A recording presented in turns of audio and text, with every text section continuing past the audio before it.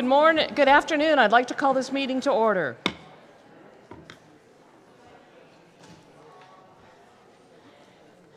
If everyone could take a seat, we're going to get started. We're going to start with the roll call first. Tony, will you please take the roll? Kamei, Campos, Tordios, Here. Cohen, Ortiz, Present. Mulcahy, Here. Dwan, Here. Candelas, Here. Casey, Foley, Here. Mahan. You have a quorum. Great. Thank you so much. Now, if you are able, please rise and join me in the Pledge of Allegiance. I pledge allegiance to the flag of the United States of America and to the republic for which it stands, one nation, under God, indivisible, with liberty and justice for all.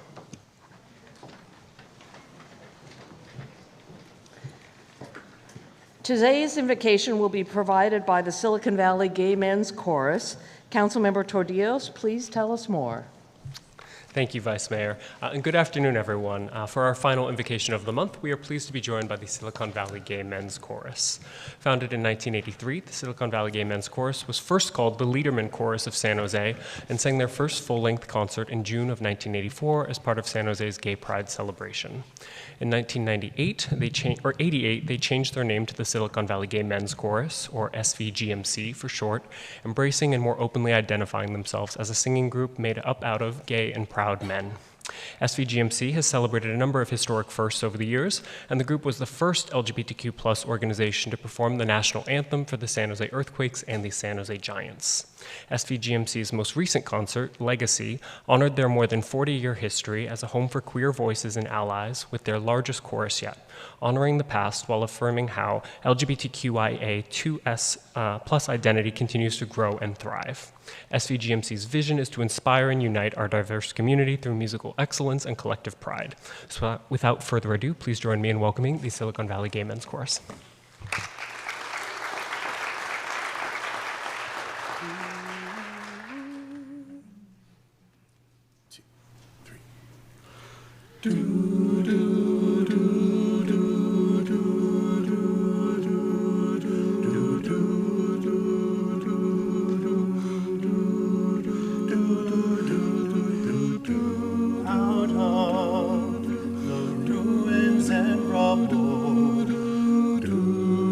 Out of the smoke,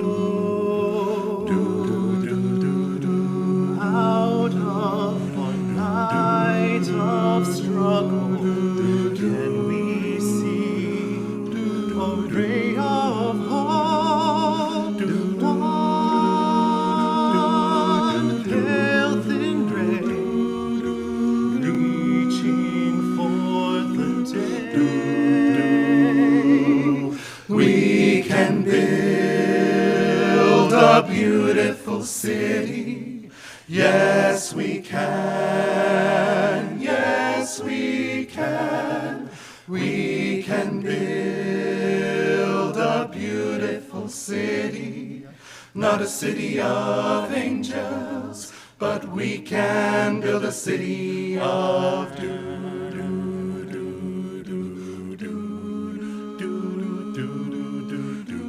We may not reach the ending, but we can start.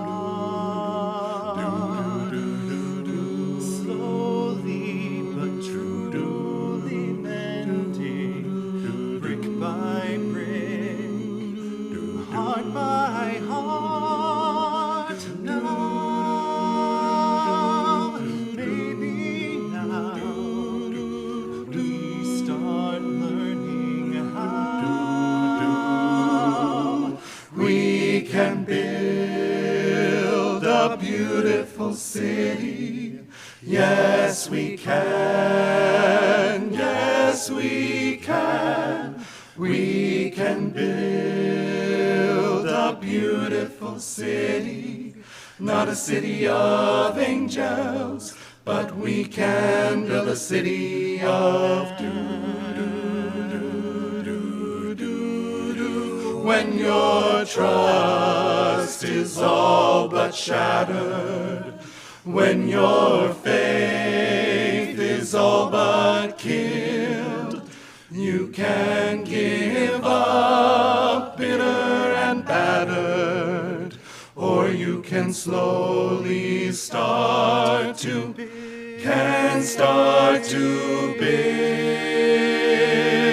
a beautiful city. Yes, we can. Yes, we can. We can build a beautiful city. Not a city of angels, but finally a city of man.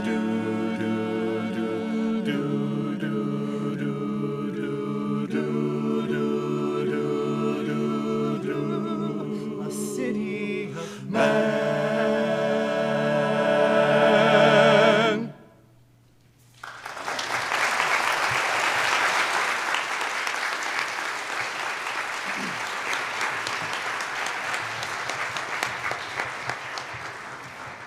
Thank you so much, such beautiful voices.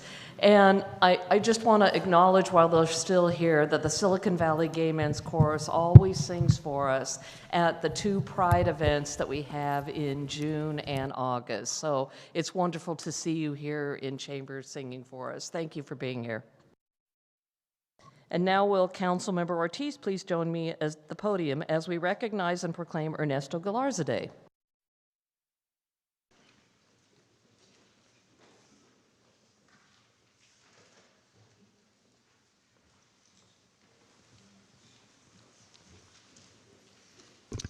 Thank you so much, Vice Mayor, and if I could be joined by members of La Raza Historical Society and La Raza Roundtable. It's an honor to stand here today with La Raza Historical Society as we come together to celebrate and uplift a powerful legacy rooted right here in our very own community. Today, we recognize Dr. Ernesto Galarza Day, a moment to reflect on a life dedicated to justice, education, and dignity for working families. Dr. Galarza's story is one of resilience, from humble beginnings, starting in Mexico, to becoming a scholar, organizer, and advocate. He never lost sight of the people he was fighting for. Here in San Jose, Dr. Galarza made a lasting impact, teaching at San Jose State, organizing farm workers, and helping lay the foundation for what would later become the United Farm Workers Movement. He didn't just study injustice, he challenged it. His work exposing the abuses of the Bracero program brought national attention to the exploitation of immigrant laborers and contributed to its end in 1964. But beyond his accomplishments, what makes Dr. Galarza's legacy so powerful is that it continues to live on through organizations like La Raza Historical Society. Through your work to preserve our stories, uplift our history, and ensure future generations understand the shoulders that they stand on. This proclamation is not just about honoring the past, it's about carrying that legacy forward. It's about continuing the fight for equity, opportunity, and justice in East San Jose and really far beyond. And now it's my honor to invite Violeta Perez of the La Raza Historical Society to share a few words. And following her, a short talking points from Rosa Amador from La Raza Roundtable.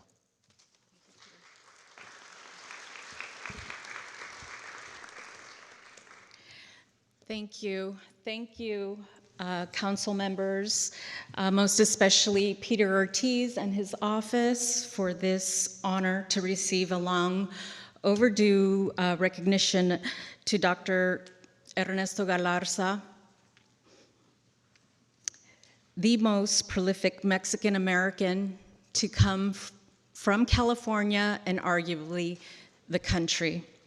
He fought tirelessly for labor rights. And when most of us thought that the Bracero program was a great opportunity, he saw beyond that and fought until he could have that program ended across the country. Because he did that, he opened the door for the farm worker movement. As a historical society, it's our responsibility to share these stories truthfully, with dignity, to celebrate our leaders. This year we are celebrating our 10th year anniversary. We are also opening our own house at the San Jose History Park called Casa de la Raza. We hope you all come.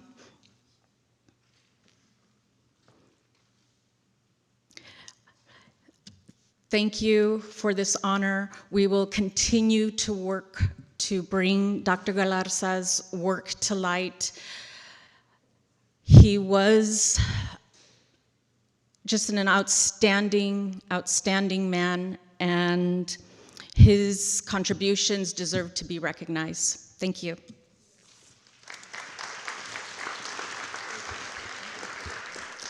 The Raza Roundtable, I'm Rose Amador, co-founder of the Raza Roundtable, and the Raza Roundtable proudly extends its heartfelt congratulations to the Raza Historical Society on the City of San Jose's proclamation recognizing its invaluable contributions to the cultural, civic, and historical fabric of our community. This honor reflects decades of dedicated work to preserve, uplift, and celebrate the stories that define our people's resilience and achievements. The Raza Roundtable is especially proud of our ongoing collaboration with the Historical Society across multiple community initiatives. Among these joint efforts, the recognition of Dr. Ernesto Galarza stands as a powerful example of what our partnership can achieve. Dr. Galarza's legacy as a scholar, organizer, and champion for workers' rights remains a cornerstone of our collective history. The Historical Society's commitment to honoring his life work and our collaboration in amplifying that recognition ensures that his contribution continue to inspire action and pride throughout San Jose.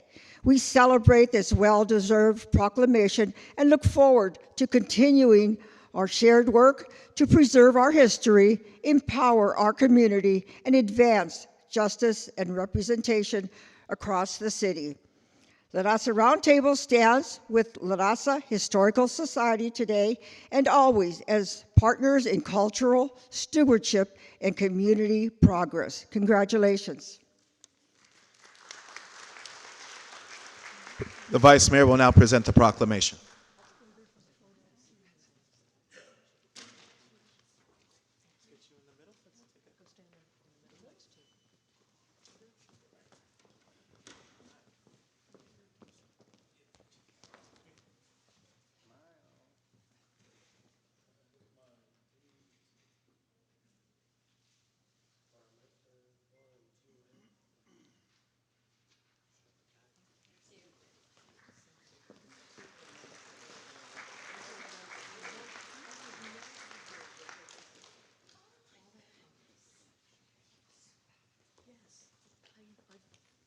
So impressed. Thank you for sharing that.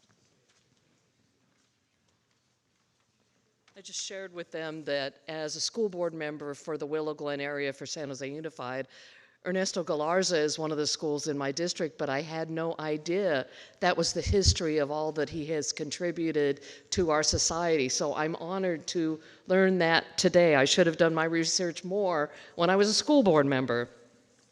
Next, I'd like to bring forward Councilmember Dwan. Please join me at the podium as we recognize Happy Hollow Park and Zoo's 65th anniversary.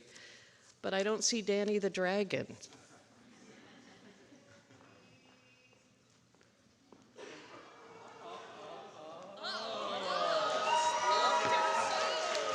See, when you ask, here come Danny.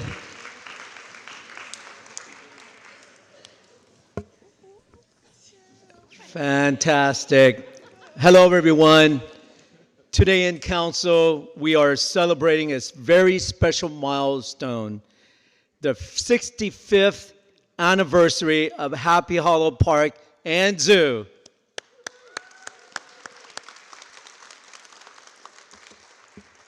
For 65 years, Happy Hollow have been more than just park or a zoo. It has been a place where a generation of families in San Jose have come together to learn, laugh, and create lasting memories. From childhood field trips to weekend family outings, the space has connected our community to nature through play, discovery, and joy. Through its incredible commitment to animal care, conservation education, and family-friendly recreation, the park and zoo continue to inspire curiosity and a deep sense of responsibility for the world around us. It is a place like this that helps shape future generation, encouraging young minds to explore, to care, and to dream. I also want to take this moment to say how thankful I am to have Danny the Dragon here with us. Truly a San Jose celebrity. And to recognize the amazing Happy Hollow staff, your dedication, your passion, and hard work are what make this place so special year after year. And we recognize this milestone alongside with Vice Mayor and obviously our Mayor Matt Mahan and my colleagues. We celebrate not just the 65 years, but the many more to come. And I will end on this, because no celebration at Happy Hollow would be complete without a little fun. After 65 years, this place has proved that you are never too old to monkey around and have a great time.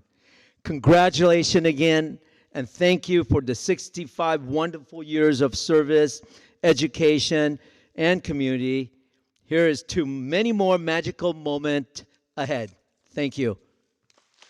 And Vice Mayor will hand the commendation to... Well, I'm sorry. John, speak. Thank you, Council Member. John Cicerella, I'm the Director of the Parks and Recs Department. 65 years, that's many generations that people have been going there and visiting. I know when I walk around there, I often see grandparents who are with their grandchildren tell me the story about, hey, they went there as a child. And so we see that always going on at Happy Hollow because it's such a great place for kids. It's such a great place for them to learn through play, which is really something we try to do. More than 400,000 people visit the zoo every year, making it one of the most popular attractions in the whole city. Of course, they go there and they create these great memories that last forever. And some people, it's their first encounter with any kind of an exotic animal. And it's where almost 100 animals call themselves home. And it reflects a core mission of our department, which is to create welcoming spaces that promote play, learning, and community connections. And so in that vein, I want to let you know about a few things coming up. This Friday, we're celebrating the 65th anniversary at the zoo. So if you have kids or not, doesn't matter. You still can be a kid at heart. Feel free to come by and celebrate with us. We have our Earth Day celebration Sunday, April 26th. And Senior Safari starts in May, which is a very popular event with our older adults. So I just want to thank a few people. We have our brandly newly minted General Manager, Mario Day, and his team. Standing next to him is our brandly newly retired former General Manager, Kirsten McCormick. Thank you, Kirsten. You've done such a great job with the entire team. All our volunteers and community that supports us and continues to come out and have memberships with us and so on. I also want to thank the Happy Hollow Foundation. Their Executive Director, Rana Norse, is here.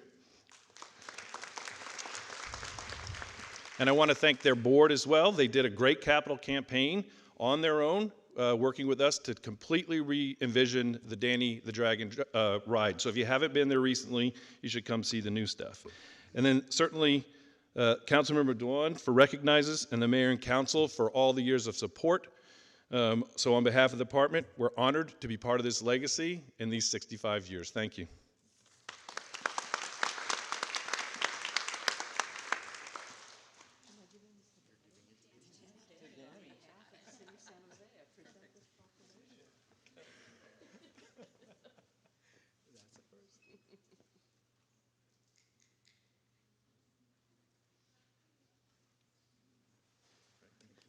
Thank you.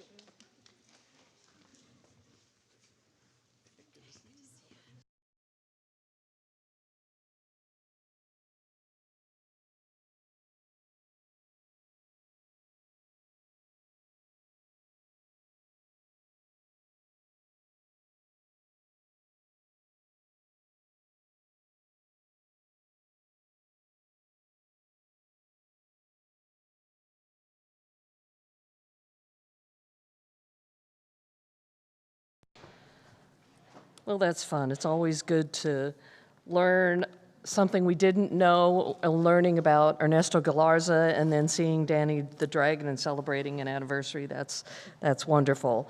Moving on to orders of the day, before I begin, I'd just like to announce that we have a lot of people here to speak on a couple of issues, and so we will be limiting public comment to 1 minute, and that's for the whole council session going forward.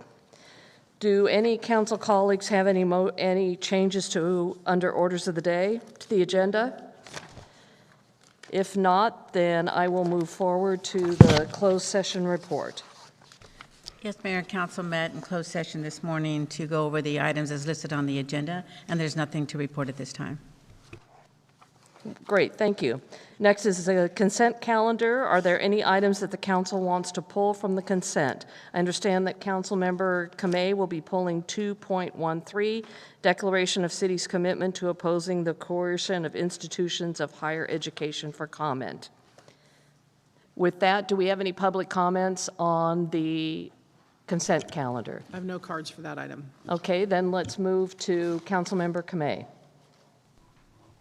Thank you so much, Vice Mayor. I'd just like to thank all who have spoken or sent letters of support regarding the resolution. We stand in solidarity with our higher education partners, and it's deeply important. I appreciate all the community members, the university partners who joined us last week regarding today's resolution of support, and I just wanted to go ahead and move the entire consent calendar. Second. Is there any further discussion on consent? Don't see any hands raised, so let's vote, Tony.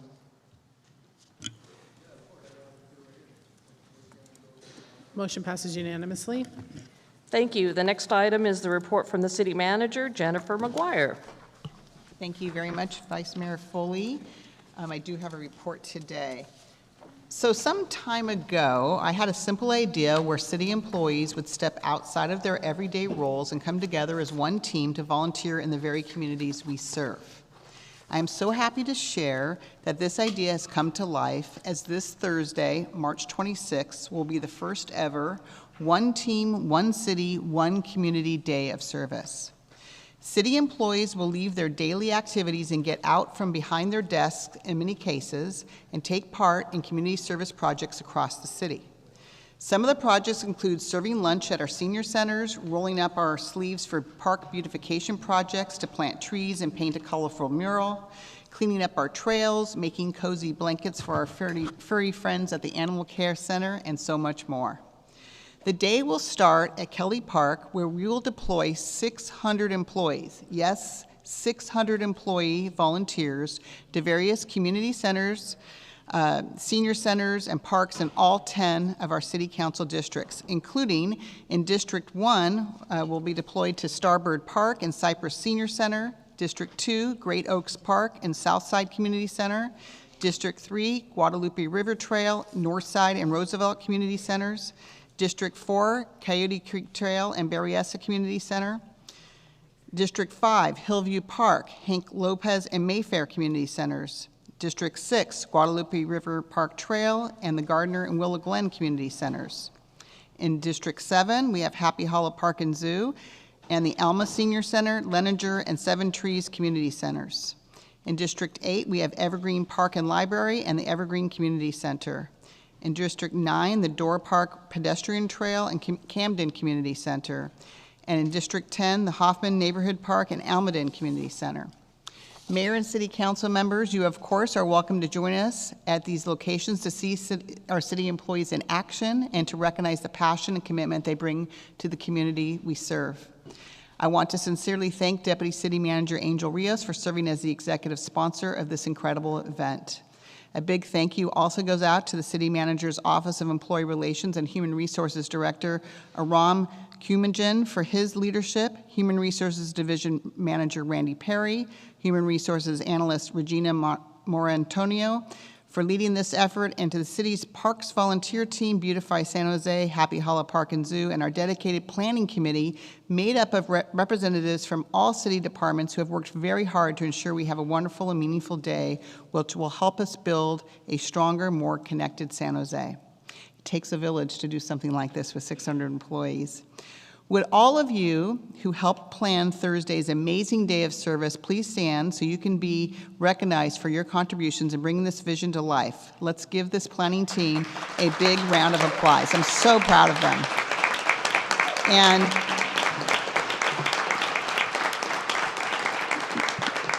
you may notice the blue shirts that some of them are wearing. That was designed by one of our city employees as well. So that is very cool. So thank you very much. I am incredibly proud of this team.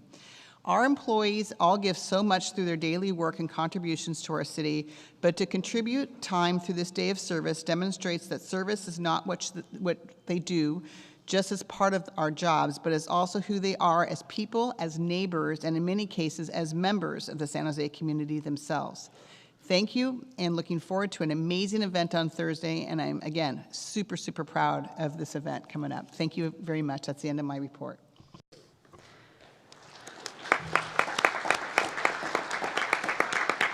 City Manager, I remember when you brought that through last year, and I thought, really? But now we have so many people who are involved, and I'm just so grateful that so many of our staff people who actually live in San Jose as well are out doing work in our parks and areas to beautify the community. So thank you for organizing that, and thank you for the committee for organizing it and being present in the work that you do. The next item is item 3.3, City of San Jose Investment Policy Annual Review. Before I turn the podium over to the city attorney, I want to acknowledge that I will be recusing myself due to my ownership of Amazon and Microsoft stock. So I'm going to be leaving the meeting while this continues on, and someone else it's in your hands. I also will recuse myself due to a financial conflict of interest.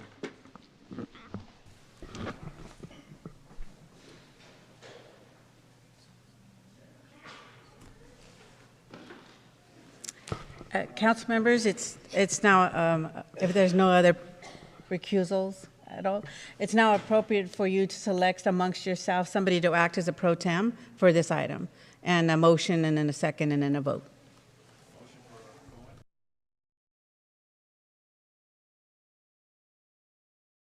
I did not catch the audio on that. I don't think the microphone was on. There was a motion from Councilmember Casey to nominating Councilmember Cohen to serve as a pro tem.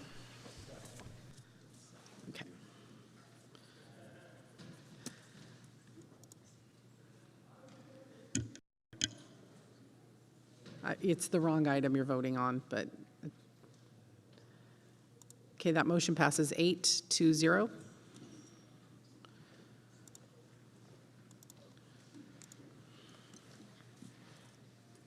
All right, well, thank you, colleagues. And I know, Maria, and you're here to present our annual investment report, so we'll turn it over to you. Good afternoon, Vice Mayor, members of council, city manager and staff. I'm Maria Oberg, Director of Finance. I'm here with Chinyu Sun, Deputy Director of Finance. We do not have a presentation for you today, but we are here to answer any questions you may have. Okay, see, that's what happens when I don't get the notes ahead of time, but thank you for, thank you for the introduction of the item. We have in front of us our annual investment report, and we're going to go to public comment first. Before we start public comment, just want to remind everyone to be respectful and thoughtful of their fellow audience members and the council members. We ask people not to cheer or boo or applaud in any way. We want to be able to hear everyone and hear Tony calling out the next speakers. And so with that, we will turn it over to Tony to call our public commenters. Thank you. I'm going to call 5 to 7 people to start. I will keep an eye to see who's coming down. I have currently about 60 cards. That's 60. You each have 1 minute to speak.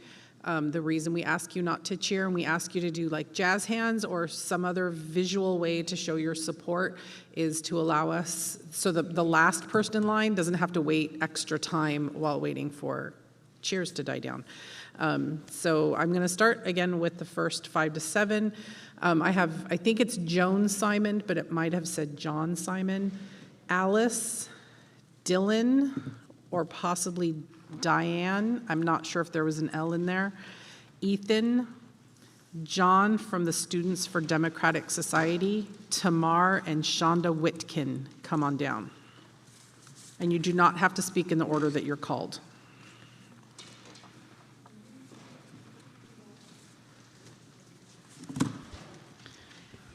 Good afternoon. My name is Joan Simon. I represent the San Jose Peace and Justice Center, and I am a Jewish resident of San Jose. I am here to urge council members to lead by example, to stand with the people of San Jose, to do what is ethical, just, and compassionate, to divest from the companies that profit from the brutalization and death of people. I urge council members to have the city of San Jose divest from the genocidal Israeli government. Stop the funding of the murder of innocent Palestinian children and the forced starvation of the Palestinian people and the murder of over 70,000 Palestinians. I urge council members to divest San Jose from corporations cooperating with ICE. The city should not cooperate at all with ICE, and the city needs to protect the populace from the kidnappings, murders. Thank you. That's your time. Next speaker. Hello. We acknowledge that the land we gather in today sits on the unceded ancestral homeland of the Muwekme Ohlone. These are the words I have heard you say and which make me so proud to be from San Jose. Meanwhile, Caterpillar and other companies profit by selling their goods and services to groups which use them to steal land from indigenous communities. Do you remember Rachel Corrie, the brave American girl that stood in front of a Palestinian home in an attempt to block its unlawful demolition by the Israeli military? The caterpillar that came did not stop. It crushed her to death. I am not asking you to stand in front of a bulldozer to save indigenous lands. I am just asking you not to invest our money in companies that knowingly provide the tools to carry out these crimes. Thank you. Next speaker. Good afternoon, City Council and staff. My name is John DeRoyan. I'm an alumni and grad student at San Jose State and president of Students for a Democratic Society at San Jose State. I'm joining the call for you to divest from companies that participate in Israel's wholesale genocide of the Palestinian people, to divest from companies that are backing Trump's war on Iran. This is a criminal, unjust genocide, and I'm joining the call for you to divest from Caterpillar, Alphabet, Microsoft, Honeywell, and Amazon. It is the rational thing to do. It is the reasonable thing to do, and divestment is an effective way to exert pressure on Israel until it complies with international law. I call upon you to divest our city funds from those corporations today. Thank you. Next speaker. Hello, City Council and staff. My name is Ethan Pham, and I am a home health nurse and homeless outreach nurse here in San Jose. I'm here to demand that the City of San Jose show up for their most vulnerable residents by introducing and passing a much-needed ethical investment policy today. which will divest city funds from companies with direct ties to ICE. San Jose is a sanctuary city, and we should reaffirm this by divesting and barring any further investments into companies such as Alphabet, Microsoft, and Amazon, who have contracts with ICE and other deportation operations. I'm here to demand that San Jose City Council pass an ethical investment policy today that permanently divests from companies complicit in ICE terror operations nationwide. Thank you very much. Thank you. Next speaker, I'd also like to call Daniel with JSU, Sarana, Dina, and Jonathan Engelman. Come on down.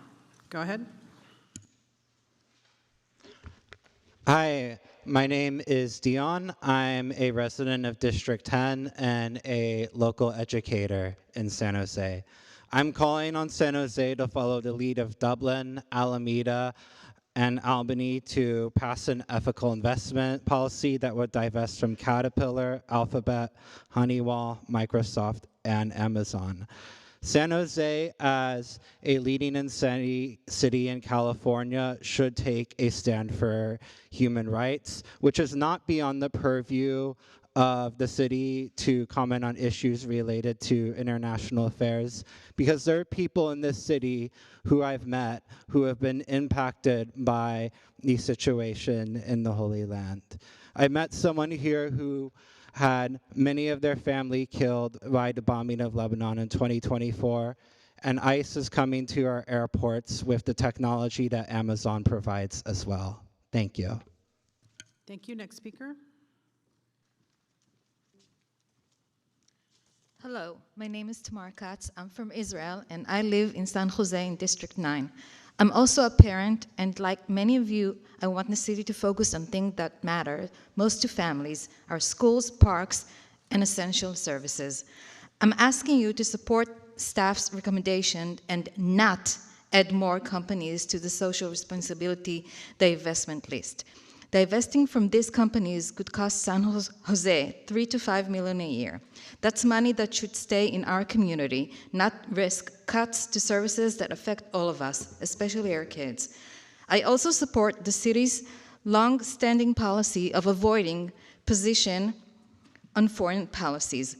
Taking sides in matters outside city jurisdictions is divisive, and districts from what I are elected to do serve the residents of San Jose. As a parent, as a resident, and as someone who cares about our community, I ask. Thank you. That's your time. Next speaker. Hello, my name is Shanda Whitkin, resident of San Jose's District 2, with 3 elementary-age children, the executive director of Congregation Shir Hadash.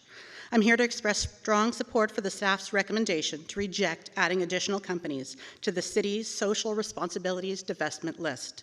The city has long maintained a policy of not taking positions on foreign policy matters. The policy reflects wisdom and restraint. Foreign policy is complex, often divisive, and well beyond the jurisdiction of local government. When we move into that arena, we risk dividing our community while stepping outside the scope of our mandate. Consistency matters. If we set aside this policy now, we erode a standard that has helped guide decision-making across many different issues and moments. We should not make exceptions based on the issue of the day. These companies are doing business worldwide. San Jose does not need to step in as a moral guide. This is not the role of city government. I care deeply about these issues, globally and at home. I also believe we must stay grounded in the proper role. Thank you. Next speaker. I'd also like to call Julia Mates or Mates, Sage, and Shayna.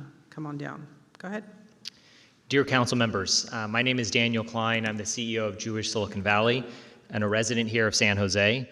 And I share your profound frustration regarding the actions of ICE. As a parent, the sight of families being separated in our own communities is deeply personal and painful, which is why my concern about the sobering roadmap of unintended consequences of the divestment movement. According to the report by staff, this move would trigger an immediate $2 to $5 million loss and a long-term revenue reduction of $15 to $35 million over a decade.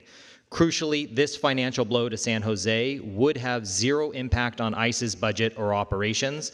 As we already face a $56 million projected deficit, I propose an alternative approach. explicitly earmark the 15 to 35 million in projected earnings from these companies for a dedicated legal defense fund for our most vulnerable residents, and or to fund health care for those in need, and or to support our struggling schools, including the one my children attend that is currently facing closure. Thank you. Next speaker.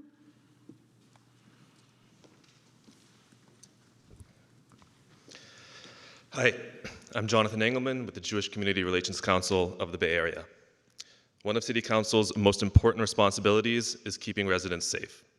When this conversation expands from a narrow local investment policy review into a debate about global conflicts, it fuels division and creates a climate where Jewish residents, your residents, feel unsafe. We've seen that in recent months in Michigan and in New York, and we've seen it even here in San Jose. Respectfully, we're asking you to keep today's deliberations focused on what you can control: fiscal stewardship and decisions rooted in local impact. If the council wants to discuss values or human rights concerns, there are more appropriate tools than turning the city's investment policy into a broad geopolitical litmus test. The Jewish community in San Jose is already feeling the effects of rising anti-Semitism. Please keep this discussion grounded in local responsibilities and avoid actions that import global conflicts into our neighborhoods, increasing tension and harming community trust. Thank you. Next speaker. Good afternoon, council members. Thank you for this opportunity. I'm Dina. I'm a long-term resident of San Jose living in D6. I'm here today to urge my city council to pass an ethical investment policy. The time is now for San Jose to follow and adhere to moral principles of humanity for all. San Jose must not participate or profit from investments in companies that are complicit, having direct ties to ICE. Each one of these companies, namely Alphabet, Microsoft, Amazon, are actively terrorizing our community with their platforms. There are ethical alternatives. You just have to look beyond the surface. We all must be aware of the detrimental long-term impact our city's investment in these types of profiteers. Do we really want our future generations to know that San Jose has profited from this terror on our local and international community? Despite what some of the others have said about something way back over there, our community. Thank you. That's your time.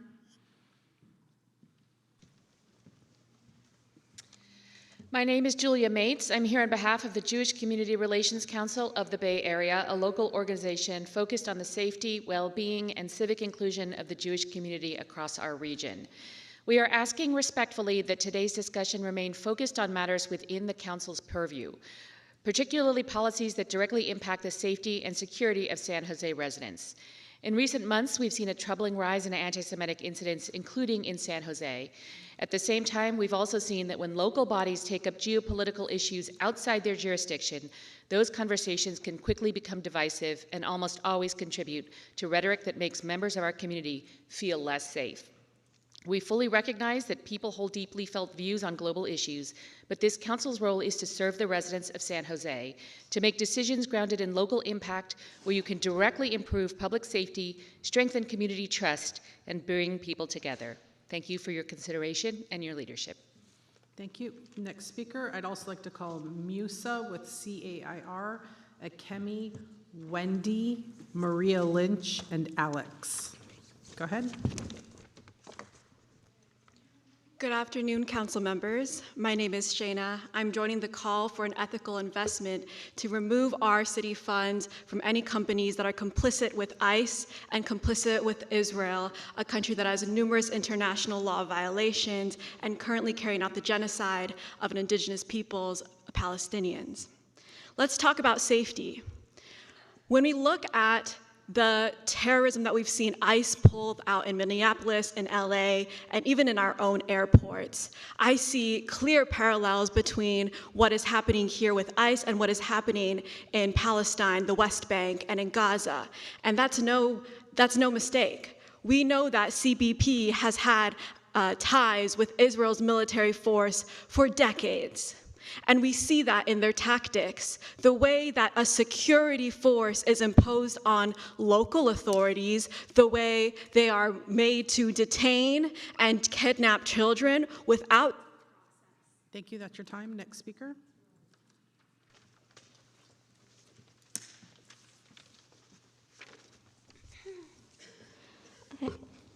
Hello, City Council and staff. My name is Sage, and I'm a community member of San Jose. I'm calling on San Jose to divest from Caterpillar, Alphabet, Microsoft, Honeywell, and Amazon, because these are companies that directly facilitate ICE terrorists against our immigrant neighbors in the U.S. war machines. And these investment amount to around 4% of San Jose's investment portfolio. Continuing to invest in these companies breaks public trust and corrodes the values of this city as a public service institution. And I am here shaking because I work for one of this company, and I'm just really deeply terrified that they can just get ICE to detain me or to honestly just murder me if I say the company I work for. So but I still stand here to tell you to please divest from these companies.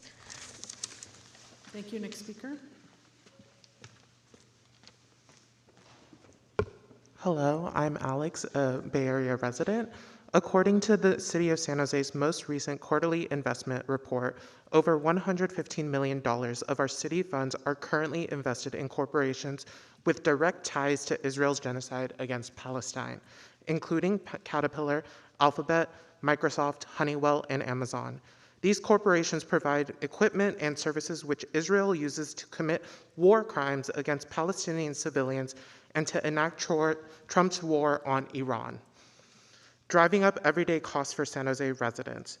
Divestment is an effective way to exert pressure on Israel until it complies with international law. I call upon you to divest our city funds from these corporations today. Thank you. Next speaker.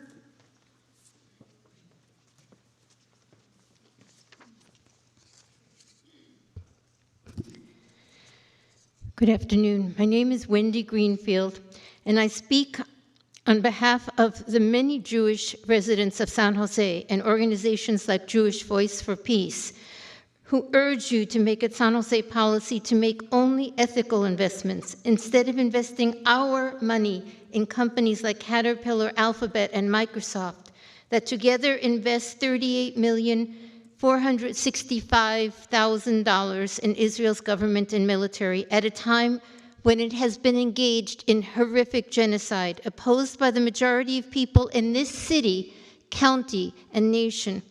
These ongoing attacks also produce climate pollution, principally in Palestine, but also worldwide, producing over 31 million tons of carbon emissions in just the first 15 months since Israel's attack. Our money should be invested in companies that support health, education. Thank you. That's your time. Next speaker. I'd also like to call Azazel, Lori Ketcher, Uriel, and Spencer H. Come on down. Hello, council members. My name is Musa Witker, the Council on American Islamic Relations, and we want to urge you to pass an ethical investment policy and support the memorandum from council members Ortiz and Cami to divest from companies doing business with ICE.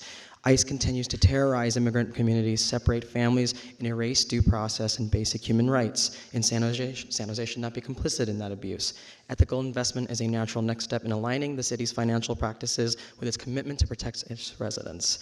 The same weapons and technology being used to imprison and kill children in Gaza are being used by ICE to brutalize Americans. San Jose must ensure the city's public funds are no longer used to bankroll genocide, ethnic cleansing, war crimes, or mass deportation.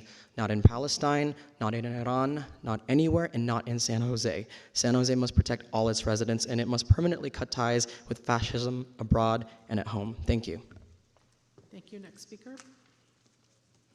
Hello, my name is Maria Lynch, and I am a constituent of Mr. Mulcahy.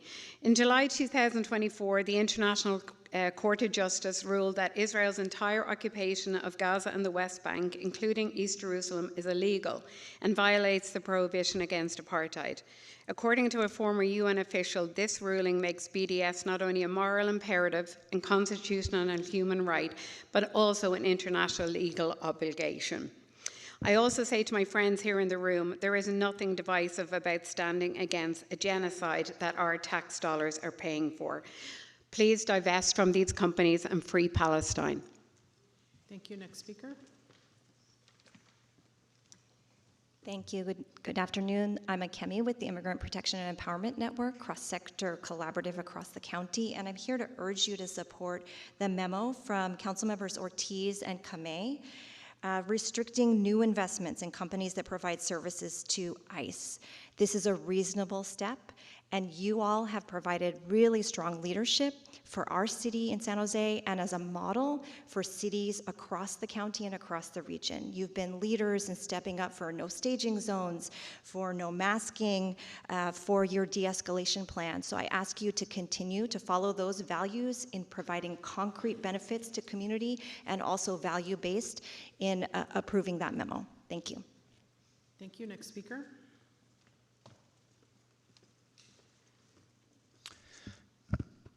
Good afternoon, Council. My name is Uriel. I'm with Community Service Organization in San Jose, a San Jose resident, and D3, more specifically resident.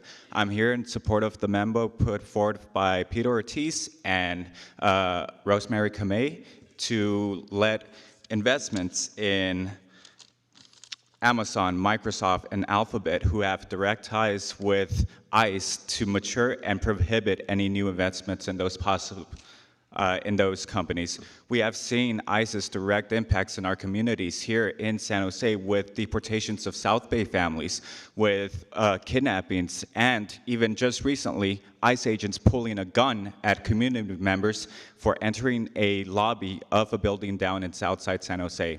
We cannot permit ICE to have such harm in our communities. We need to stand with our community members, as you all have in passing the anti-masking policy, reaffirming our sanctuary city. Thank you. That's your time. Next speaker. Hello, my name is Spencer. My wife and I have been living in D6 for almost 40 years. I have devoted countless hours as a volunteer serving on multiple city boards and commissions.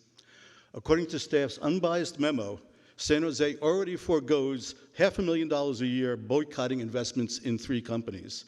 Now some are suggesting that we add 5 more names to this list, bringing the annual price tag to $5 million. Investment boycotts have no impact on national nor international affairs. How can we possibly justify losing $5 million in investment income per year when we face a $56 million deficit? What programs will be cut? How much police overtime will be canceled? Staff calls this investment boycott untenable. I urge Council to uphold fiscal responsibility and fiduciary duty as core civic duties and values. We have also heard some inflammatory comments on foreign policy today, which resides. Thank you. That's your time.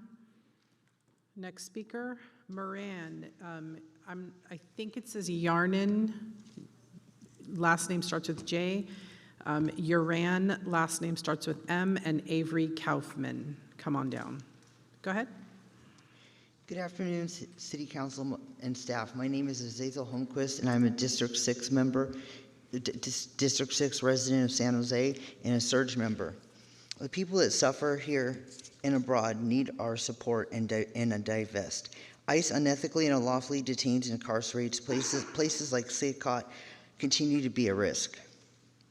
The decision to divest matters. I know because I am a survivor of multiple traumas, and aligning our values further to protect our undocumented immigrants is a must. Please do not listen to the rare occurrences in the news. They're good and bad everywhere. Our decisions absolutely matter. 2 months after our mayor criminalized our unhoused, so did Trump. Let's set a better example and hope others continue to follow suit. I'm here to demand the City Council, City San Jose, show up for their most vulnerable residents by introducing and passing a much-needed ethical investment policy today, which will divest city funds from companies with direct ties to ICE. San Jose is a sanctuary city, and we should reaffirm that. Thank you. That's your time. Next speaker.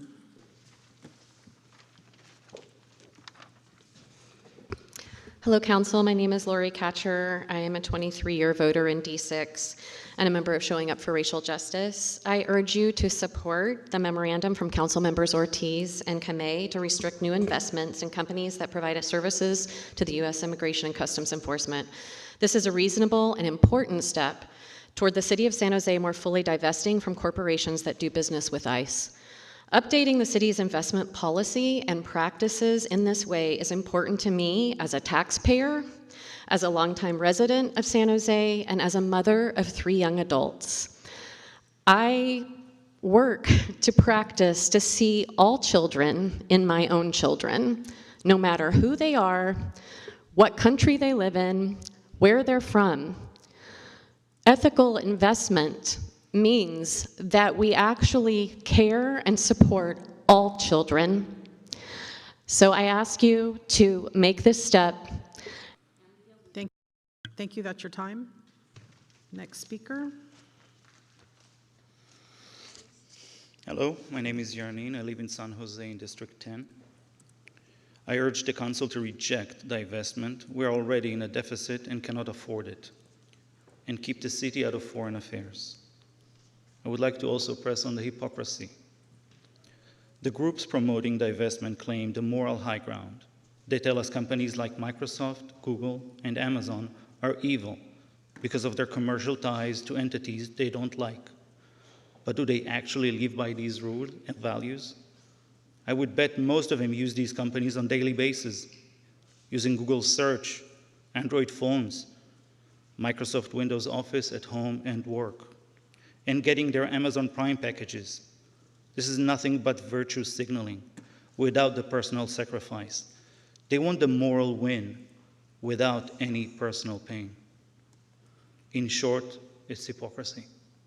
Thank you. Thank you. Next speaker. Good afternoon. My name is Moran. I'm a resident of San Jose.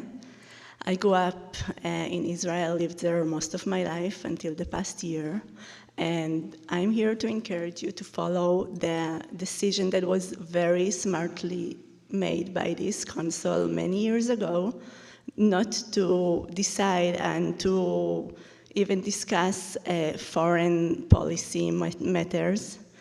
There is a lot that you cannot know from here about what's going on in Israel or anywhere else in the world, anywhere else. So many people here attempt to tell my story, and they say it all wrong. So many details that are not being told about the wars there.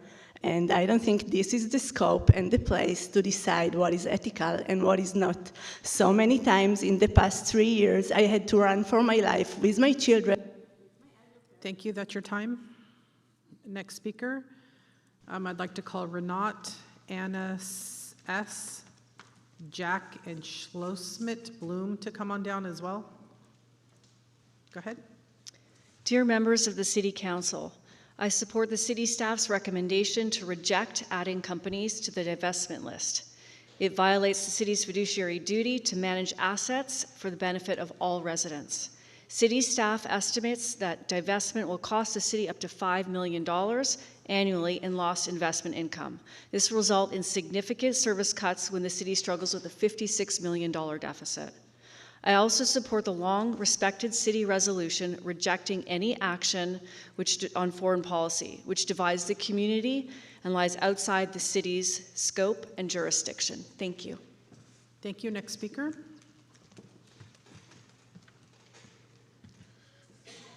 Dear City Council members, my name is Joran Marks. I live in San Jose in District 9. I'm here to urge you not to accept Councilmember Ortiz and Kamei divestment. I believe that this is a wolf in a sheep clothing. We already see what is the impact. And for us as a minority here in San Jose, whenever that type of items are being brought up, we fear for our lives. We see our security being harmed. We need guards in schools and around synagogues, and we definitely need to prevent that. The city should focus on covering the deficit in our budget and not adding additional deficit as expected. We urge you to follow the financial team requirement or recommendation. Thank you very much. Thank you. Next speaker.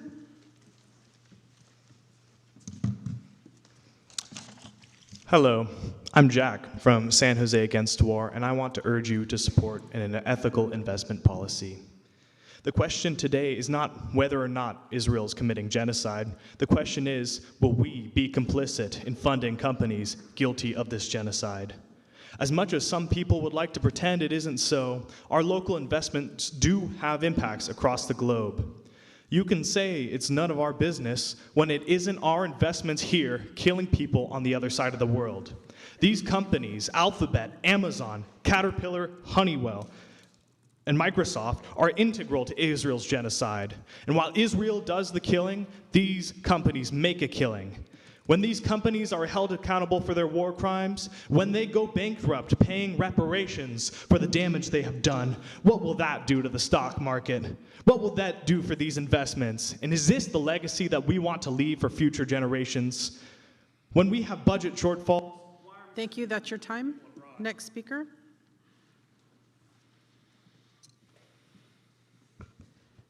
Good afternoon. My name is Rinat. I'm a longtime resident of San Jose in District 9. Council members, for those of you that are considering to vote for divestment, I have some tough, hard truths for you. We simply cannot afford this. We're already between $50 to $60 million in the red, and now you're entertaining an action that your own finance department estimates will reduce available funds by up to $5 million annually. They called it untenable. And along the way, you are vilifying local companies that employ many San Jose residents and contribute to our tax base. And I'd bet that you, like everyone in the room, including the kafia warriors here, all use products and services from these companies on a daily basis. Let's be honest, do you really think that this action will move the needle on ICE's overreach? Very unlikely. You would simply be virtue signaling at the expense of San Jose's residents. Thank you. That's your time. Next speaker, also Yisal Bloom, Maria Wong, Naomi Cohen, and Philip. Come on down. Go ahead. Hello, my name is Anna Stepanenko, and I am a long-time local resident with family and friends in San Jose, mostly in districts 10 and 1. I urge the council to reject any divestment policy. For my entire career, I worked at high-tech companies. I'm a software engineer. Those companies have been an engine of progress, bringing wealth and jobs to Silicon Valley. And today, here in the heart of Silicon Valley, we hear the city council members calling for divestment from such companies. I have many friends working at Google and Amazon who are proud of their jobs. Most of the offices I worked in used Honeywell products. I see Caterpillar's machines all around, improving our streets. I recently learned that the San Jose City Council several years ago divested from oil and gas companies. Well, Valerian has left California, now Chevron is leaving. Who won? We residents certainly lost. Are you trying to make high-tech companies leave? Thank you. Next speaker. Good afternoon. My name is Shlomit Bloom. I'm a long-time resident of San Jose. Let's ask a simple question.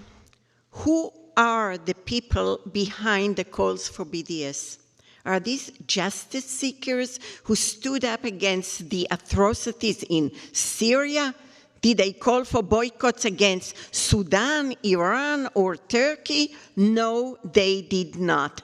Because this is not about human rights, it's about opportunity. They were waiting for a chance to target Jews and Israelis. Notice how they did not take to the streets to protest the massacre of Jewish lives. Instead, they mobilized for one thing: a campaign of pure anti-Semitism. They are infiltrating our schools, our businesses, and harassing private individuals. Thank you. That's your time. Next speaker.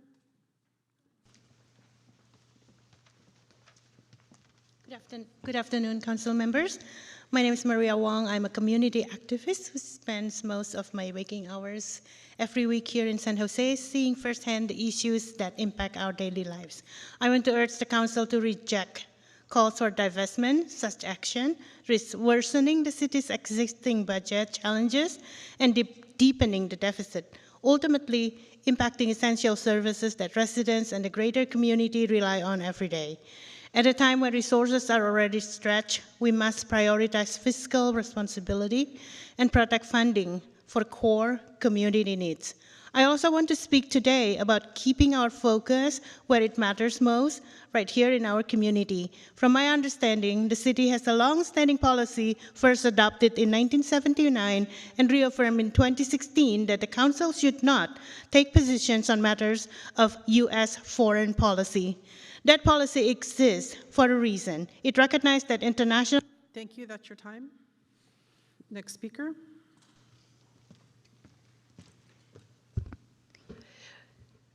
Good afternoon, council members. I'm Nomi, a local resident, and I support city staff's recommendation to reject adding companies to the divestment list.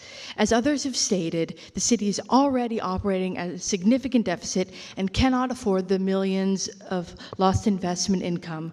Divestment would violate the city's fiduciary rights to its residents. Fiduciary duty. Furthermore, the city has a long-standing and long-respected resolution to reject any action on foreign policy, which lies outside the city's scope and jurisdiction. Thank you for your consideration. Thank you. Next speaker. I'd also like to call Drusi, Edit, or maybe Edith, Lisa Adakari, and Yoon. Come on down. Go ahead. Hello, City Council and staff. My name is Philip. I'm an alumni of San Jose State, and I now work in San Jose, and I'm an SCIU 521 steward. I want to echo what a number of community members have stated and emphasize the question, how do we show up for our most vulnerable community members in San Jose? We have investments in companies that have historically facilitated the ripping apart of families and killing of people at home and abroad. With Alphabet having a partnership with Lockheed Martin to make their weapons kill more efficiently, as well as CBP to make their tactics of surveilling the border more deadly. Then there's Microsoft, who has supplied their Azure cloud software to the Israeli military to more efficiently track and kill Palestinians, commit war crimes against Palestinian men, women, and children. Microsoft is also enabling ISIS abductions and concentration camp operations that have killed innocent people. Keith Porter, Renee Good, Alex Preddy, and the rising number of people who have died. Thank you, that's your time. Next speaker. Good afternoon, council members. My name is Igal Blum, and I have been a resident of San Jose for 37 years. I'm here to remind this council that your primary duty is to ensure the well-functioning services of the city. You should refrain from entangling yourself in complex international affairs or dictating how major US corporations, which employ so many of our neighbors, conduct their businesses. Furthermore, I urge you, do not fall victim to this latest attempt of the BDS movement. Their ultimate goal is to seize the existence of Israel as a Jewish nation's homeland and to eliminate any potential for a two-state solution. Remember, BDS was founded in 2005, the same year Israel withdrew from Gaza, despite continued Israeli proposals to a two-state solution at least until 2014. Thank you, that's your time. Next speaker. My name is Druzy, and I'm here to call on the City Council to support the memo authored by Council Members Ortiz and Kamei. We have seen the City of San Jose demonstrate strong leadership in standing in solidarity with our immigrant community over the last year since Trump has escalated his attacks. And as these attacks continue to escalate with American citizens being murdered in the streets by ICE and our own San Jose community members having a gun pulled on them by the manager of the ICE office here in San Jose a couple weeks ago, it's time to put our money where our mouths are. Banning future investments in Amazon, Microsoft, and Alphabet would have a minimal impact on the city's finances, but this impact would have an outsized result in standing with our immigrant neighbors and making sure that ICE isn't able to continue this reign of terror. Thank you. Thank you. Next speaker.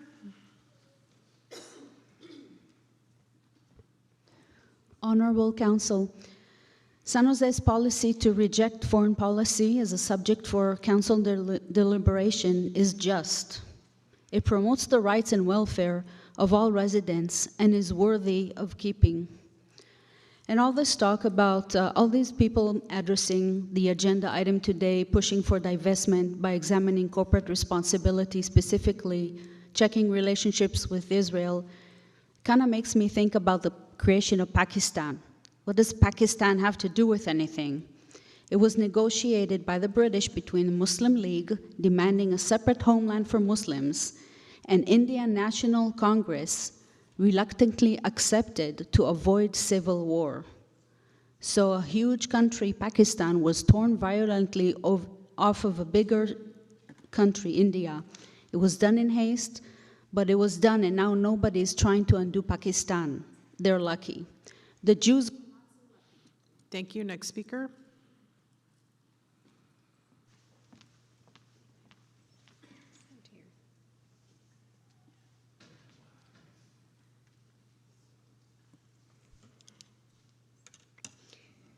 Hello, San Jose City Council. My name is Lisa Dikari, District 3.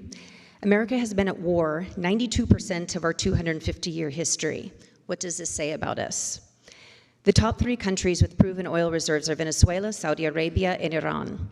This year, we abducted Venezuela's democratically elected leader who is nationalizing their oil. What does this say about us? The US and Israel just started an illegal war of aggression with Iran and bombed an elementary school, killing 180 people, mainly schoolgirls aged 7 to 12.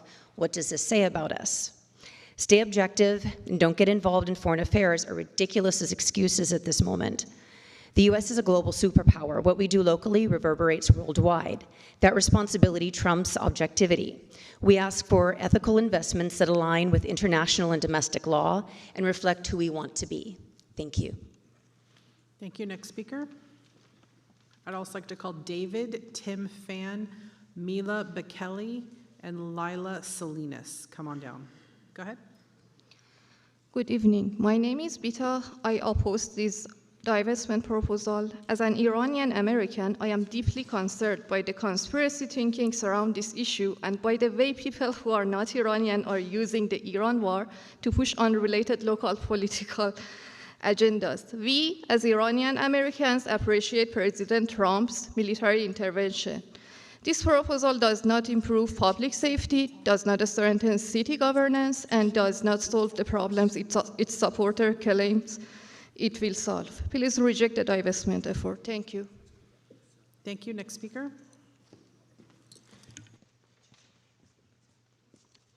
The Genocide Convention says that complicity in genocide is punishable. The convention holds that preventing and punishing acts of genocide is obligatory, not optional. Should any of the 153 parties to the convention pursue efforts to uphold their obligation, Microsoft, Amazon, and other companies would face legal consequences for their complicity. If San Jose is not swayed by ethics when choosing its investment portfolio, it should consider the financial consequences of holding companies that will face legal liability or just market backlash from investors or consumers. And an obvious question, how can staff project a loss when they don't know what investments would replace Amazon, Microsoft, et cetera, in the portfolio and what those subsequent performance would be? There is opportunity cost to the city's choices. When the city chooses to invest in profiteers of blood money, the city is also denying support to... Thank you. That's your time. Next speaker.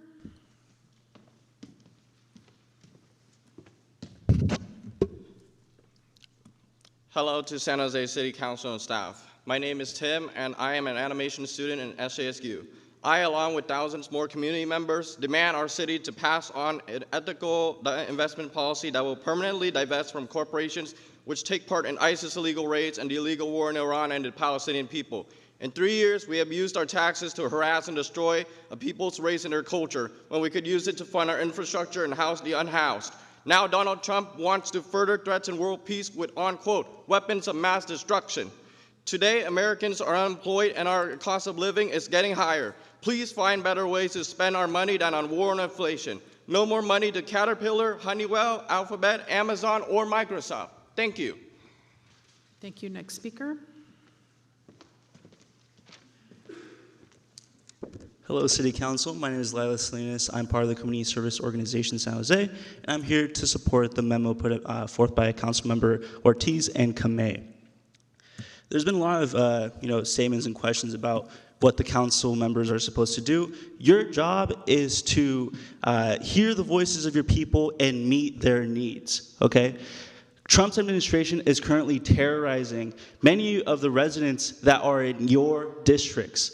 San Jose is a city of immigrants, over 40%, okay? So what you do here today will not only reverberate within San Jose, but worldwide as well, and as well as Trump's administration. So you need to divest now. Thank you. Thank you. Next speaker.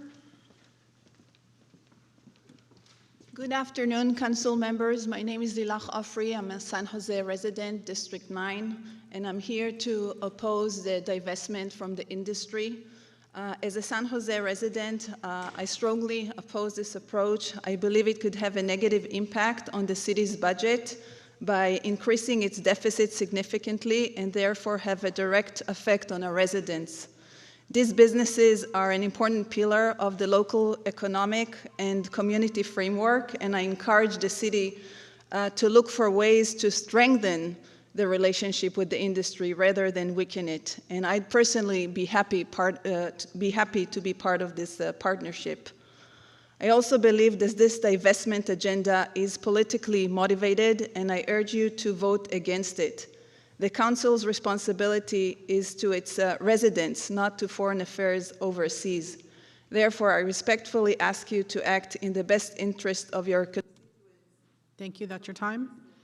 Next speaker. Thank you. I'd also like to call Chaim Cohen, Charlotte Casey, and Dash Leeds. Go ahead. My name's David. I'm a longtime resident of San Jose. I'm here to oppose additional divestment. In addition to the questionable use of divestment to achieve those aims, I would like to point out the similarities between those that would demonize our immigrant community and those that would demonize Israel and, by implication, much of the Jewish population in our city. Those who demonize the immigrant community see the natural flaws and imperfections and exaggerate it to label them as murderers and rapists. And those that demonize Israel see its obvious mistakes and imperfections and exaggerate it to label it genocide. There are those that don't refuse to see the benefits that the immigrant community brings to our city, and there's those that refuse to see the benefits that Israel brings. Thank you. That's your time. Next speaker.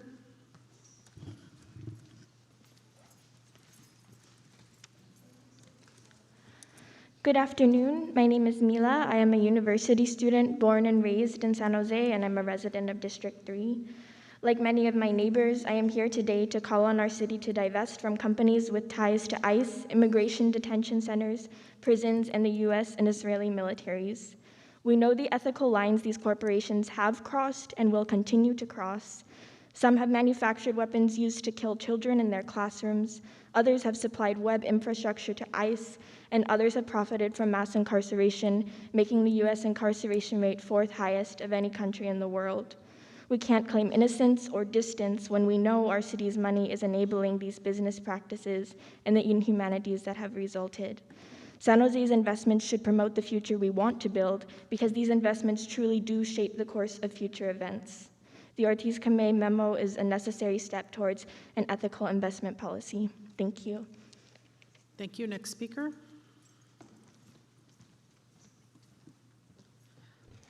Thank you very much. My name is Chaim Cohen, and I am a San Jose resident. The current divestment policy already costs San Jose nearly $500,000 annually.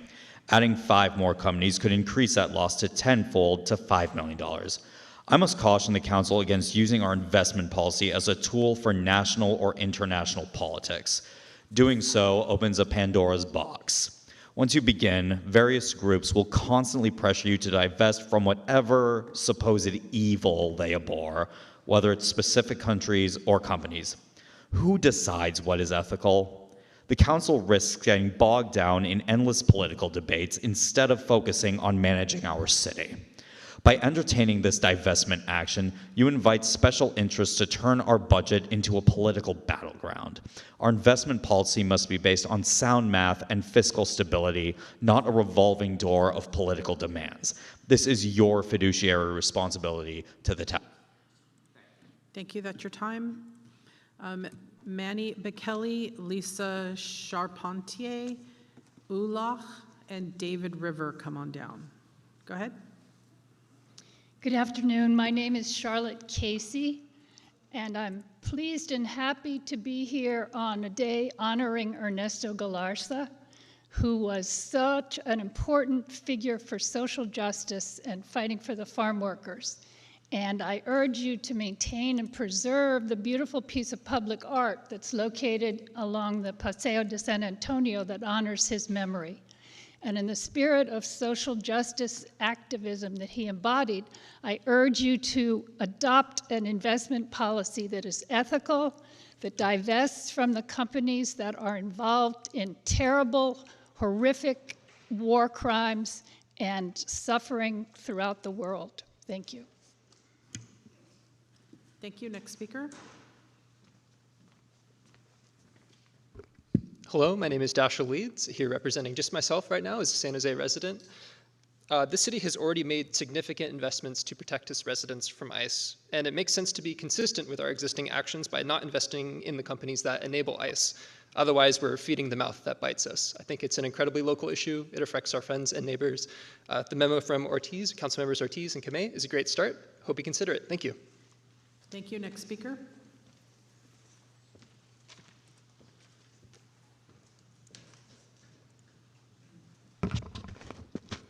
Good afternoon. My name is Lisa Charpentier, and I'm a mom, a member of the California Donut Economics Coalition for Common Good, and a resident of downtown San Jose. Donut Economics views the purpose of the economy as human and ecological thriving and meeting our needs within planetary limits. Therefore, the ethical foundation of our economy should be common good for all, reciprocity, responsibility, and our economic success metrics should be health, equity, ecological stability, resilience, and ultimately thriving communities. So our financial investments have real-life moral implications. Today, I urge you to stand firmly on the side of peace, justice, and human dignity, and show that San Jose is against genocide and human rights abuses. And as we invest to strengthen flourishing within our city, we must remain mindful that as a sanctuary city, our moral... Thank you. That's your time. Next speaker. I'd also like to call Florence Anderson, Sharat Lynn, Chris Bedford, and Jeff W. Come on down. Go ahead. My name is David River. I am from Caracas, Venezuela. I work in San Jose. I oppose this divestment policy, which is misguided. I hear people talking about justice, rights. Should San Jose divest from Mexico and China? Let's talk about justice, about the drug trafficking problem and all the drug deaths all over the U.S., and San Jose included. Should the U.S. should San Jose divest from El Salvador, Russia, Ukraine, Iran? This is a ridiculous policy. It is designed to hurt one country and one people. And it is a fake attempt to defend human rights. Thank you. Thank you. Next speaker. Good afternoon. My name is Mani Bakala, and I'm a high school junior from downtown San Jose. I'm primarily an advocate of climate action, but I'm here today in solidarity with human rights activists, urging you to work towards an ethical investment policy that divests city dollars from corporations that work with ICE, the military of Israel, or any other military responsible for repeated war crimes. There is no, and I thank Councilmembers Ortiz and Kamei for their memo as an important step towards this. There is no more urgent duty of a government than to protect children and to build a safe future for us. Right now, ICE and other federal agencies are abducting children, separating them from their families, sending them thousands of miles away, and locking them up for months in horrific conditions that are sometimes deadly. The Israeli military has also killed thousands of children in Gaza and continues to do so despite the ceasefire. Please divest from these companies as quickly as is possible. Thank you. That's your time. Next speaker. Hello, City Council. My name is Florence Anderson. I'm a mother and oncology nurse in District 2. Ethical investment is the least we can do and one of the best ways to take nonviolent action toward justice and humanity. No amount of money is worth the blood of innocent people or the stability of our climate. Other Bay Area cities like Dublin and Albany, along with Alameda County, have already taken the courageous step of passing an ethical investment policy.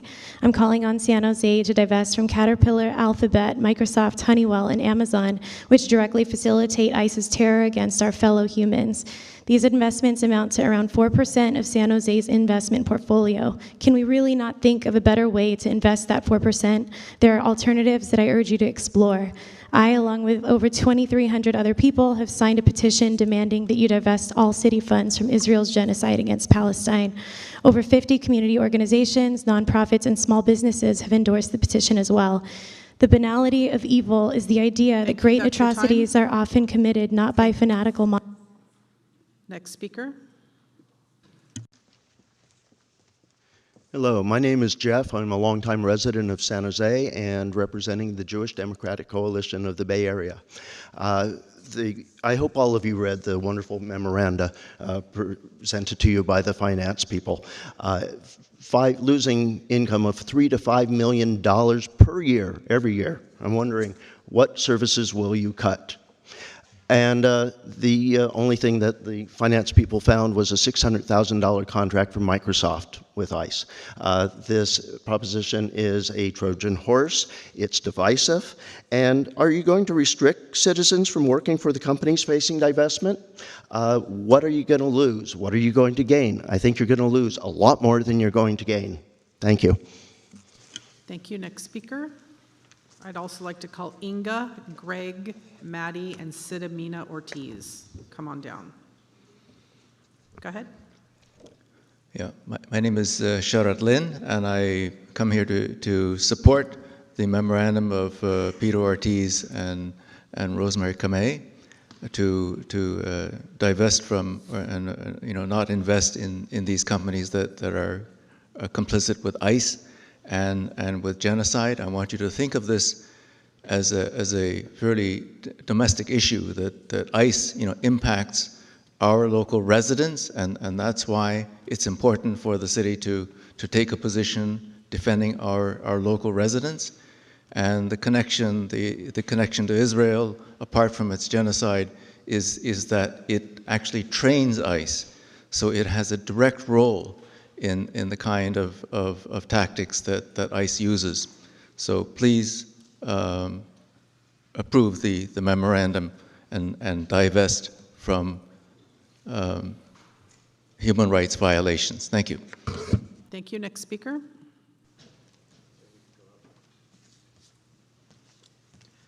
Good afternoon. My name is Chris Bedford, and the gentleman just gave me a great segue regarding the training that the Israeli occupation forces provide ICE in how to be more brutal, how to brutalize our immigrant communities, and how to shoot non-immigrants in the face. I'm really horrified by that.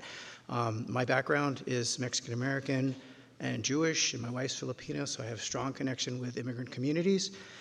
And obviously I have a strong connection with the Judaism, which is like that's the background of my family. And I want to urge you guys on the council, please don't fall for the argument that any criticism of Israel is anti-Semitic. The rabbi that I follow, Rabbi Yaakov Shapiro, will tell you, encourage people to look at him and hear his message that Zionism is identity theft. It's theft of Jewish identity. And by aligning ourselves with genocide, Jewish community, I think that makes... Thank you. That's your time. I'd also like to call Marcel to come on down.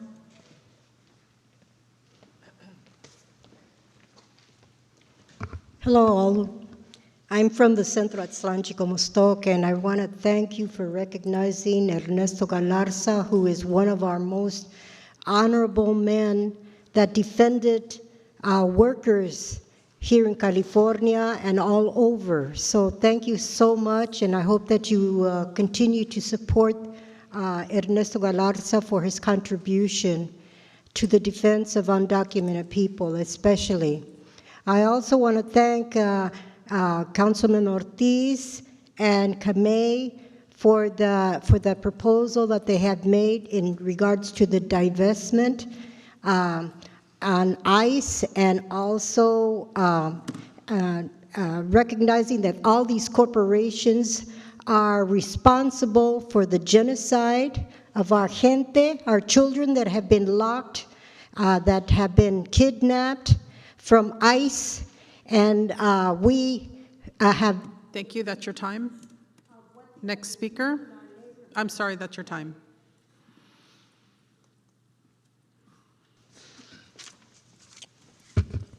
Hello, City Council and staff. My name is Marcel, and I am a community member of San Jose.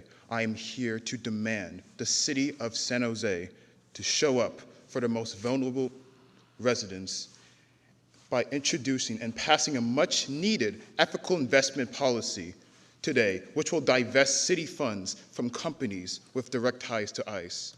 I say this as an educator for the people in San Jose. I say this as a surrogate father to the people in San Jose. My ties to the immigrant community are vast. San Jose is a sanctuary city, and we should reaffirm this by divesting and barring any future investment into companies such as Alphabet, Microsoft, and Amazon, who have with contracts with ICE and other deportation operations. I'm here to demand. I'm sorry, that's your time. Next speaker. Also, I've called all of the cards that had names written on them. If you did not hear your name, please line up. And if you had submitted an anonymous card, please line up. Thank you. Go ahead. Hello. The groups promoting divestment claim the moral high ground. They tell us companies like Microsoft, Google, and Amazon are evil because of their commercial ties to entities they don't like. But do they actually live by those values? I'd bet most of them use the companies on a daily basis using Google search on their Google Android phones and Microsoft Windows Office at work and getting their Amazon Prime packages. This is a virtue signaling without the personal sacrifice. They want the moral win without any of the personal pain, in short of hypocrisy. And I think this call for divestment opens also the door for hostilities, further hostilities against Jewish community, claiming it all is done in the name of peace, but it isn't. It actually hostility. Thank you. Next speaker. Good afternoon, City Council member. My name is Greg, a resident of D8, and I'm here to call for an ethical investment policy and a divestment from this current policy initiative that is being taken. We want to be able, as San Jose, to know that we can divest from companies that are complicit with ICE's terror operations nationwide. This City Council already voted for public spaces that are owned by city property to not be used by ICE. The mayor and city council's memo outlines a policy alternative into U.S. Treasury bonds. I think it's a wise decision that the city council can use, and it should be further researched with different resources available. Funding software companies like Alphabet, Microsoft, and Palantir purposely designed facial recognition software, and they allies themselves with Customs and Border Patrol, which could possibly be used by our flock cameras that we have. Funding this private prison sector is also something that we don't want to be initiative of. Thank you very much. Thank you. Next speaker. Hello, City Council and staff. My name is Megan, and resident of D9. I am here to demand that the San Jose City Council pass an ethical investment policy today that permanently divests from companies complicit in ISIS terror operations nationwide. The city currently has $15 million invested in Alphabet, whose subsidiary, Google, is integral to ICE's detention and deportation operations, and which has direct contract with Lockheed Martin and Customs and Border Protection, supplying AI and technology to the US-Mexico border. The city also currently has $12 million invested in Microsoft, which for years has maintained secretive, ongoing, and increasing business relations with ICE. The city also has $31 million invested in Amazon, which provides crucial technology to ICE, CBP, and DHS, which they use to track, monitor, and deport immigrants, our neighbors. We must not be complicit in Trump's terrorization of our immigrant neighbors. Please divest. Thank you. Thank you. Next speaker.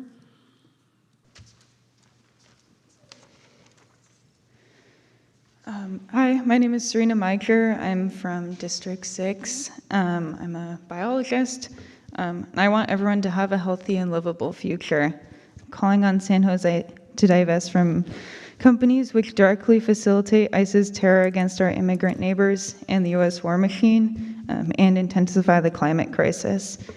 In 2020, City of San Jose aligned with its constituents' values and chose to amend City Council investment policy so that the city would make no new direct investments in entities that directly engage in exploration, production, and refining, or marketing of fossil fuels. The precedent has been set, letting justice and equity guide investment decisions. Not only do armed conflict inflict humanitarian and economic damage, but environmental damage, intensifying the climate crisis and biodiversity crisis. Please divest. Thank you. Thank you. Next speaker. So first of all, my name is Jose Reyes, and under the Constitution, you guys, the committee cannot put any regulations saying, so the time limit does not count. That's against our rights. You guys are here to actually listen to us. So under the Constitution, you guys are breaking the law. I need you to go on topic. Topic is? The investment policy. Oh, the policy? Yeah, the topic is the investment policy. So if that's the topic, then I'll be back with my lawyer to make sure that you guys listen. Thank you. Have a wonderful day. Thank you. That was the last speaker. Back to council.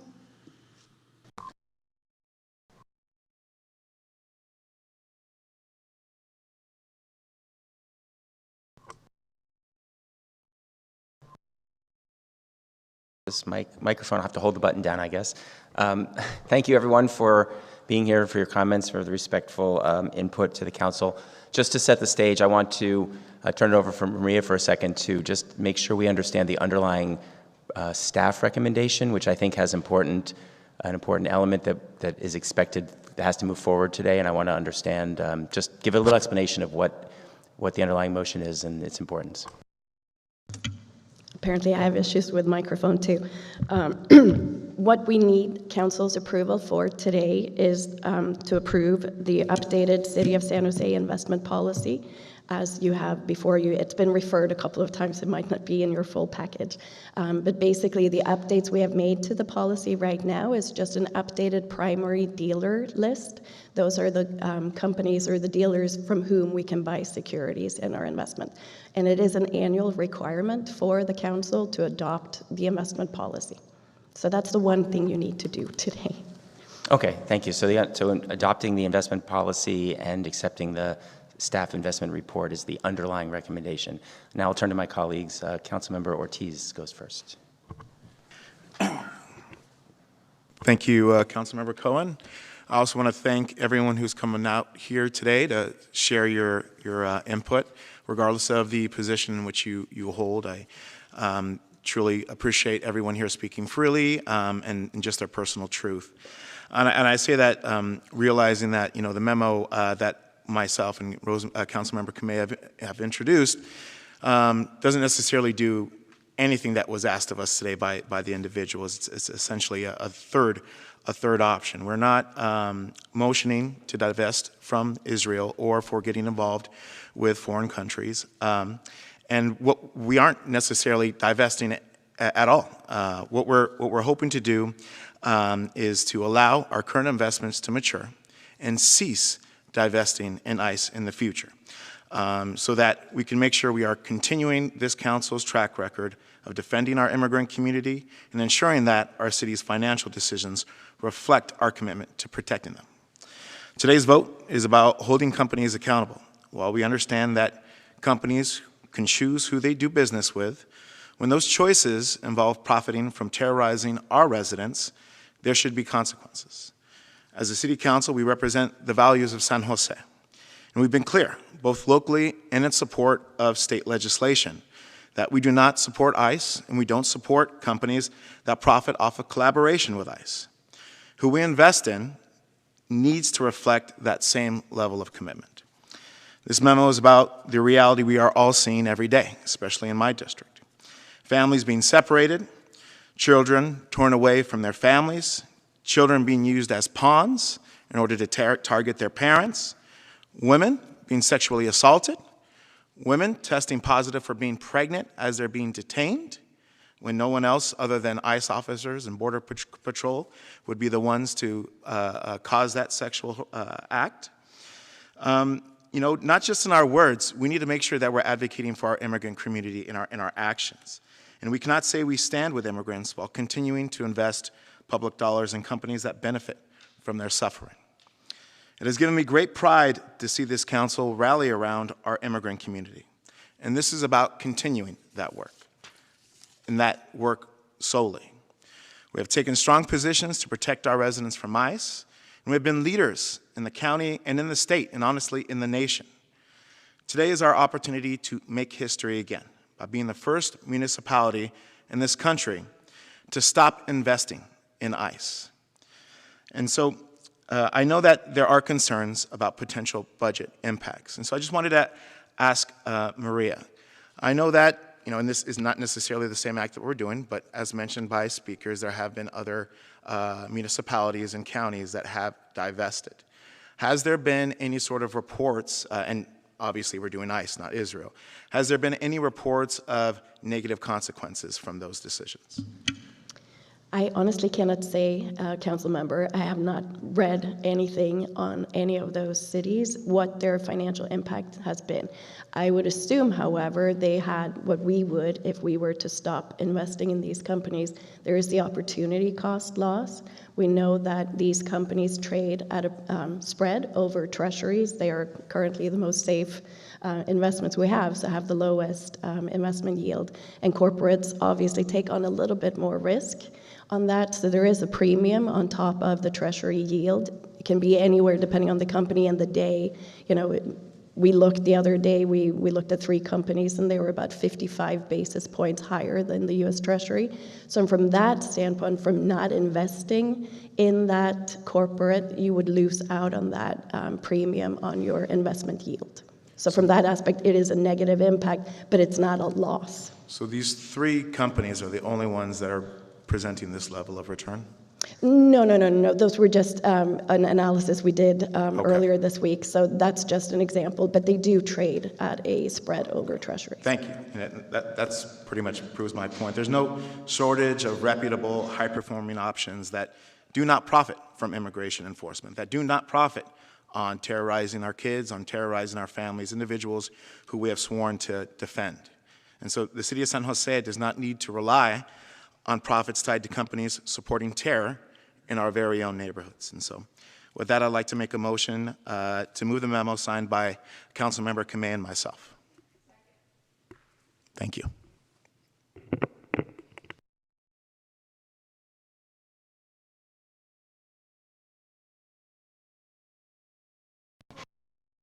Sorry, I forgot, because I'm not usually in this position. Thank you, Councilmember Ortiz. Okay, now we're returning to Councilmember Kamei. Thank you so much, and I want to thank everyone who came out to speak today, as well as we certainly have gotten a lot of emails and different messages on your different perspectives. I want to thank city staff especially for going above and beyond all of the information. I had specifically thought that it was just looking at the financial situation in terms of what it would cost us. So I know you provided a lot of information above what I had requested. So I want to say thank you so much for the information. My understanding is that we are really focusing on what is local and what affects our community here. So I want to kind of separate a little bit about the, geopolitical and all of that. There are a lot of things that we're not able to move forward on in terms of looking at our own council policy 0-11. And so, I think that the memo that Councilmember Ortiz and I have put forward really follows a lot of the work that we have already done in terms of looking at what ICE has done to our local community. And so our recommendation specifically responds to businesses with ICE, and whether it's direct contact or third-party services arrangements. I think that it is at the local level and not at the foreign affairs level. Scenario 2 in the memo that was presented by staff is the most responsible option before us because it limits future investment. It doesn't just cut it off right now and allows for thinking about putting those investments, not that they're going to go to zero, but those investments into other entities. So I therefore support the motion on the floor and look forward to the discussion of my colleagues. And I had a question for our council in terms of, because we have a few missing members here, we still need 6 votes for anything that is moved forward, correct? That's correct, Council. You need a majority of the City Council, so that would be 6. Okay, regardless of those who are absent, right? That's correct. Okay, I just wanted clarification on that so that we can know that. All right, thank you. All right, thank you, Councilmember. Next is Councilmember Casey. Thank you, I guess, Interim Mayor Cohen. So my challenge is on a policy level. I appreciate my colleagues and their memo, but I don't think it's sound policy. It's an unstructured directive. A sound policy requires clear definitions and objective criteria, consistent application rules, and administrative feasibility, and this memo lacks all 4. It lacks definitional clarity because we don't know what's necessarily being regulated. The memo hinges on companies that have, quote, ties to ICE, but never defines what qualifies as a tie, whether indirect relationships count, whether scale or materiality matters. Without definitions, this policy has no clear scope. That means staff can't reliably determine who is in compliance and who is out of compliance. This is not the hallmark of an operational policy.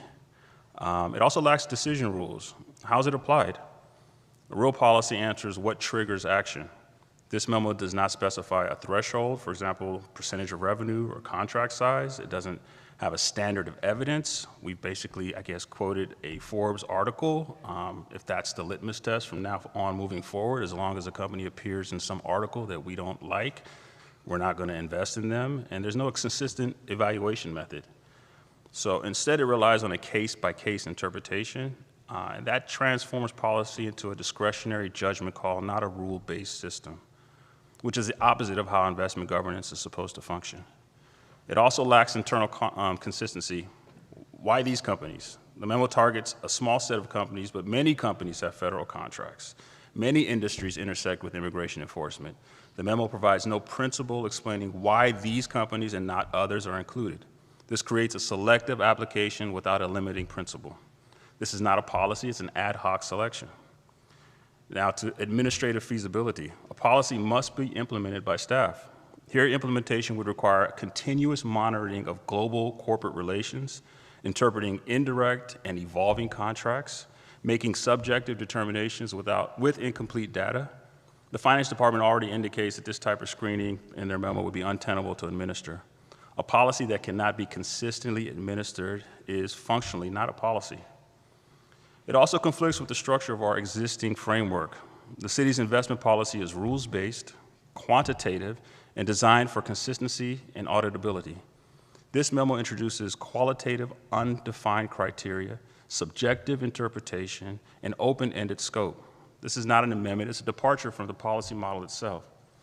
So the bottom line in terms of the memo, this is just not just controversial, it fails to meet the basic test of what a policy is.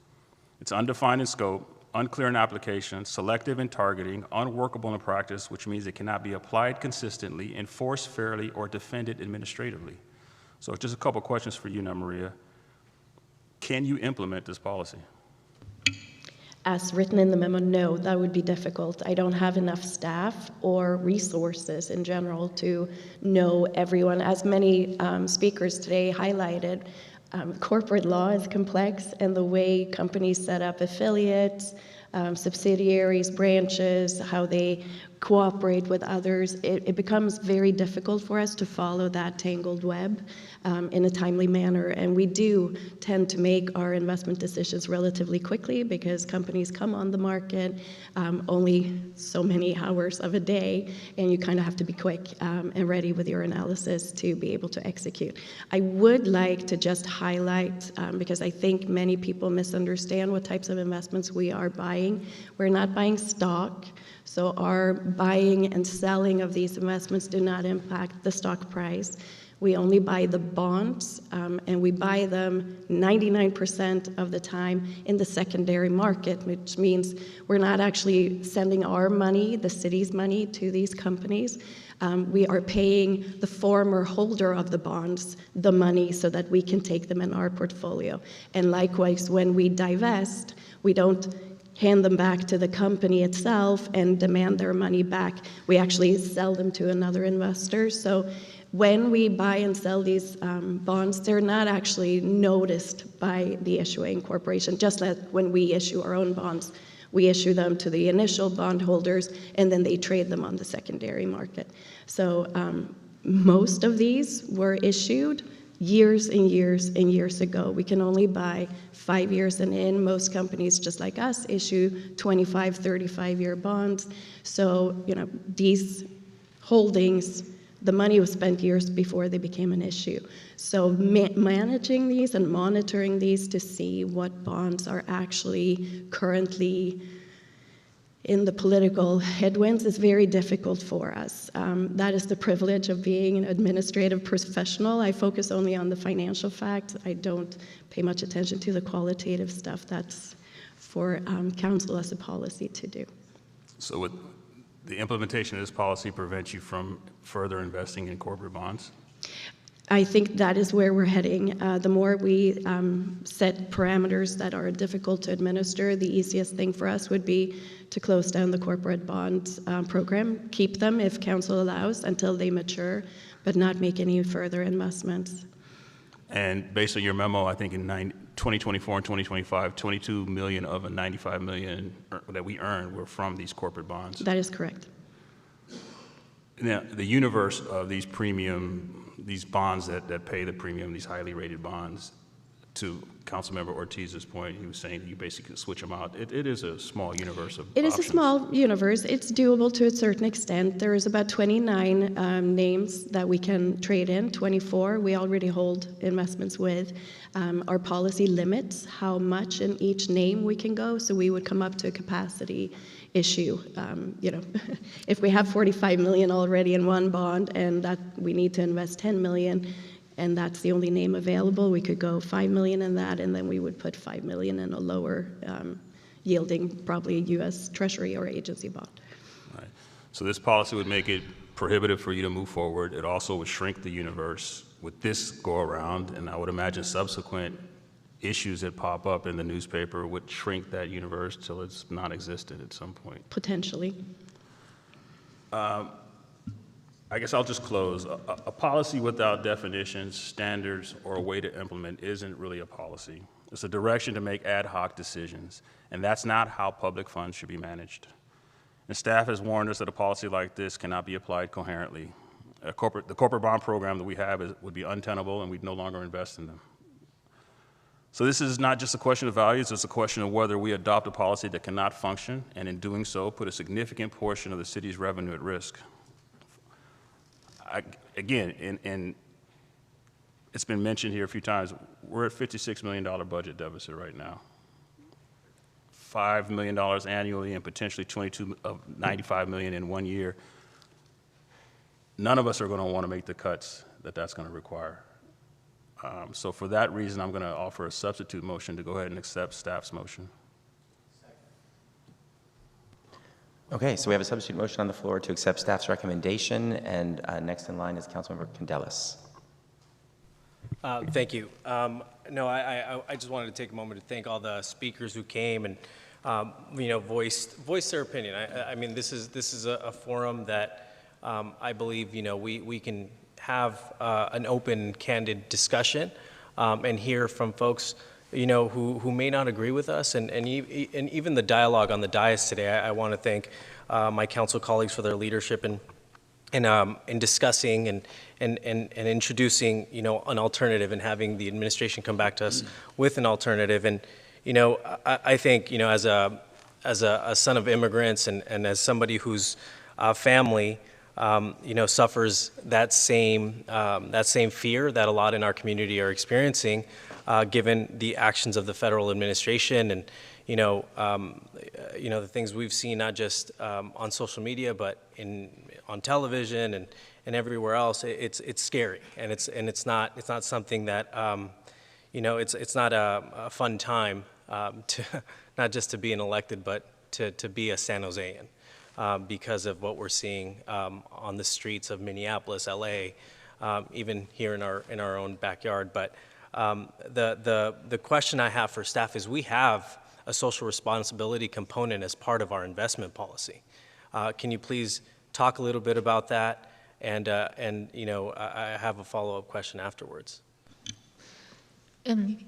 Good afternoon, Council Member. Yes, we do have social responsibility clause in our investment policy. We will exercise that clause when similar kind of securities come into play, and if they are priced of the same credit quality, we'll evaluate it socially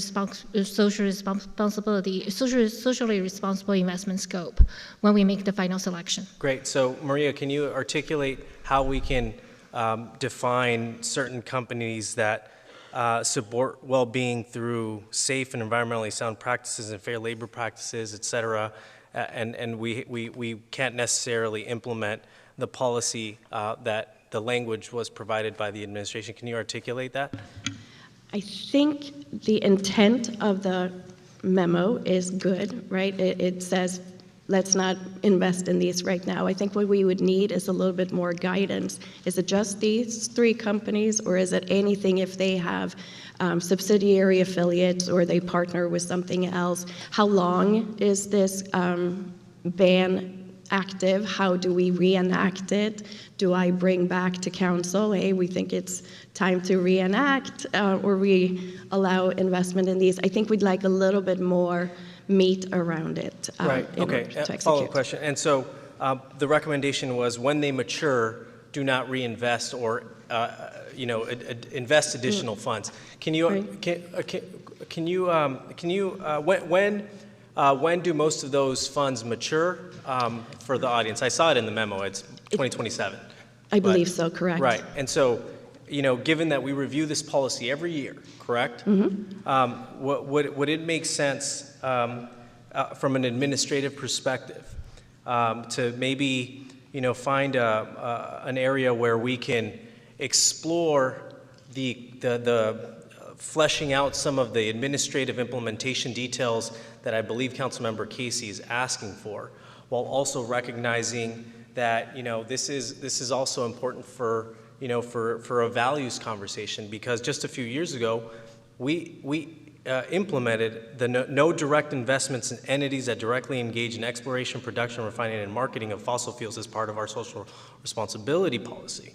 So how and I'll look to the administration, how can we move forward with a policy that doesn't put us in a bad fiscal position this year, when we have to figure out how we solve for that $56 million deficit, or next year, but when we have to make the decision on when we actually reap the benefits of the maturity of some of our investments, to be able to find some middle ground. And I would be open to suggesting a friendly amendment that would try to,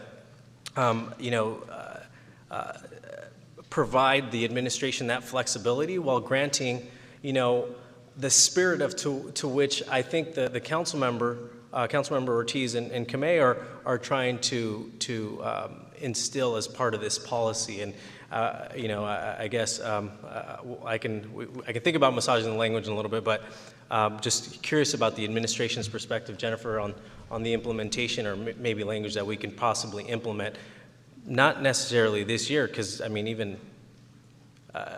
most of the funds mature next year, and the reinvestment or the alternative pathways are after the maturity. That's what's in the alternative proposed. I think I need a little bit more time to really sit and think through how that would work. The fossil fuels was easier. That was a segment of a certain specific segment and incorporates all companies within that segment. So what we're dealing with here, depending on how you want to analyze these companies, Amazon is retail. You have one that's high-tech, two actually that are high-tech. So it's a little difficult to generalize off the top of my head here. Okay. I just, looking at previous direction as instructed by PISFIS, the Public Safety Finance and Strategic Support Committee, there was a direction to review the investment holdings in certain corporate notes and investments with ties to U.S. Immigration and Customs Enforcement, and provide policy guidance to the administration. And I saw the supplemental memorandum on Friday, and I appreciate my council colleagues' effort to try to, figure out a pathway forward. So, that's it for now, and I'll wait to hear from the rest of my colleagues before I offer up a friendly amendment. Thank you. Okay, thank you. Councilmember Ortiz. Yes, I just want to be very intentional with the direction of this memo.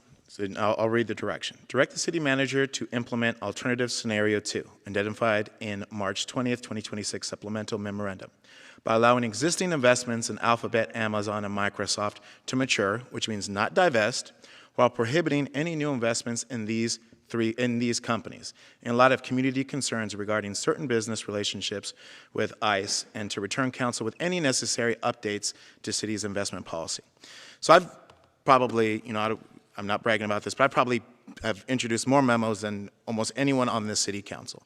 Time and time again, when I hear from staff, all the times it's direct staff to come up with a strategy, and they come back with that recommendation. This is the first time I've ever been told, oh, there's not enough information here, you're not being too specific.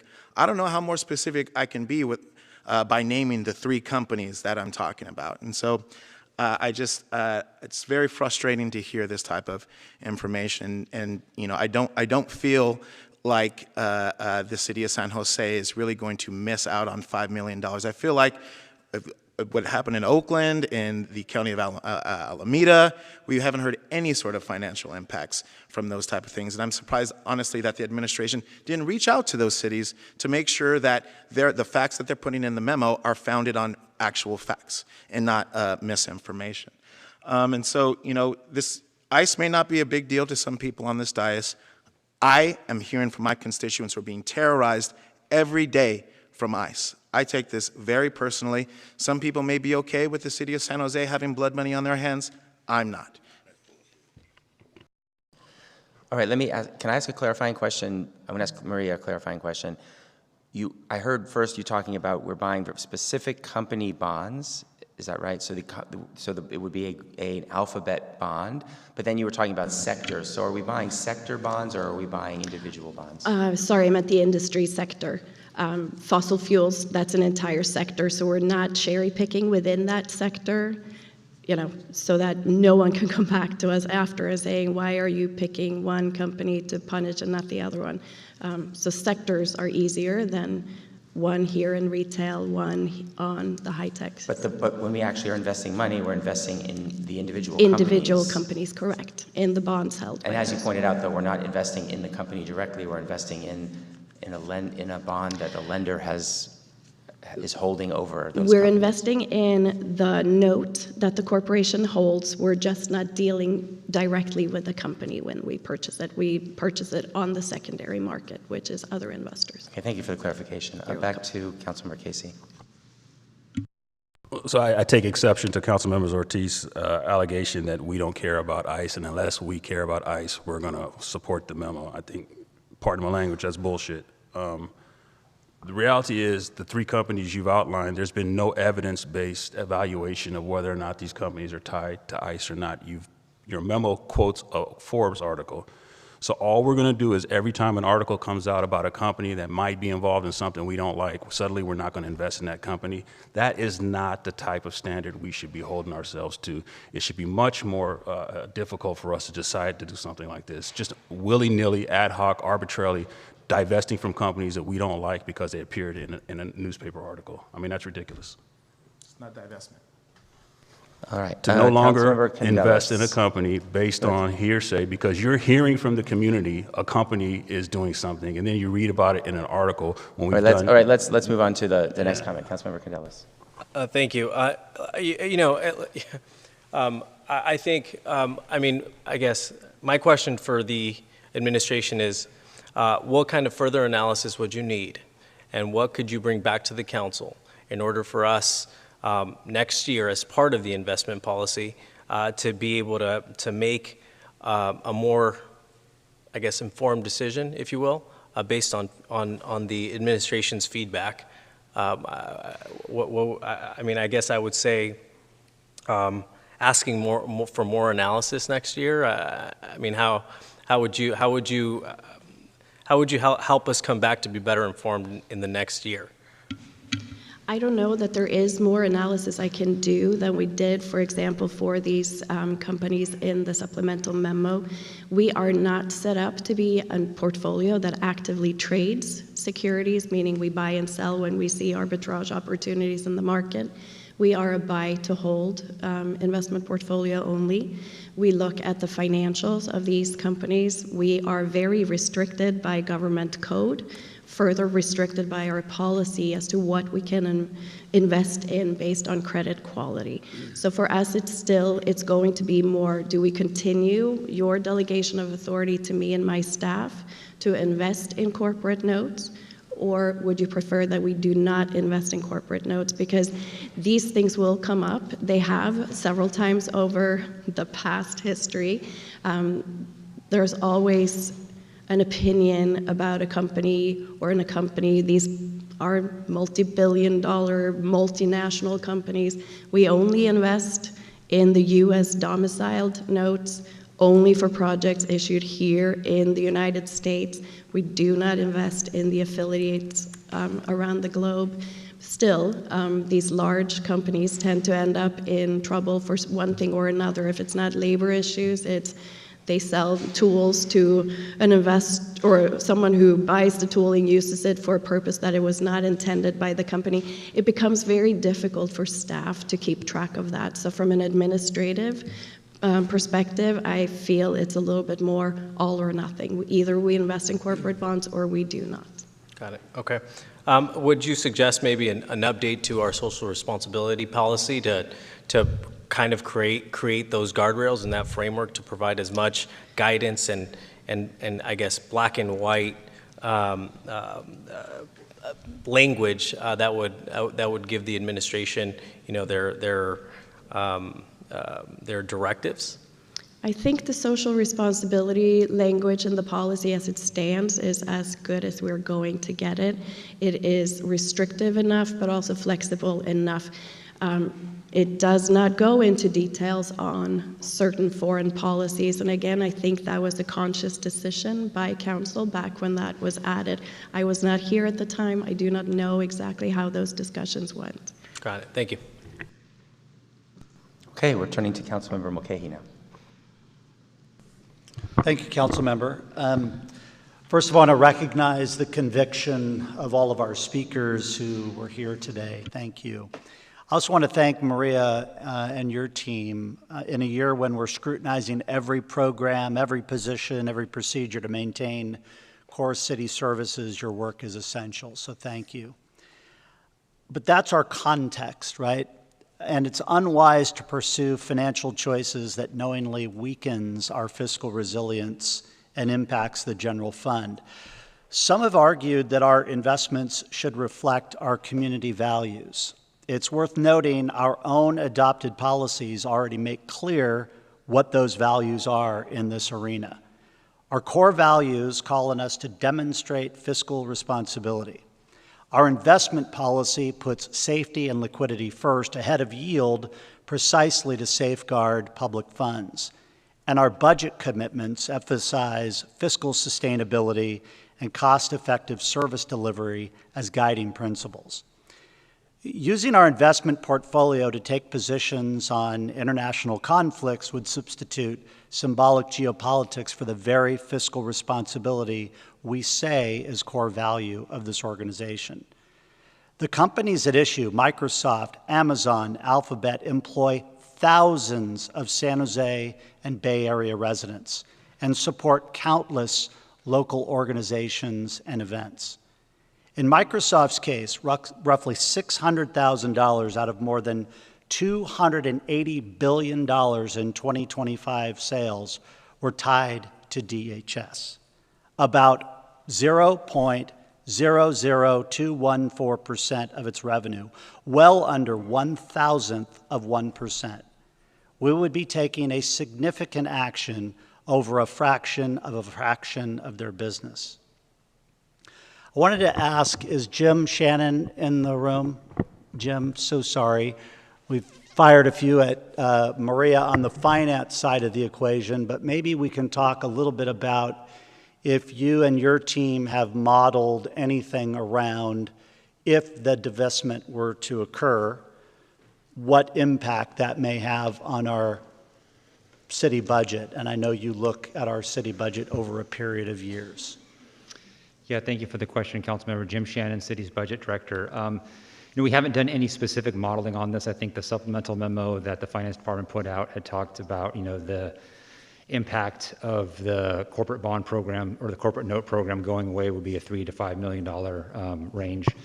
That's across all of our city funds. So, the Finance Department is investing on behalf of all of the various city funds that are out there. So not only the general fund, but the ratepayer funds that we have, like all of those are revenues that we reinvest and then provide for services. I think the general fund is the largest single fund, but I think the proportion share there is probably somewhere around the 16% range of the proceeds that come back from that. But as we're going through and going through the budget development process, every reduction matters. We are arm wrestling right now over various budget proposals for even not very large amounts, but that's going to be an impact. I mean, as an example, I think one of the reductions last year was the reductions to the Senior Health and Wellness Benefits Grant Program, which was around a $500,000 deduction, which is probably within the range of potential impact of a $3 to $5 million overall corporate note reduction proportionally to the general fund, if that gives some context. So, Jim, I would think that this would maybe come through you eventually, but do you have any sense of what kind of funds we're spending with Microsoft as a city today?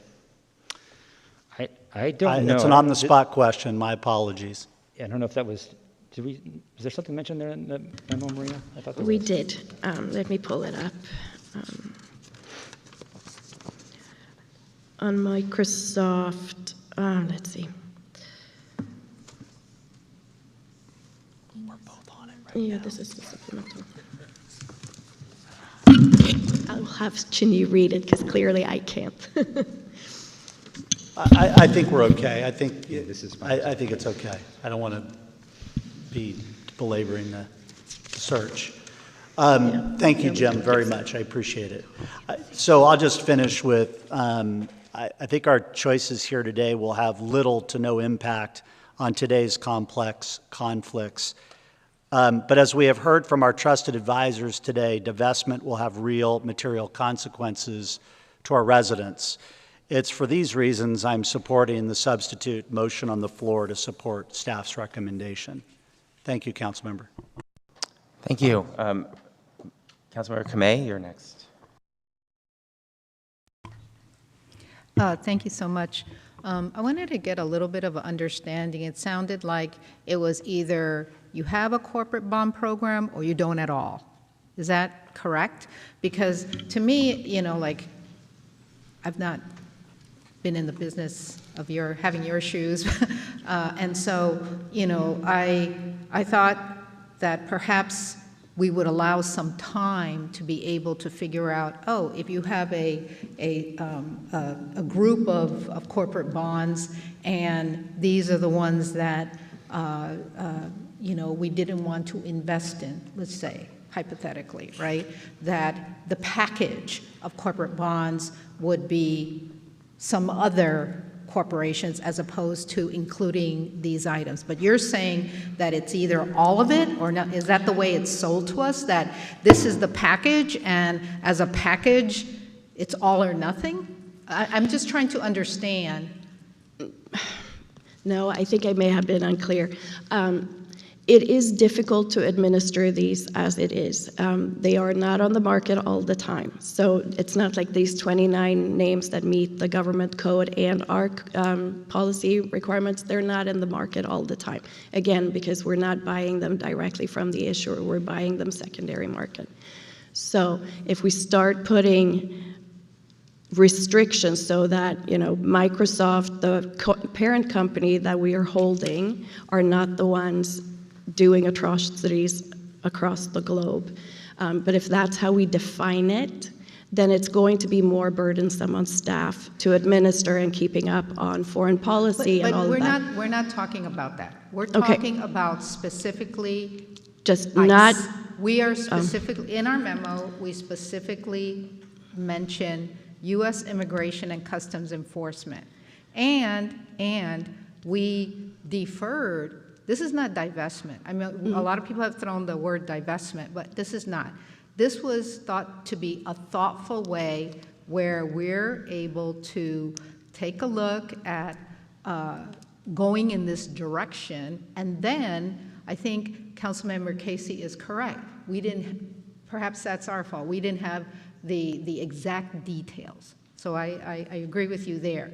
But we had asked for that to come back to us to operationalize this direction. So what I'm asking is, okay, so when we're buying these bonds, do they come in as a package of different, you know, and I know that we buy them on the secondary market. I know that we don't have them all the time. But, you know, in terms of if there's one that comes up that says Microsoft, well then maybe we don't want to go there. Maybe we want to go somewhere else. So I just am wondering, is it a package of corporations that we have to go with, or what it is? Because you mentioned that there are 24, is that correct? We have 24 right now. We have 29 allowed. So there are others there are 21 others that we invest in. So I'm just wondering, you know, if it's not as a package, it's not like all or nothing, correct? Because we're not talking about looking at geopolitical or international or anything like that. We're looking at specifically ICE. Now, if things happen to turn around and things don't, you know, are in a better direction where our own local residents are not being terrorized, then I could understand saying, okay, well, maybe, you know, ICE is doing something better. I don't know. But right now, you know, the policy that we want to set forward is really to look at, you know, they're doing some bad things, and that needs to change. So the difficult thing for us, when we ran our holdings, our corporate holdings last week to compare against what the U.S. government shows as companies having ICE contracts, the only one that showed up was Microsoft. So the other two must be showing up through some subsidiary, and that's where I'm saying that's where we're going to have a very difficult time as staff. I have 4 investment staff. That's where it becomes very burdensome on staff to really figure out, is this company somehow involved in other areas that we don't know? I see. That's the administrative burden. And these bonds are in most cases general purpose bonds. So they're not always dedicated. Be honest, the fossil fuel companies were easier because they were very much, this is for a certain plant or this is for a hydro plant. But these are in many cases for general purposes, kind of like our general obligation bonds, but a little bit more fluffy. So it becomes very difficult for us to pinpoint what are they being used for. I see. Okay. Sorry, I should have been clearer on that before. No, because I just was wondering, well, because at one point it sounded like it was all or nothing, right? Mm-hmm. And to me, it seems like, well, if you have 21 others to choose from, well, you go over there instead of going over here. But you're saying that just a selection. And I think that was one of our intent in terms of looking at how do we operationalize this direction. And I know that, you come to us yearly. And so I just feel like, as things sort of make their way on an annual basis, this is something that I know that I'll be bringing up, and I don't know if anyone else will be bringing up, but I think that's something to keep in mind in terms of the effects of ICE in our community. And like Peter, I also feel that we need to do something here. Thank you. Thank you. Before I turn back to Councilmember Casey, I'm going to ask a couple questions and make a couple comments myself. So as I understand it, what you're saying is, we get funds throughout the year that we want to invest. This is not that the money's invested and waiting. There's always a churn and there are always some new investments. And it's a matter of timing, right? Because an issuance comes, we buy it. It might be, the first issuance might be an Alphabet or an Amazon issuance, and if we don't take it when it comes, we have to wait for another issuance to come later, potentially, which could be an opportunity lost and some revenue lost. Is that correct? Correct. Okay, so that's important to understand. It's not that it's not like the stock market where you can go out and choose from a portfolio at any moment and invest in one of many choices. That is correct. Okay. And then I know that your original report talked about Microsoft being the only company here, and this was based on the fact that there was a $600,000 contract at DHS for using Microsoft tools of some kind. It seems very small to me, actually, that an agency that large would only be spending that much on a contract with Microsoft. I suspect our contract with Microsoft is actually bigger for all the things that we use Microsoft for, Microsoft Teams, Microsoft Office, and all the tools we use to communicate as a city.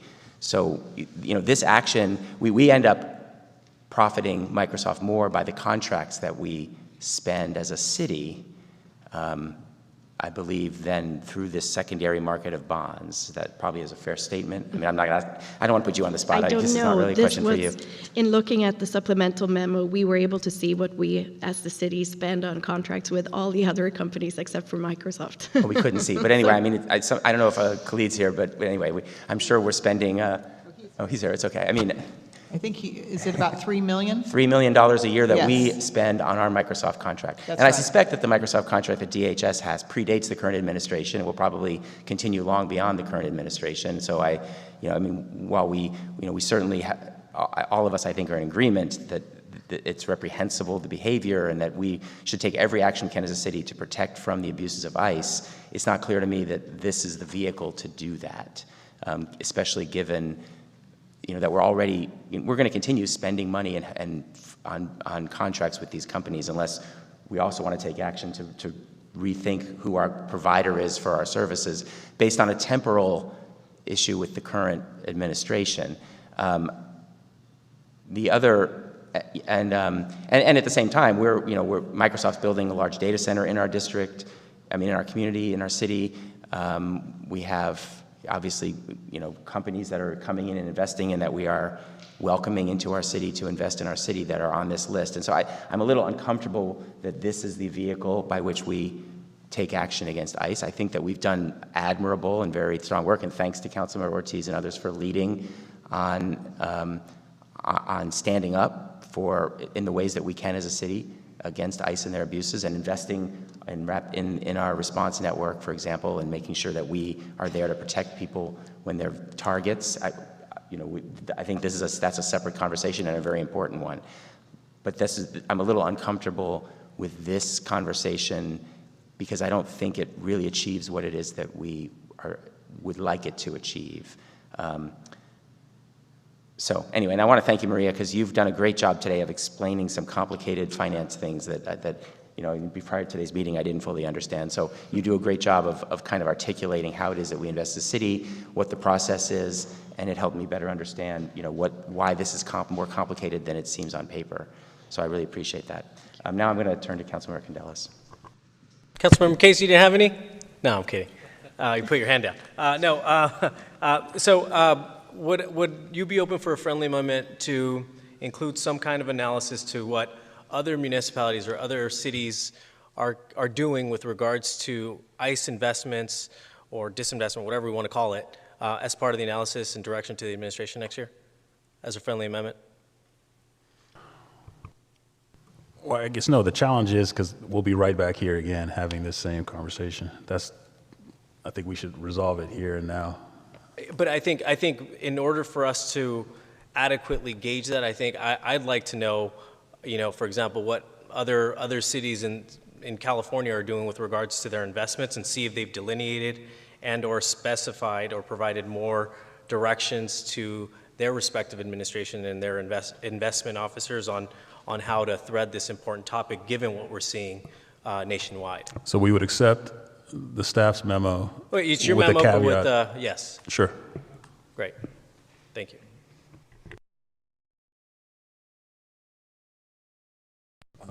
I'd like you to clarify a little bit further what you're asking for. What more clarity do you need? Do you have a time frame for the study, when you expect that to happen? What's the sort of the scope of what you're looking for? How many cities? Councilmember, California this comes back every only? year. This comes back every year. I'm asking for an analysis on what other cities have done with regards to ICE investments. I don't know how much more clear I can be. I'll decline the friendly amendment. Thank you. Okay, then I cannot support the substitute motion. Okay, so I think I see one more hand up. Maybe we can wrap it up after Councilmember Ortiz, or at least take a vote on the substitute motion I just want first. to thank my colleagues, regardless of, the side of the discussion you're on. I appreciate everybody's input, and even though this may have not gone my way, I will continue to advocate for my community and do everything I can to protect my residents from ICE. Thank you. Okay, so we have a substitute motion, which at this point is to accept the staff recommendation, and we need 6 votes to do that, so let's take the vote.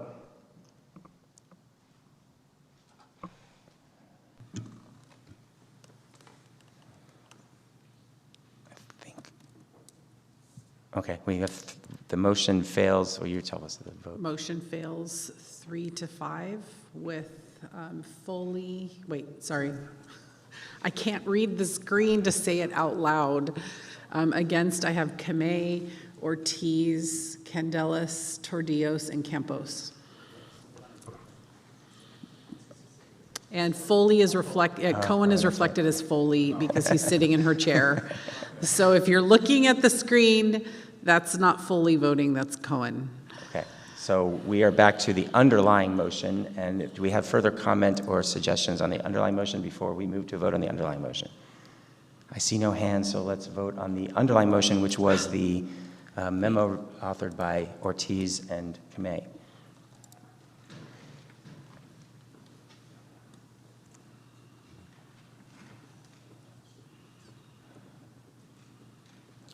Okay, so that motion fails, and that brings us to kind of a stalemate. I think we are... Let me say it out loud ahead. for the people who are visually impaired.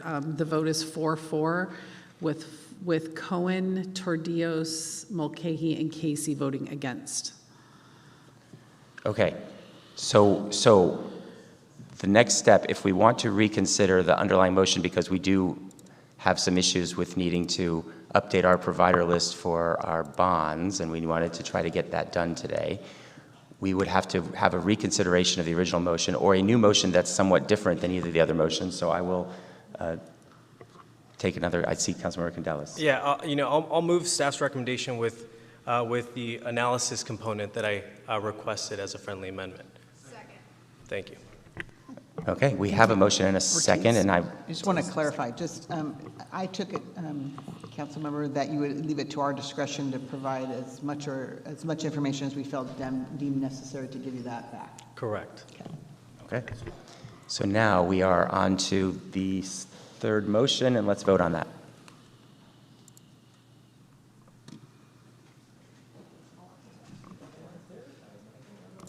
Motion All right. passes unanimously. The motion carries 8-0. Thank you, everybody. And we are done with item 3.3, and I will step aside.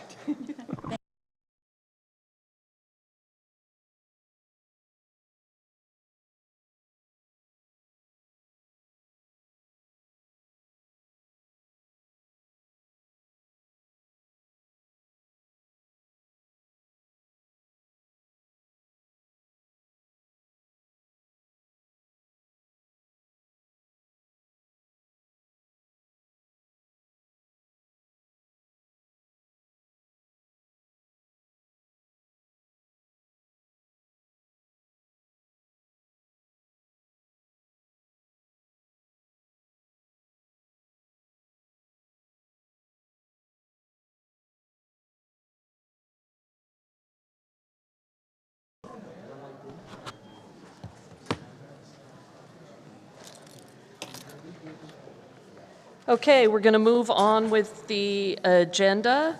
Moving on to item 3.4, which is, right?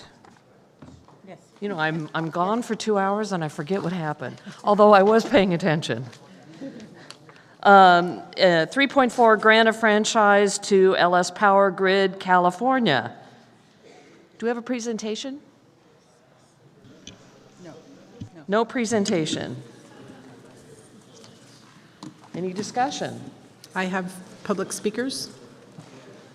I'll say this.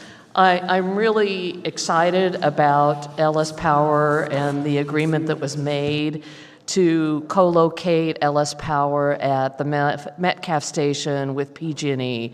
So working with PG&E, LS Power, and Open Space Authority, we were able, the city and everyone was able to negotiate LS Power moving in and not negatively affecting the Coyote Valley. So it was a huge win. We had a nice press conference there last Friday, and it's just wonderful that this is moving forward. We know how important we need more power, and LS Power is going to do that. So if there's I do see a hand. I need to call the public speakers.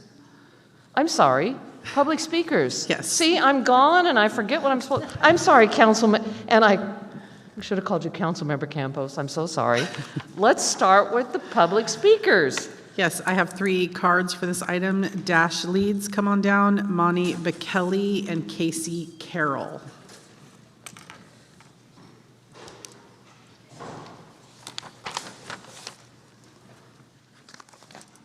And we do stay with the 1-minute timer once we go for a whole meeting.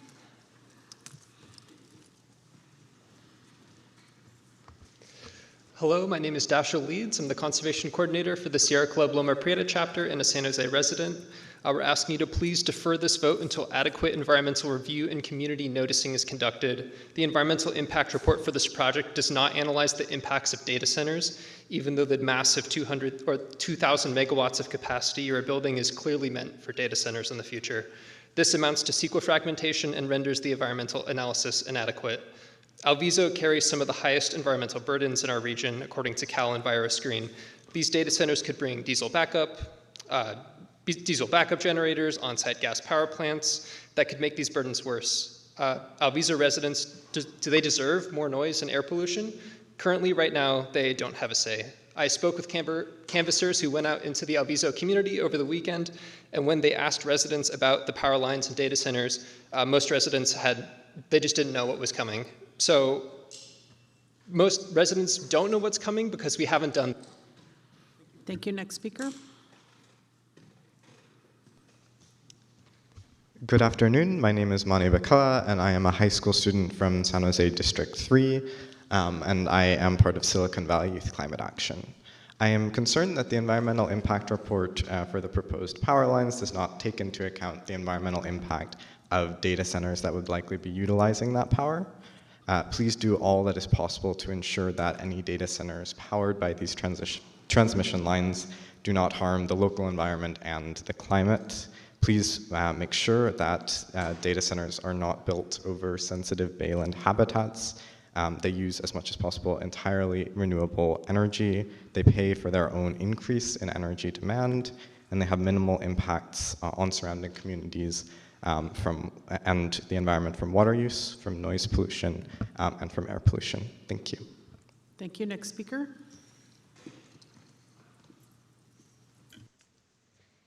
Hello, I share concern that the environmental impacts of data centers' use of these power lines be fully investigated.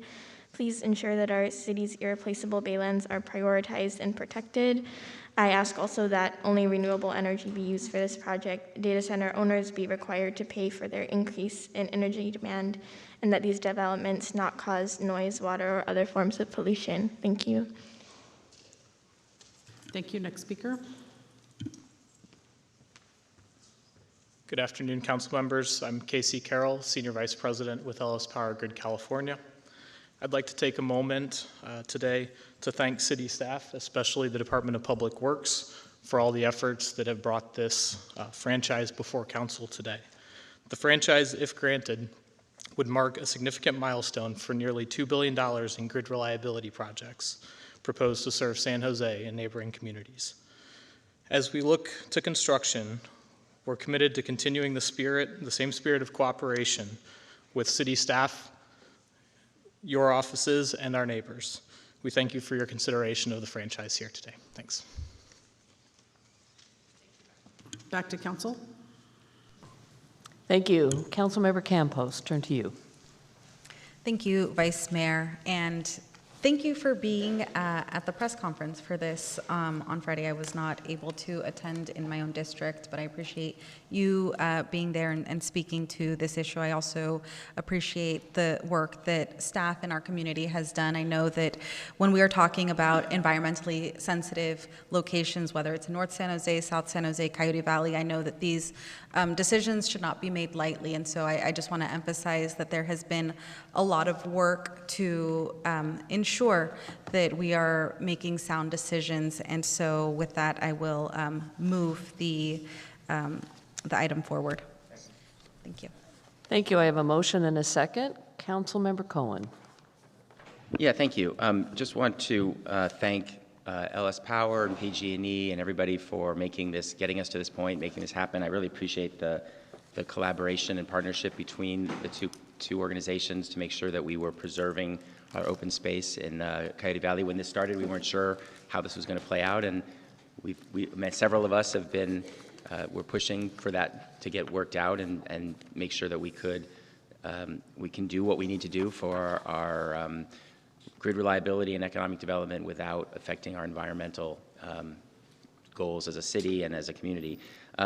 Just to briefly mention about the commenters and their questions about the environmental impact. You know, these lines are part of Cal ISO's plan to make sure that there's a robust grid across the state and make sure that there's not power outages and that there's reliability for our customers. How that power gets used was not part of that consideration. That decision about these lines being located in these locations was made many years before any potential land use decisions are being considered. We have companies throughout North San Jose and residents throughout our city who have been concerned about the lack of reliability of their power sources, which makes it hard for them to do business and makes it hard for our residents, and having the additional capacity on our grid in our area will be beneficial to everyone. So I really do appreciate this work. I did ask a question last week, and I'm appreciative to hear that the work that's being done, particularly in Alviso with lines that are coming overhead, are being done with all care to make sure that they have all the technology that is we now know about to prevent any injuries to birds with the latest of the standards and spacing of lines, so that there's an environmentally sensitive installation process. So thank you to LS Power for that. Great, thank you. Councilmember Kamei. Thank you so much. I just wanted to thank everyone involved. You know, these kinds of projects don't come around very often. I mean, it's sort of once in a lifetime type of a project where you're really, really doing something great for the infrastructure and for what's to come in the future. So I just want to say thank you to all of the people who were involved in this, as well as, you know, continuing the collaboration. I think that the message is out there that we care about preserving our environment and open space. So I think that as long as we're able to like come together and collaborate, I think that'll be a great success. So I just wanted to say thank you. Great, thank you. Seeing no further hands, let's vote.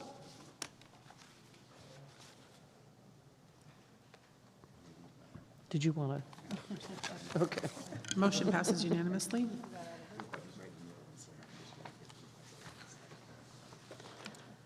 Okay, moving on to item 3.5, status of open audit report, audit recommendations report.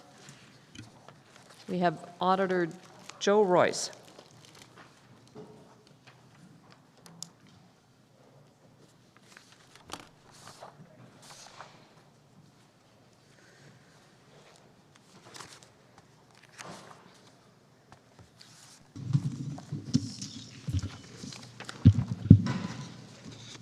Good afternoon, Joe Royce. I think Jennifer wanted to say something first.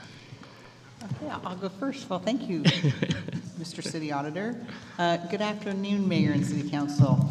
The report that is in front of you today that our esteemed City Auditor will be presenting to you reflects how we manage performance across the organization and how we hold ourselves accountable for results. I truly believe that such audits serve as a core management tool. They identify where we need to improve operations, strengthen controls, and deliver services more effectively, transparently, and equitably. Overall, the results of this 6-month review again show that we had strong and sustained progress in audit implementation. Over the past decade, in fact, departments have implemented or closed 88% of all audit recommendations, exceeding the auditor's target. In the last 6 months alone, teams closed 57 recommendations, and the city now has 88 open items, the lowest level in more than 10 years. That trend reflects strong execution, clearer ownership, and better coordination across departments, and is something I monitor and discuss regularly with our department heads. I want to recognize that progress, particularly the work of the Public Works Department and their Animal Care and Services Division. The department closed all recommendations from its 2024 audit in a short time frame. They were relentless in doing so. That level of focus and follow-through reflects the standard we expect across the organization. At the same time, several areas require continued attention. These include CEQA and permitting processes within PBCE, operational clarity at interim housing sites, and procurement policy updates within finance. These items do not present an imminent risk, but they require sustained focus to ensure timely completion. We will continue to track these items closely and hold departments accountable for delivery. In closing, this report shows that the organization is improving performance, strengthening accountability, and using audits to drive better outcomes for our residents. We will continue this work with discipline and urgency. And with that, I'll turn it over to you, Joe. Thank you. Thanks, Jennifer. So, Joe Royce, City Auditor. I'm here with Michelle Malari from our office to present the report on status of open audit recommendations as of December 31st, 2025. Under the city charter, the city auditor's primary responsibility is to conduct performance audits. These audits include recommendations to address deficiencies, strengthen accountability, and improve the efficiency, effectiveness, and equity of city programs. Over the past 10 years, our office has issued nearly 100 audit reports containing 664 audit recommendations that address many areas of the city's operations. Our office monitors progress in implementing those recommendations and provide regular status updates. This report shows the progress on 145 audit recommendations, and since our last update, 57 audit recommendations were implemented or closed. As Jennifer noted, we'll be carrying forward 88 open audit recommendations next cycle, which is the fewest that we've seen carried forward in more than a decade. As noted earlier, the office has made 664 recommendations over the past 10 years, and as Jennifer noted, 88% have been implemented or closed, which is above our target of 80%. In addition, 75% of recommendations made over the past 5 years have been implemented or closed. To illustrate the range of departments' work to implement recommendations from past audits, we want to highlight a few. Some recommendations are large in scope, affecting multiple departments or having broad program impacts. Others are smaller and more targeted to a single department or workflow. Together, they demonstrate the variety of recommendations that we've made over the years, as well as the actions departments have taken in response. As Jennifer noted, Animal Care and Services has implemented all 39 recommendations from our 2024 audit of Animal Care and Services. Since our last update, ACS has taken several actions, including completing shelter capacity assessments, updating guidance around daily care of animals, supervisory responsibilities and data entry, adding new performance metrics to its public reporting, beginning to provide limited free spay and neuter services for owned pets, and developing a self-service platform of rescue partners, among other improvements. We believe that these actions, along with the hiring of a new shelter operator in November, will put ACS on a good path to improve services moving forward. The administration proposed updates to the Operating Budget and Capital Improvement Program Policy, or Council Policy 1-18, to clarify guidelines on cost recovery and revenue sufficiency, considerations of ratepayer impacts, and policies around reserves and fund balances. The City Council accepted the updated policy on March 3rd of this year. Those closed recommendations from our Audit of Environmental Services from back in 2012 and the Audit of Development Partner Work in Progress reserves in 2020. Public Works also updated City Policy 1.81 on the use of city and personal vehicles. The update requires departments to monitor overall fleet utilization and clarifies guidelines for take-home vehicles, including monitoring for personal use. Fleet Division also developed performance measures to track work order timeliness. That's from those closed recommendations from our audit of fleet maintenance and operations in 2020 and our audit of take-home vehicles in 2022. The Housing Department streamlined performance measures and aligned them more consistently across reporting platforms and is in the process of documenting methodologies to ensure consistency over time. That's from our 2023 audit of housing's performance measures. PRNS executed and updated agreements with the remaining school districts served by the San Jose Youth Empowerment Alliance. The agreements clearly define roles and responsibilities for both city and school staff.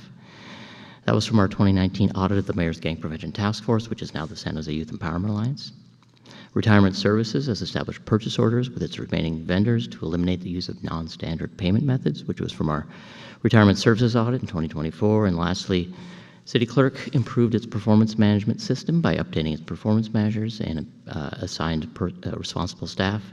They additionally updated its Form 700 procedures to address non-filers and the assessment of late fines.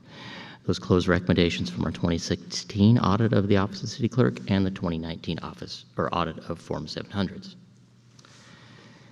In 2018, the City Council directed the City Manager to identify and prioritize work on 12 outstanding audit recommendations while continuing to make progress on all others. I'll briefly highlight the current 12 priority recommendations. The three in the area of potential budgetary savings include updating time tracking guidelines and reviewing cost recovery calculations for environmental review fees from the 2022 Audit Environmental Review for New Developments. This was implemented this past year. Renegotiating revenue sharing terms of the integration agreement with Valley Water from the 2016 South Bay Water Recycling Audit. Clarifying maintenance responsibilities at interim housing sites between service providers and the city. That's from our 2025 Homeless Coordination Audit. These last two are both in progress. The three recommendations in the area of operational efficiency include identifying vacant lands within the city's real estate portfolio and reporting annually on their intended use from our 2021 Audit of Real Estate Services. Finalizing publishing guidelines in the city's secret requirements and processes for environmental consultants from the 2022 Environmental Review for New Development Audit. Those two recommendations are both in progress. And the last one here is a contracting with outside service providers for spay and neuter services from the ACS audit, the Animal Care and Services audit. ACS currently has 2 active purchase orders with spay and neuter vendors and intends to work with the Finance Department and the City Attorney's Office to use the Municipal Code's unique service provisions to obtain future services. 3 priority recommendations in the area of improved service delivery include increasing language translations of vital documents and include language translation options in sjpermits.org. The sjpermits.org website, that's from our 2023 residential building permit audit. Updating the San Jose Animal Care Center's manual to align with Association of Shelter Veterinarian guidelines for 2024 audit of the ACS that I've mentioned before. ACS adopted the ASV guidelines as a primary manual, and as part of our review for this report, we noted that updated ACS-specific policies and the ASV guidelines address many of the procedural gaps identified during the audit, and we do encourage ACS to continue reviewing and monitoring its policy and practice to ensure continued alignment moving forward. Lastly, incorporating all languages spoken by 5% or more of the population to the SJ 311 website and mobile application. Both the translation related recommendations are both in process. The 3 priority recommendations in the area of citywide security risk mitigation include reassessing procurement policies to align the city's risk strategy with timely procurements for our 2025 audit procurement. And the last 2 are from our 2025 audit of fire inventory controls over controlled substances, separating critical duties for management of the central supply of controlled substances from our controlled substances, which is in process, and updating policies to formalize central supply oversight, which has been implemented. More information on all open audit recommendations is available in the appendices of our report and in our online interactive dashboards, which can be found on our website, which you can see in the slide. I want to thank all the city departments for their work implementing audit recommendations and for their assistance in compiling the report. I'd also like to thank my staff for continuously working with departments to document and verify the information included in the report. With that, happy to answer any questions and ask that you accept our report. Thank you. Thank you. Thank you for the presentation, and thank you for meeting with us and briefing us on the open audit items. Do we have any members of the public who wish to speak? Yes, Valentina M., come on down.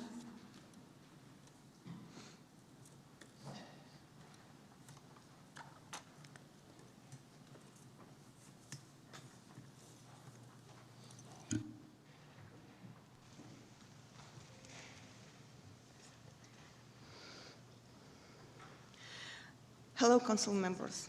My name is Valentina Martinchik, and I'm here to speak about animal shelter data and why the audit report for the shelter should not be accepted as is. You recently rated the shelter's performance highly. These numbers may reflect reporting changes and data manipulation, but not real improvements. In 2025, 1,600 cats were returned to the field. It's a 25,000% increase since 2021. Kittens as young as 30 days are released to the wild. Found animals are often not accepted into the shelter and remain in public care. Many are rehomed without being spayed and neutered, contributing to the overpopulation. And this information has now been removed from the public view, making it impossible to track outcomes accurately. Other fields and data have also been recently removed, further limiting transparency and oversight. Thousands of records have been changed, retroactively reducing reported deaths and inflating life release. Maddie, come on down.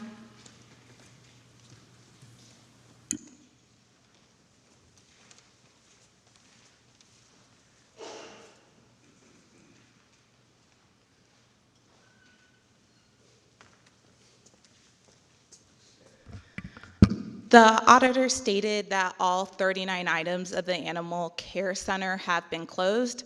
I am a volunteer at the shelter. I disagree with this statement. Specifically, just in this last month, I saw an issue with how staff was doing a dog-to-dog appointment. I followed up via leadership to ask what the clarification of what process was, because it did not align with actual documented procedures we have as volunteers. After 2 weeks, I didn't get a response. It took 4 follow-ups and magically only got a response today after the email trail was submitted to the document clerk. I have concerns. This feels like a bit of a pencil whipping process. I've seen the alleged documented training. It is not something someone can follow. It is pictures. It does not align to the specific situations. People continue to get hurt at the shelter. Volunteers have documented process. The staff hasn't adopted it, nor are they cooperating to even. I'm sorry, that's your time. Thank you. Back to council.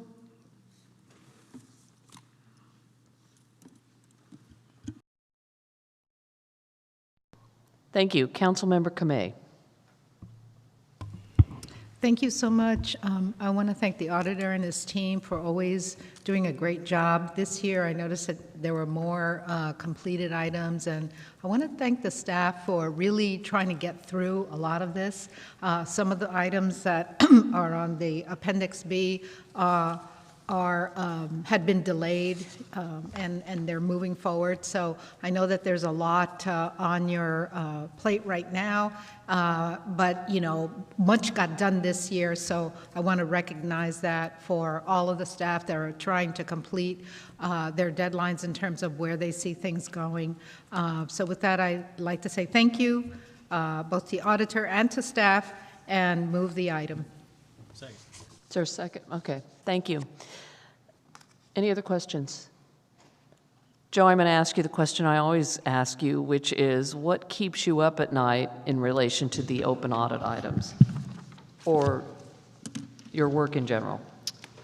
So most of the recommendations, pretty much all our recommendations, are around improving the city's system internal controls, which are basically nothing more than the systems we have in place to make sure things are working as intended or the city's assets are protected. These are things like procedures which define how the day-to-day work is done, or supervisory responsibilities, or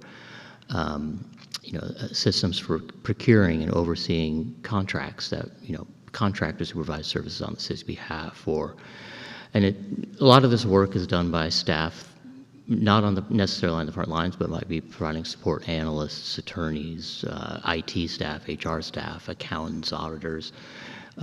And I would just say that a lot of this work that I'm talking about it's not secondary to the way we do business in the city. It's integral to how we do business in the city.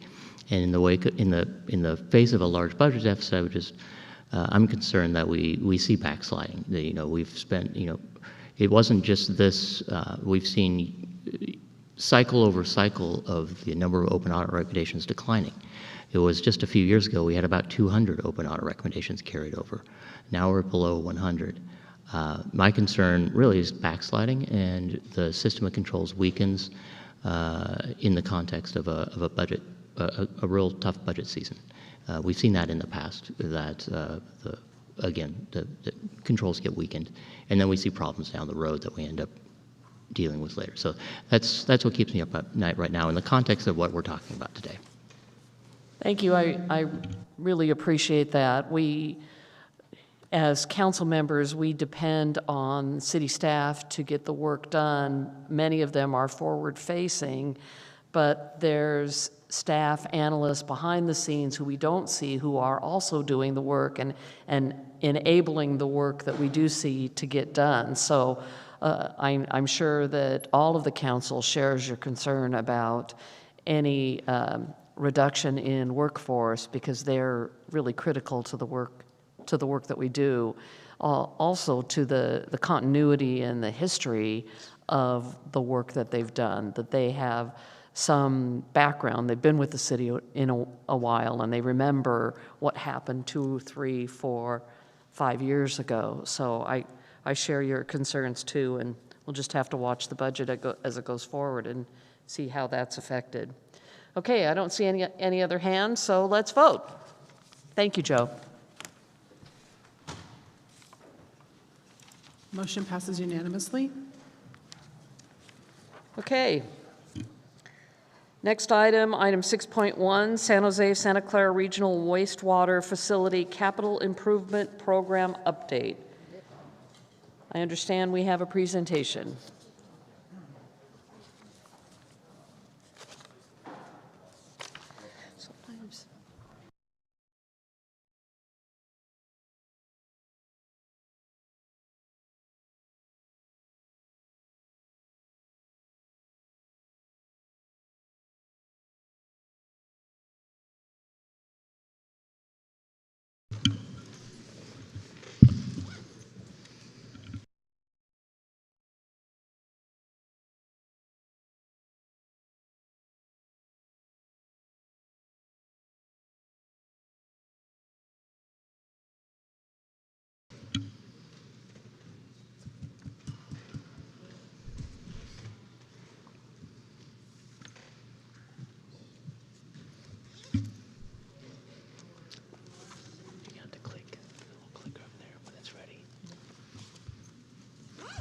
There we go.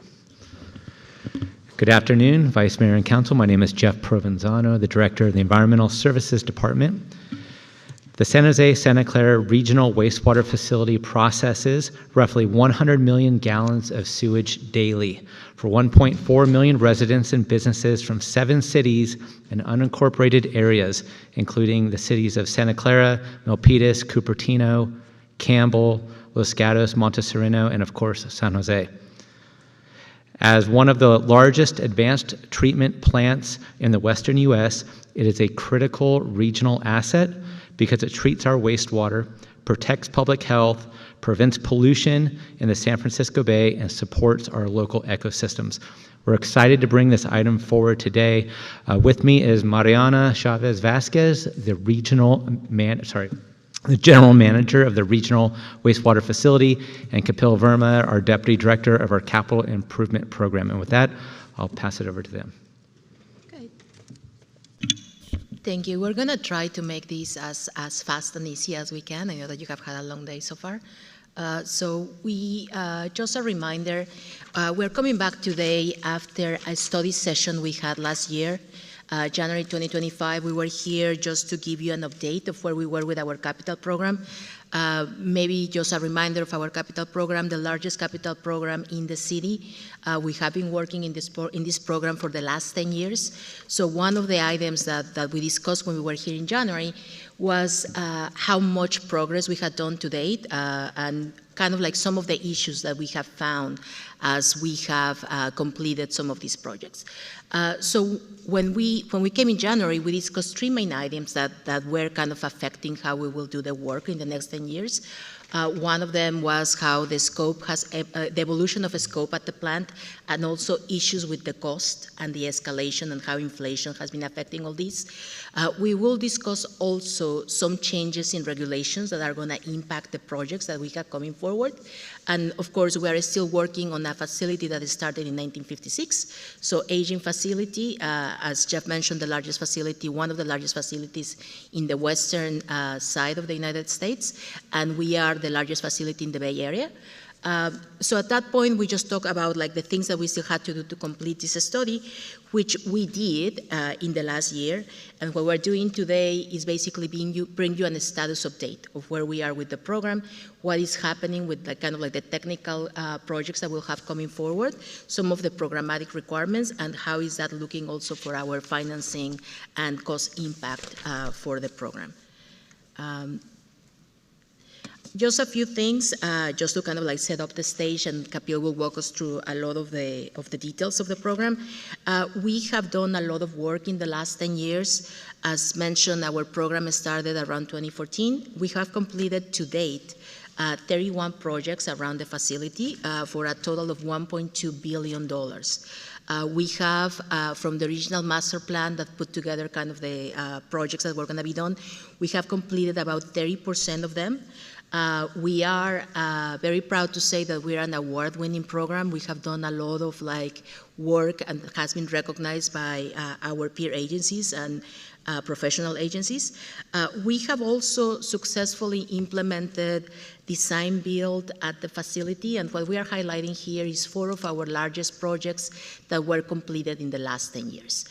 We also have been focusing on projects either because of priority, that they are in poor shape, the structures were in poor shape, or because we wanted to improve resiliency of the facility. So what we are highlighting here, for example, at the bottom left, you can see the Headworks 3 facility.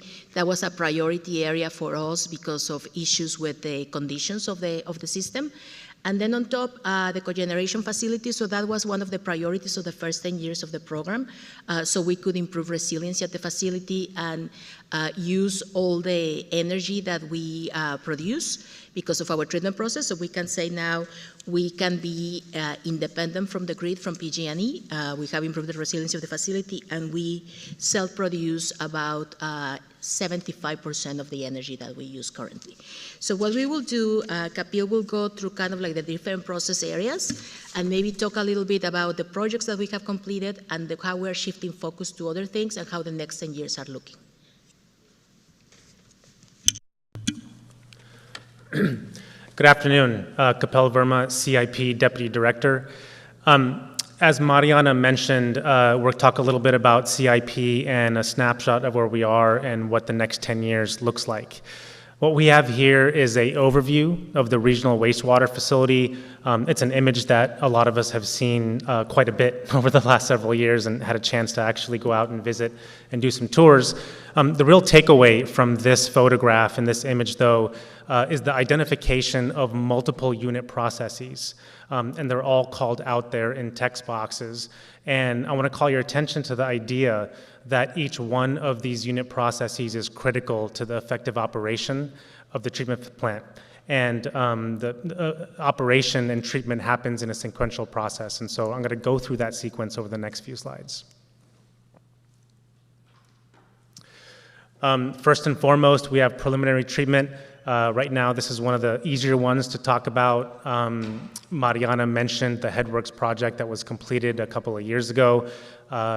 Preliminary treatment is the first step in the treatment process, and it effectively protects all of the downstream infrastructure. So super critical. It primarily removes all of the inorganic material before it gets down further into the waste stream. And in our mind, reliability here for preliminary treatment has been achieved.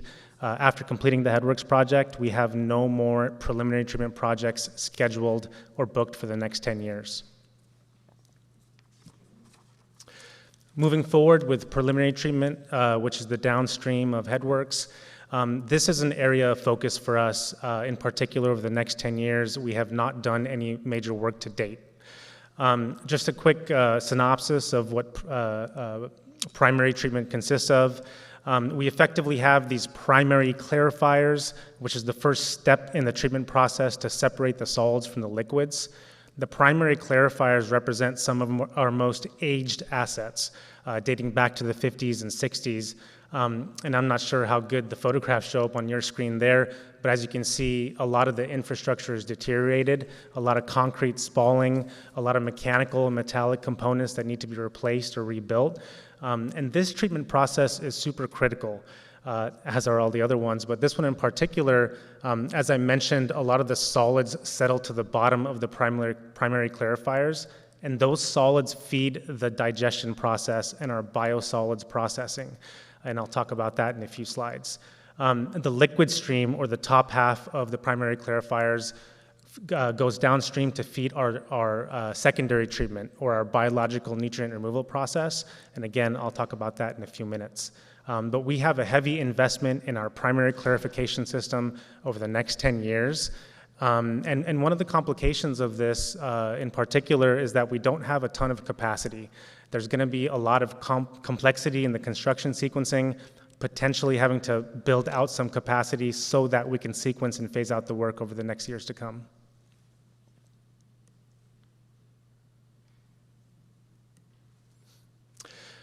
Okay, secondary treatment. This is what we characterize as the heart of our treatment process. This is the biological nutrient removal process, and this is where effectively all the biology occurs. All the bugs and science here break down our waste, and this is really where a lot of our NPDES compliance permit is achieved. So needless to say, this infrastructure is super important, and as you can tell again in the photographs on the right-hand side, a lot of deteriorated assets. I want to talk a little bit about the aeration system project that's coming up. This project really has two primary components to it. One, which is across the whole facility, asset restoration or rehabilitation. A lot of stuff is falling apart and in need of repair.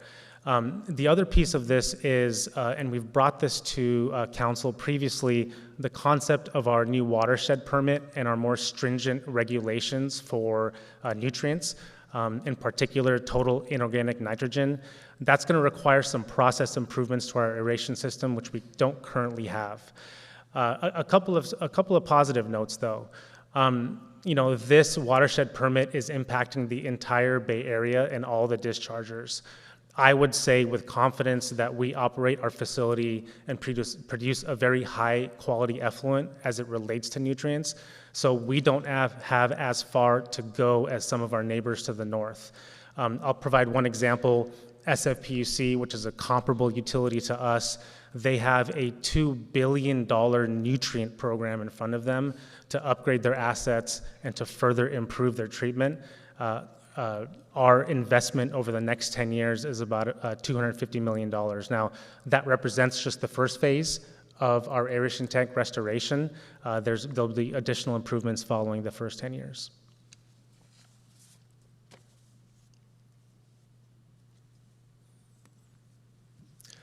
Okay, final step in liquids treatment is our tertiary treatment, and this is primarily our filter complex, our granular media filters, and also our disinfection before we discharge out into the San Francisco Bay. We have recently completed a filter rehabilitation project, which extended the useful life of a majority of the filter complex. We have a little bit more work to do in a phased approach. We have another project coming up called additional filter improvements. The combination of these two projects will yield a facility that won't need replacement. So what do I mean by that? By investing roughly about $100 million in our filters, we eliminate the need to build a new filter complex, which was originally envisioned in the plant master plan in 2013.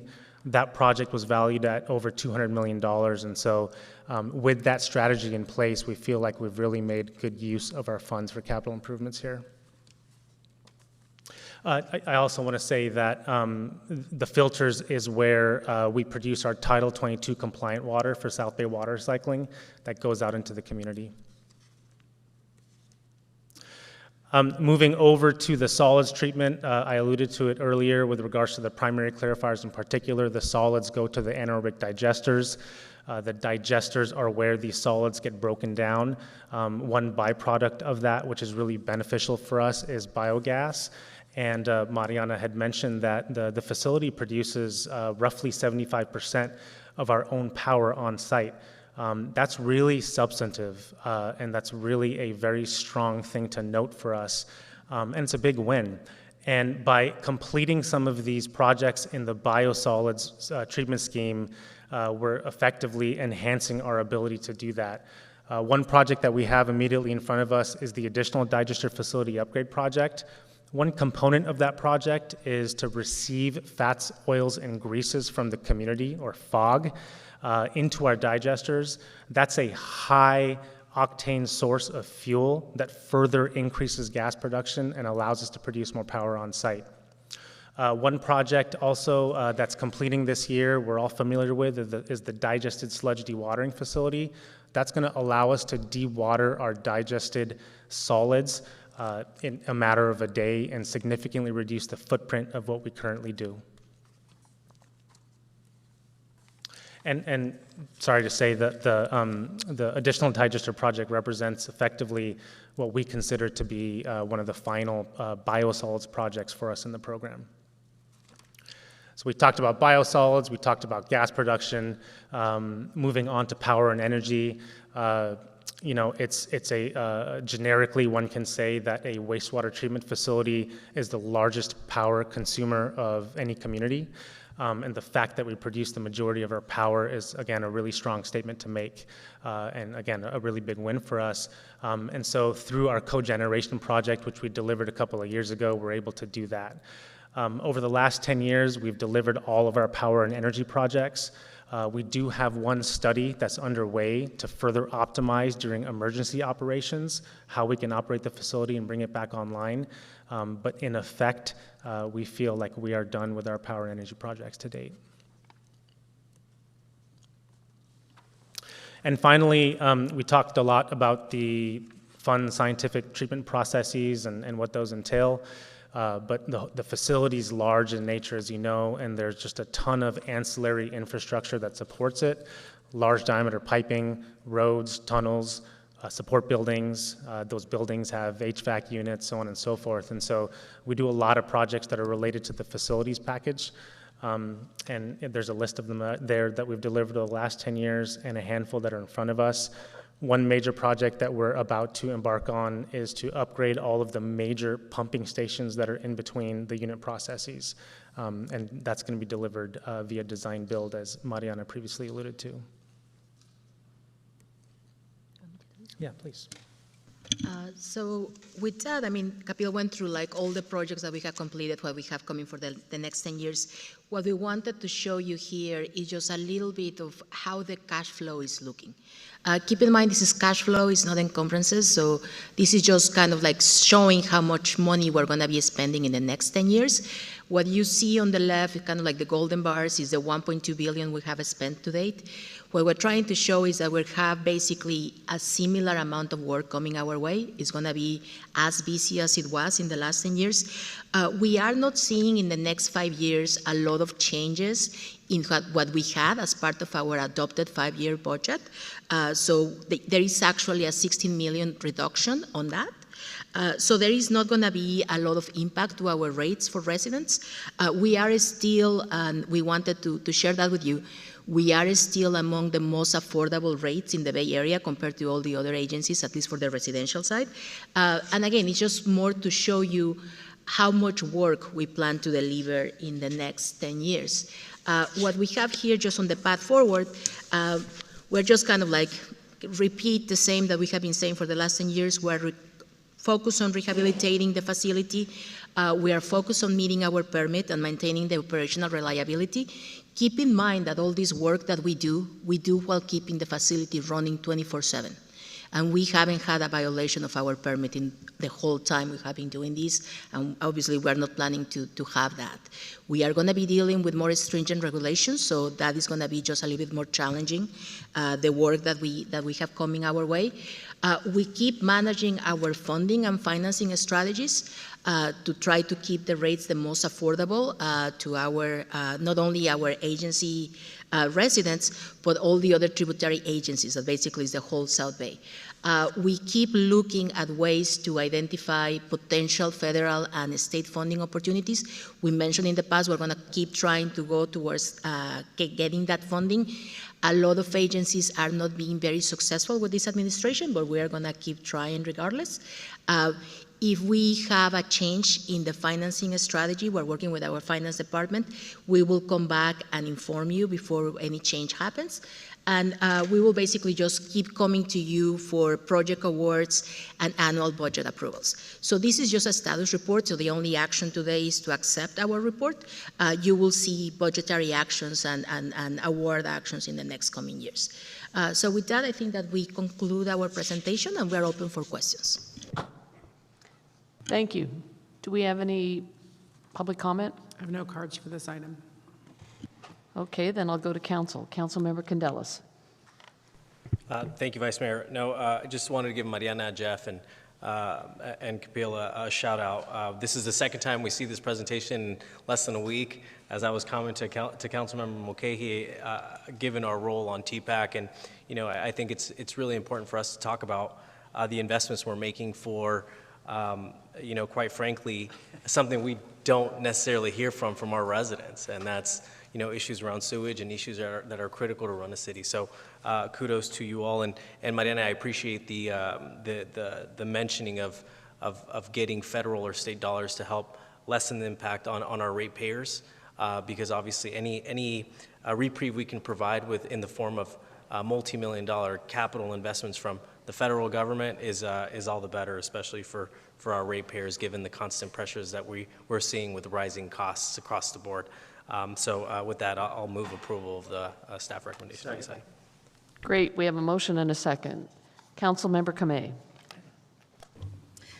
When we don't hear from our residents, it's a really, really good thing. In the 1980s, when I lived in Morgan Hill, there wasn't enough sewer capacity going down to Gilroy, and it was a tremendous problem because the sewage was coming up into the streets, right? So you had a public health issue.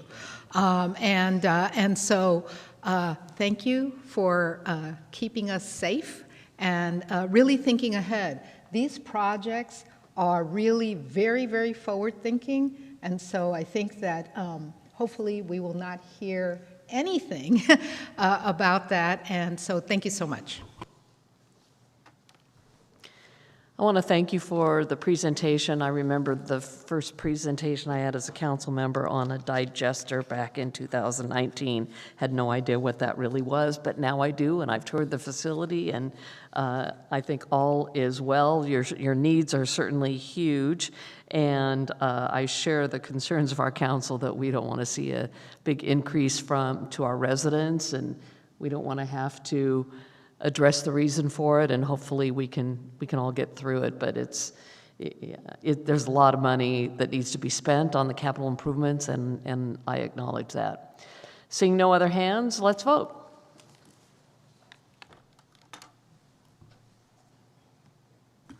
Motion passes unanimously. Thank you. Next item is item 8.1, preliminary actions required for the creation of the East Village Business Improvement District and levy of assessments for fiscal year 26-27. I think we have a brief presentation.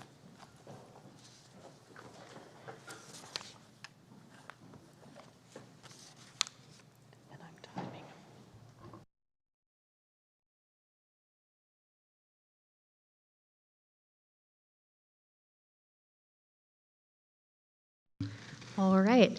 Good afternoon, Vice Mayor Foley and council members. Jen Baker, Director of the Office of Economic Development and Cultural Affairs, and I'm here today with Vic Farley and Jessica Munoz from our small business team. Jessica and Vic have been the stewards of this project for over the past 2 years. So we thank them for that effort to get us to this point, and also would like to thank our colleagues in the City Attorney's Office and the Finance Department for their work and support throughout this process. Also importantly, we have consultants from Community Strong Strategies who are under contract to the city, supporting the Business Association and managing the campaign on the ground. They've been engaging directly with business owners, partners, and have worked closely with stakeholders, including the council member's office. Today, City Council has the opportunity to pass a resolution of intention to establish a business improvement district in District 3, focused on connecting downtown to the east side. And I'll pause just a moment that I think it's really incredible to have the opportunity to connect downtown through East Village to Alum Rock, Santa Clara Business Improvement District. So what a tremendous show of faith by community members and leadership to find this opportunity. We're delighted to be able to bring this to City Council today.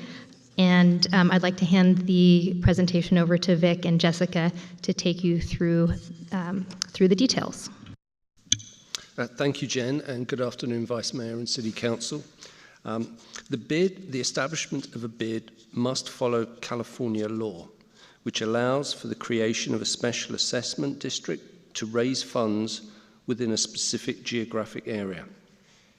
What is important here is that all the funds raised by businesses within the district are used exclusively for the benefit of the district. A bid must be renewed annually by City Council, and the business community must adhere to a high standard of transparency and engagement locally, including adoption of the Brown Act, and maintain at all times accurate and complete financial records. Let me hand over to Jessica. Thank you. Thank you, Vic, and thank you, Vice Mayor and City Council. As you can see on the map, the geography of the bid consists of 2 parts. The green zone, which is a commercial core of East Santa Clara Street, extending from 6th Street up to 22nd Street, and the blue zone, which includes the residential streets east of Santa Clara Street, adjacent to San Jose State University.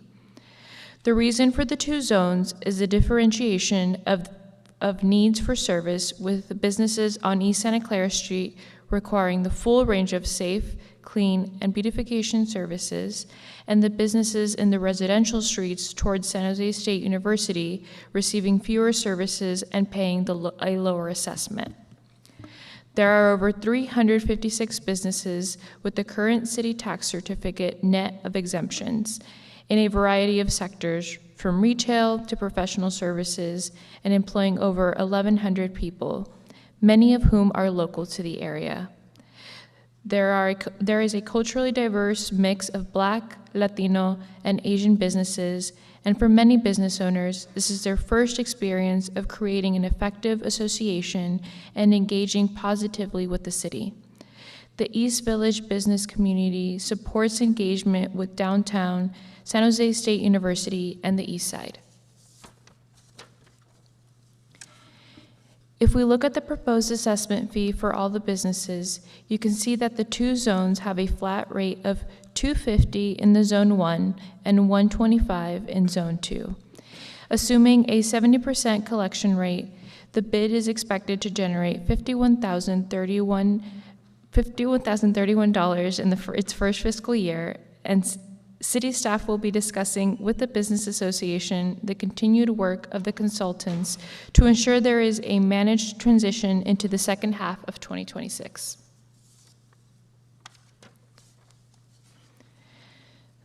This is the first budget identifying the proposed allocation of funds, with 72% focus on clean and safe, and the balance divided between marketing, beautification, and administration. The board will review income and expenditures and annually present the budget and service plan to the City Council for approval. Thank you, Jessica.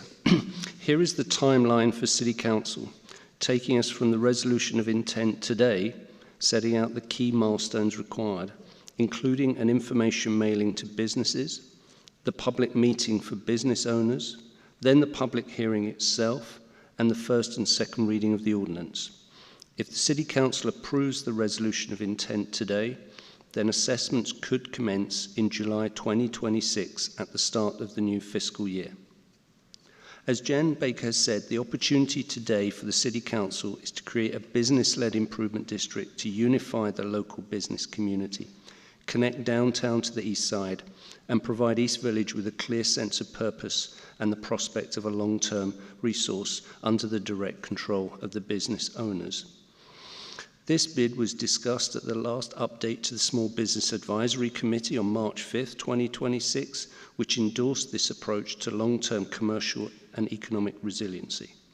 I'd like to say a personal thank you to two business owners, Chris Patterson-Simmons and Caleb Orozco, who for many years took on the leadership role to develop the business community along East Santa Clara Street and who pioneered the collaboration that we see here today. Thank you very much, Vice Mayor.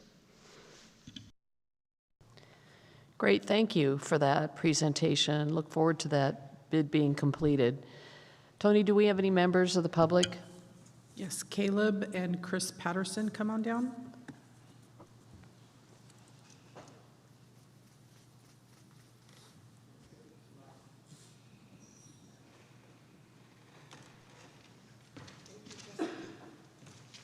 Good afternoon, I'm Chris Patterson-Simmons. Thank you, Jen, Vic, and Jessica.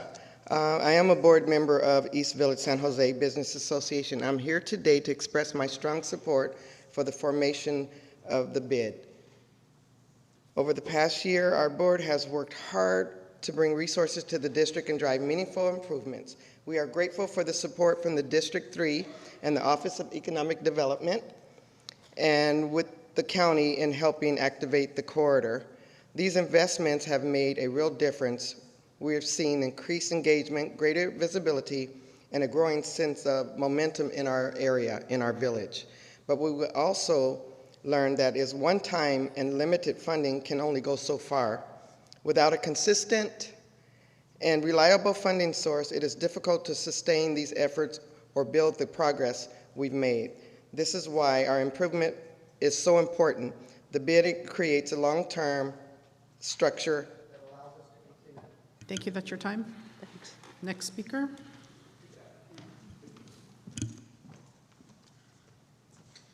Good afternoon, Vice Mayor and council members. My name is Caleb Orozco, and I serve as the board chair of the East Village Business Association, and I'm also the owner of the Last Round Tavern, located on the corner of 8th and Santa Clara Street. I'm here today to express my strong support for the East Village Business Improvement District. Over the past 2 years, I've worked closely with local businesses and community partners, and one thing is clear. Our corridor has incredible potential, but it needs more sustainable and structured system of support. Our businesses are facing real challenges: cleanliness, safety, and visibility. But there's a real momentum. We're in a unique location near San Jose State, with a diverse group of small businesses that reflect the character of our community. The bid gives us the tools to build on that momentum through consistent investment in cleaning, marketing, beautification, and events, while also creating a framework for collaboration so businesses can move forward together. Thank you for your time. Back to council. Thank you. Councilmember Tordillos. Thank you, Vice Mayor. I want to start by just thanking city staff and our partners at Community Strong Strategies for all of the work to get us to this point. And also a special thank you to Chris and Caleb and all of our business owners in East Village, both for taking the time to come out and comment today, but also for your years of investment in our community in East Village and for your partnership with city staff to, again, make this bid a reality. As was said, East Village is the bridge between downtown San Jose and our east side. It's a bustling community hub that's home to over 350 small businesses and also home to some of our greatest assets in District 3, including parks and community centers, recurring community events, beautiful murals and public art, and some of the best restaurants in San Jose, all within easy walking distance to City Hall in San Jose State. The establishment of this district will help to empower these small businesses as they continue to serve our residents, create jobs, and make East Village an example of the best of San Jose has to offer. So with that, I will make a motion to approve the staff recommendation. Thank you. Councilmember Ortiz. Just want to congratulate the East Village Business Association for this amazing accomplishment, as well as the Office of Economic Development and Community Strong. It's been a pleasure to know Chris Simmons. I've really enjoyed your leadership, Chris, and thank you for your advocacy. Congratulations, Mr. Orozco, on your new position. You know, I usually don't give shout outs to pizza places outside my district, but I gotta say that's a great pizza place. You gotta try their tavern style pizza, and so I want to give him a shout out. Good place to go on a Saturday or Friday night. But I think that this bid will be a great connector from East San Jose to downtown, especially as we look at the hopeful completion of the BART project. There's a lot of potential in this area, and so just want to congratulate the businesses, our consultant, and the Office of Economic Development. Thank you. And Councilmember District 3. Thank you. I'd just like to echo my support of the neighborhood. When I'm looking for a restaurant, I go that direction. I don't usually go the other direction. So I'm excited that this bid has a potential of going through and what it can do for the neighborhood. So thank you for your advocacy, for working so hard for it. With that, seeing no other hands, let's vote.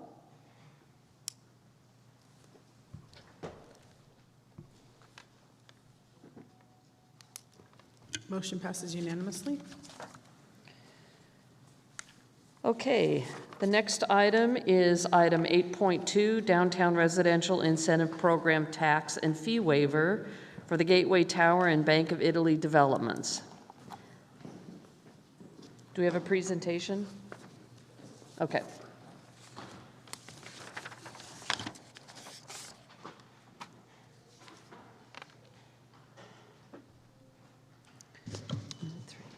Okay. Thank you, council members. So Eric Solivan, Director of Housing. With me today is Banu San, Deputy Director over Production and Preservation in the Housing Department. I'll go through a brief presentation today regarding admissions of two projects into the downtown program. One is new construction, which is Gateway Tower, which will be brought forth before, and the other is a new project, which is the Bank of Italy and its conversion into residential units. So briefly touching on our residential housing development feasibility study in December. We brought forth that new towers are always a challenge. This site, as we brought forth to council before with the Gateway Tower and its new construction, required substantial public subsidy and a lining up of investments from both the city, the county, and the housing authority in order to bring a new tower out of the ground, totaling over $70 million. So it's a significant investment, but it's going to bring a new tower that is 100% affordable across a good AMI band, up to about 80% AMI. So a significant kind of investment in bringing forth new construction in downtown.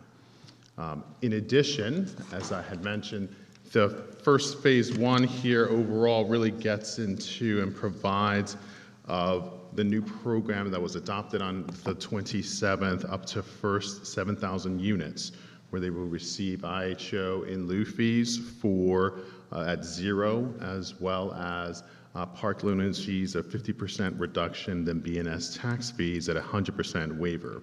For this affordable housing project, we are focused primarily on just one aspect of the waiver of the fees and incentives, in addition to the exploration as for the high road incentive component of the adopted program. Now we'll turn it over to Banu to provide some additional details.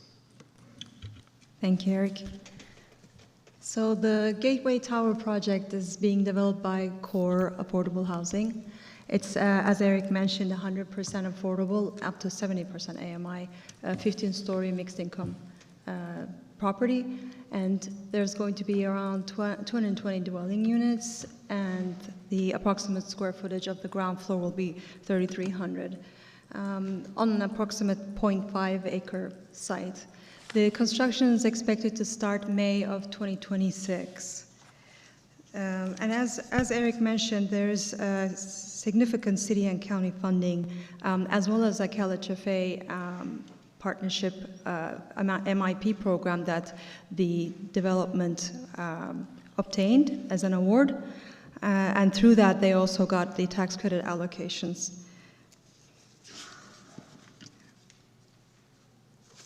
This slide just goes over our proposed tax and fee waivers. As Gateway Tower has Section 8 project-based vouchers, it is exempt from the BNS and CRMP construction taxes, and it is also not subject to the inclusionary housing ordinance because of that. And in order to qualify for the high road scenario, they have to be able to meet skilled apprenticeship requirements and prevailing wage requirements. So the project plans to implement these labor standards that support workforce development and quality construction jobs. So in this table, we're seeing the waived taxes as well as the no IHO fees requirements, and two options on the parkland fees. The standard 50% waiver, and then if they're able to implement the high road incentive, they can get up to 75% waiver there.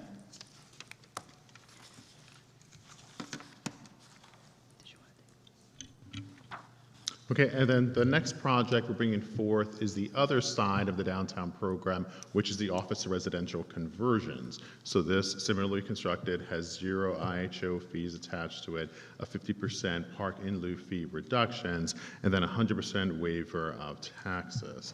And the project that we're bringing forward for admission into the program is the anchor building in our downtown, which is the bankability being developed by West Bank. You can see the scaffolding already gone up at the site, and they are looking to go into construction for conversion of the site into residential units in April. And Bonnie will provide additional details.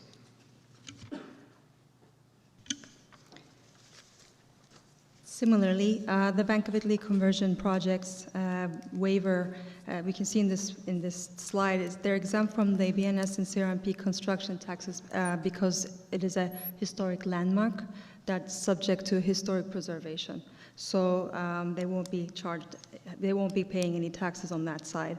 And then in terms of the IHO fees, we see the waiver here around 2.8 and 50% reduction in the parkland in lieu fees.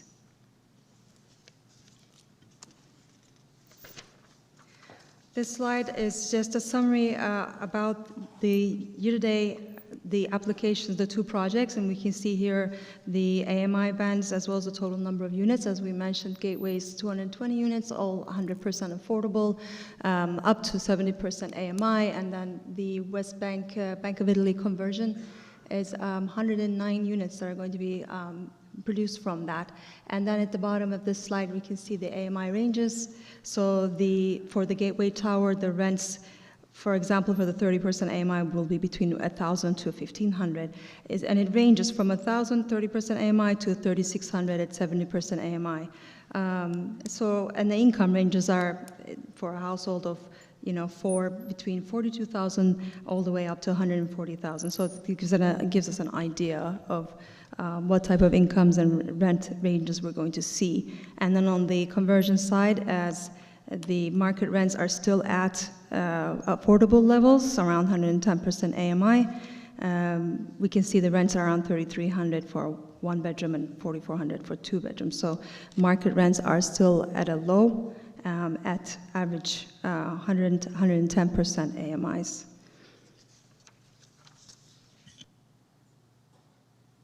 And that's our presentation on these two items, and happy to take your questions. Thank you. Do we have any public comment? Yes, Aaron Berger.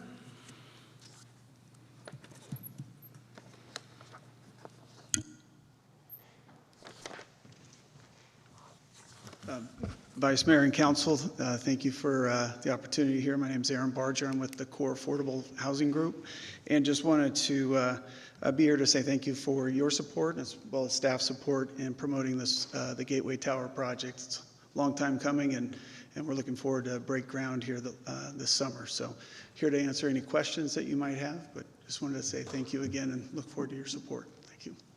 Great, thank you. Thank you for building downtown, and I'm glad to see that the incentives are working, that they incentivized development. That's wonderful. Councilmember Tordillos. Thank you, Vice Mayor. I want to start by just thanking the Housing Department for moving so swiftly to bring both Gateway Tower and the Bank of Italy redevelopment through the downtown residential incentive process. The very first memo that our office wrote after I joined council was in support of the Gateway Tower project, both to support the city's investment in the project and also to establish that tenant preference program to support working artists in our community and help to both bring online over 200 units of affordable housing, but also help to strengthen, reinforce, preserve the unique arts culture in the SoFA district. And then with the Bank of Italy development, this is my personal favorite landmark property downtown.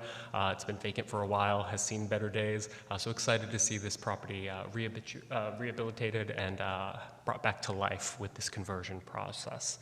So both of these projects are going to bring hundreds of units of much needed housing into our downtown core, and I hope this is really just the tip of the iceberg in terms of the sorts of housing development and density we can see downtown with our continued focus on encouraging housing production. So with that, I will move staff's recommendation. Great. We have a first and a second. Seeing no hands, let's vote.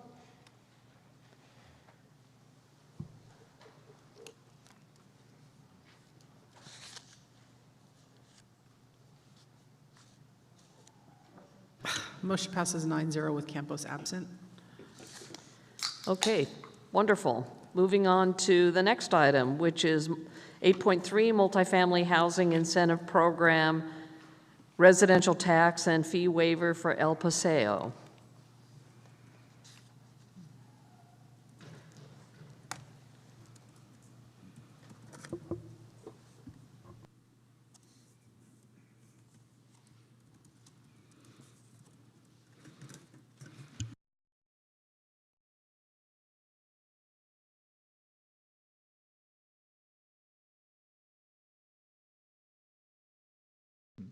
Okay. Thank you, Vice Mayor. So the next project is our other side of our incentive programs, which is our multifamily housing incentive programs. And this is bringing forth a project to admit the El Paseo Saratoga Tower into the program. And so this project, again, going back to December 24th, we talked about 2025, we talked about the cost of residential development, how these incentive programs are designed to really catalyze more projects into construction. So as with the downtown program, both new construction and conversion of office to residential, now we're getting some more production going through the multifamily housing incentive program, which was revised back in December 2024, then again in January 2027 to add additional capacity for future developments like this one. So we're continuing to advance the work around multifamily housing production and building more units in the city today. So Bonu is going to provide some more detail on this project. Thank you, Eric. All right, so the El Paseo project is being developed by Sand Hill Property Company at 772-unit residential development with two buildings, 12-story structure on one with 398 units, and then a 10-story one with 374 units. And from that will be a production of around 39 restricted affordable units at 110% AMI, area median income. I keep saying AMI, but area median income. And then the next slide, this is the proposed tax and fee waivers. As we mentioned, under this program, under the phase one, the first 3,600 units are not subject to the, well, there's a IHO fee here, but this proposal is they're going to be paying the mixed compliance IHO in lieu fee, which is around 13 million, even though there is an IHO waiver that they could have taken. And that fee is going to be put into another project, an affordable, 100% affordable project called Cathedral of Faith at 2315 Canoas Garden Avenue. And then the other side of it is the 50% reduction in the construction taxes, which is, as we can see, around 3.7 million here. This next slide is just a report on the progress of the multifamily incentive program since its activation. And we can see these are the developments that took off since it's been activated since December 2024, and the production of 2,200 units, and out of that, 267 affordable units. And there's more to come. There's about 7 newly added projects that will be eligible this year, and we look forward to seeing a production of around another 2,200 units. Okay, and that is the Multifamily Housing Incentive Program for the mission of this project. And we're welcome to take your questions. Public comment. I see Eric approaching, so we must.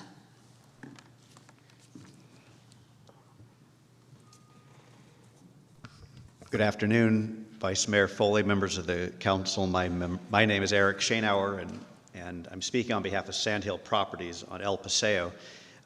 With this incentive consideration, we'll be able to pull our building permit by May so that the superstructure of the towers can actually start coming out of the ground for 772 units of new housing, but also 30,000 square feet of ground floor retail, a park, and a lot of mixed-use amenities for the community.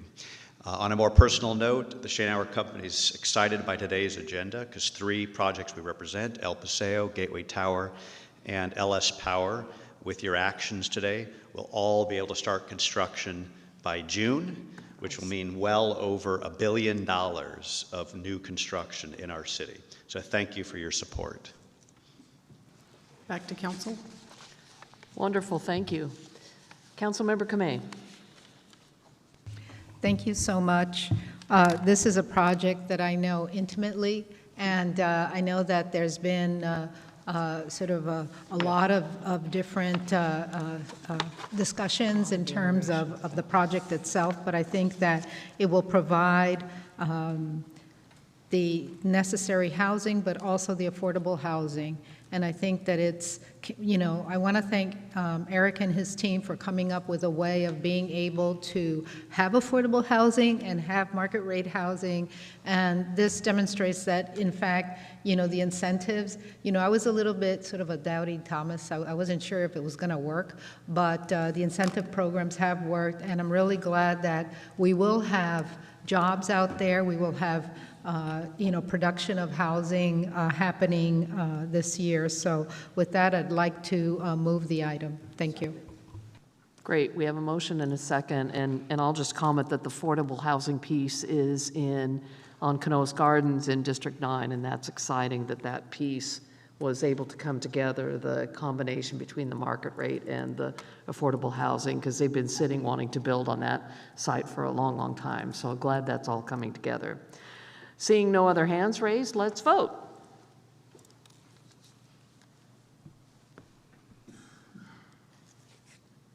Motion passes unanimously. Thank you.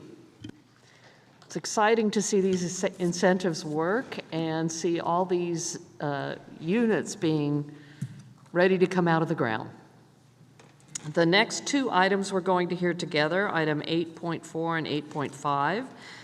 And then we will also have public comment on those two items, and we'll take council comments on those two items together, but then we will be voting on those two items separately. So this is the Housing Catalyst Teamwork Status Report, and then the progress report on the implementation of the general plan housing element.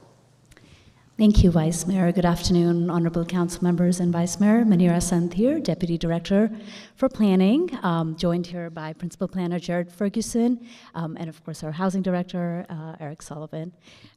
So I'll kick us off with this item. So just to start off with some background, so I'll share some of the history behind the work that the Housing Catalyst team has been doing in preparation for this report over the years, and also how that feeds into the housing element reporting process. So the Housing Catalyst team was established in 2018 to help implement the strategies and policy actions from the city's previous housing crisis work plan. The team meets every 2 weeks and includes staff from 4 departments, as identified here. So we have, of course, PBCE and housing, but we also work collaboratively with the Office of Economic Development and Cultural Affairs and the Department of Parks, Recreation, and Neighborhood Services. As the city developed the 6th cycle 2023 to 2031 housing element, this team continue to play a pivotal role in developing and implementing the programs and strategies in the updated housing element. In June of 2023, the City Council adopted the housing element, and staff proposed the first Housing Catalyst team work plan. The work plan represents the high priority housing strategies and policy actions the team has been focused on since and is also working on currently. It primarily consists of housing element programs, but also includes other related work as directed by the City Council to promote housing in the city. In January of 2024, the state certified our housing element with 130 strategies and a goal of building 60,000 plus units over the 7 years of the housing element cycle. The state monitors progress of how all cities in California are doing against these metrics through submittal of the Housing Element Annual Progress Report, which is required to be submitted to the state by April 1st. Since certification in early 2024, staff has provided annual reports on the Housing Catalyst Work Plan to the Community and Economic Development Committee, followed by a combined item with the Housing Element Update in March to City Council ahead of submittal to the state by this deadline. The report before you today is the result of a close partnership between Housing and PBCE, and I want to recognize the work of several team members that contributed to this effort. With that introduction and background, I'll turn it over to Director Sullivan to walk us through the key housing programs. Thank you. All right, thank you, Manira. So I'll go through very quickly a couple of quick slides here. First, beginning with this slide, which you've seen before. It's a good framework for how it is we think about the work and strategizing around execution. Today, as you've seen just in the items before, we brought forth items under the rent subsidized and restricted, as well as market rate units. So we're continuing to move the progress forward with the hopes that we also get, and looking backwards on the continue on more throughput from our shelter system and more prevention work being done across the entire continuum. But today, we're focused more on the production side of the work. And so part of as we saw today earlier, we brought forth incentive programs, ways in which that we can better bring forth to match what is the capital constraints within the marketplace with tools that we can apply as cities government to better incentivize the production of more market rate production as well as affordable housing production.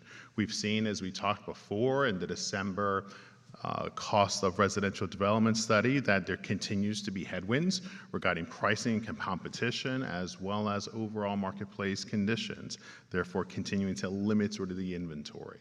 And what are the ways in which that we can address the limitations around housing production inventory by providing incentives and various tools such as our multifamily housing incentive program and downtown incentive program that is moving that needle forward. But in addition to that, we've also, as one of our deliverable items under our focus area, work is item 3.2, which is looking at ways in which we can better link capital to our use of land. And so we did a quick analysis as committed in this study, understanding where our entitlements currently land today. So what you'll see in this table is that there are 103 deals somewhere in the processing, creating over 31,000 units, and a breakdown of where those units are across the different districts. Obviously, District 3, with the inclusion of what was originally sort of promised in the Google redevelopment side, has by far the largest, but you'll see some distribution of units throughout most of the council districts. We then overlay that with the learnings that we had within the cost of residential development and got to the following findings.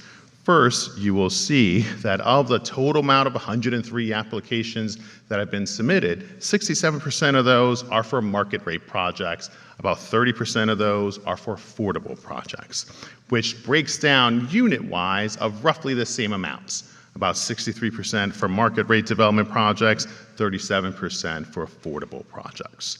Then on the slide on the table to the right, you'll see what is that breakdown of the affordable and market rate projects within the different bill types that we discussed during the December residential cost of residential development. So towers by far are more market rate, just given how completely infeasible they are in the marketplace. We brought forth Gateway, and I mentioned and emphasized that it took a substantial amount of public subsidy to bring that new construction tower in Gateway forward.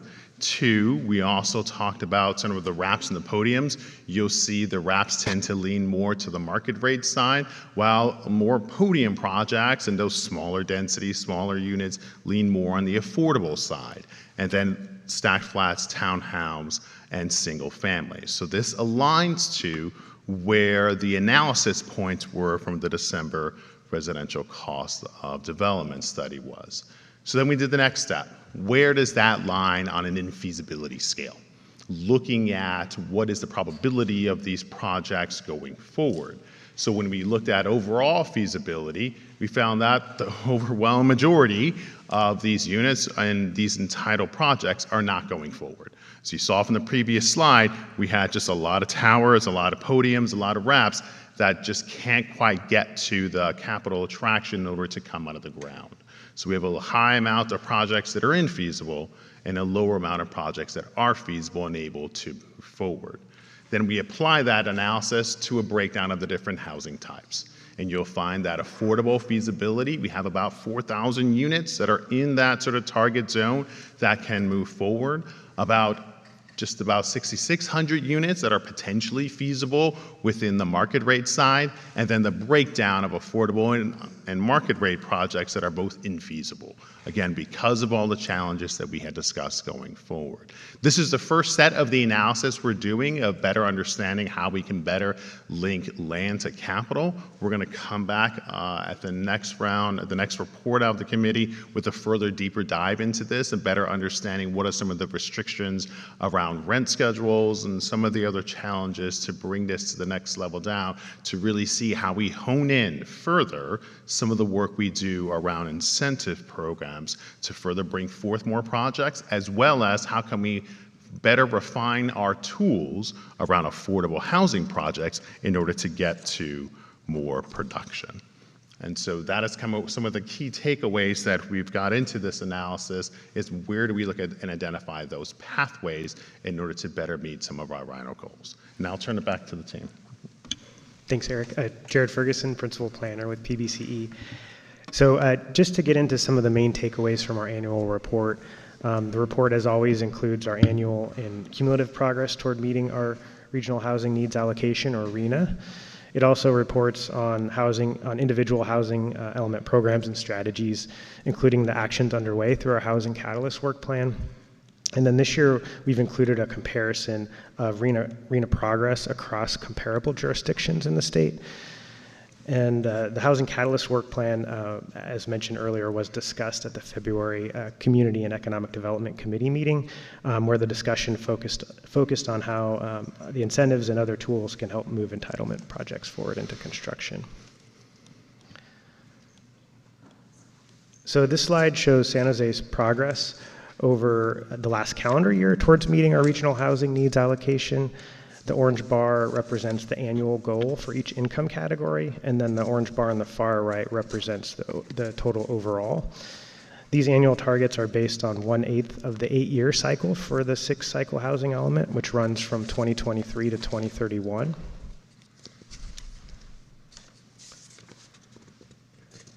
And this next slide shows our cumulative progress in the 6-cycle housing element, which runs from 2023 all the way through 2031. The orange bar on the right shows our total RHNA allocation, 62,200 units, and the bars on the left show the progress by each income category. The data shown here reflects, again, from 2023 through December of 2025. So as I mentioned, we've also done some comparison on San Jose's progress with other large cities, both in the region and across the state in this report. This chart shows each city's total RHNA allocation, and the next column shows the percentage through the housing element cycle that each jurisdiction is at, since regions start their cycles at different times. And then the final column shows the cumulative progress for each city towards their total RHNA goal. So this data reflects through the calendar year 2024, since jurisdictions, as we noted, haven't yet submitted their 2025 annual progress reports. So overall, as you can see, all of the jurisdictions here and in general are behind in their RHNA goals. Our region is even further behind, even when you account for where we're at in our housing element cycle. However, San Jose, as you can see, has performed better than the other large cities in the Bay Area thus far. So getting into some of the specific items in our report, a big focus of planning's work over the past year to advance the housing element and the housing catalyst work plan has been the general plan 4-year review. Two of the most significant 6-cycle housing element work items are part of that effort. Our small multifamily housing program, which is evaluating allowing 4 to 10 units on sites currently designated for lower density housing throughout the city. And then we're also completing a comprehensive evaluation of our urban village planning process as a part of that work. The letter and numbers shown on these slides reference the specific housing element program contained in Chapter 3 of the housing element document. And then planning for additional housing capacity through the 4-year review will help us prepare for the next housing element, the 7th cycle housing element, which is due in January of 2031. The General Plan Task Force began meeting in October and will continue through June of this year.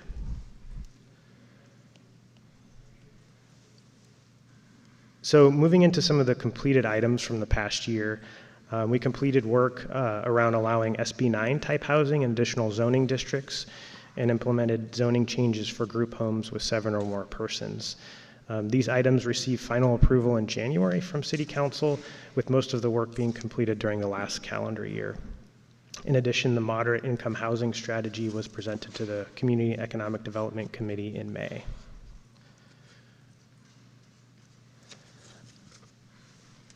So moving to some of the other work items, when the state certified our housing element, it identified several programs it would monitor closely each year as part of its review of our progress.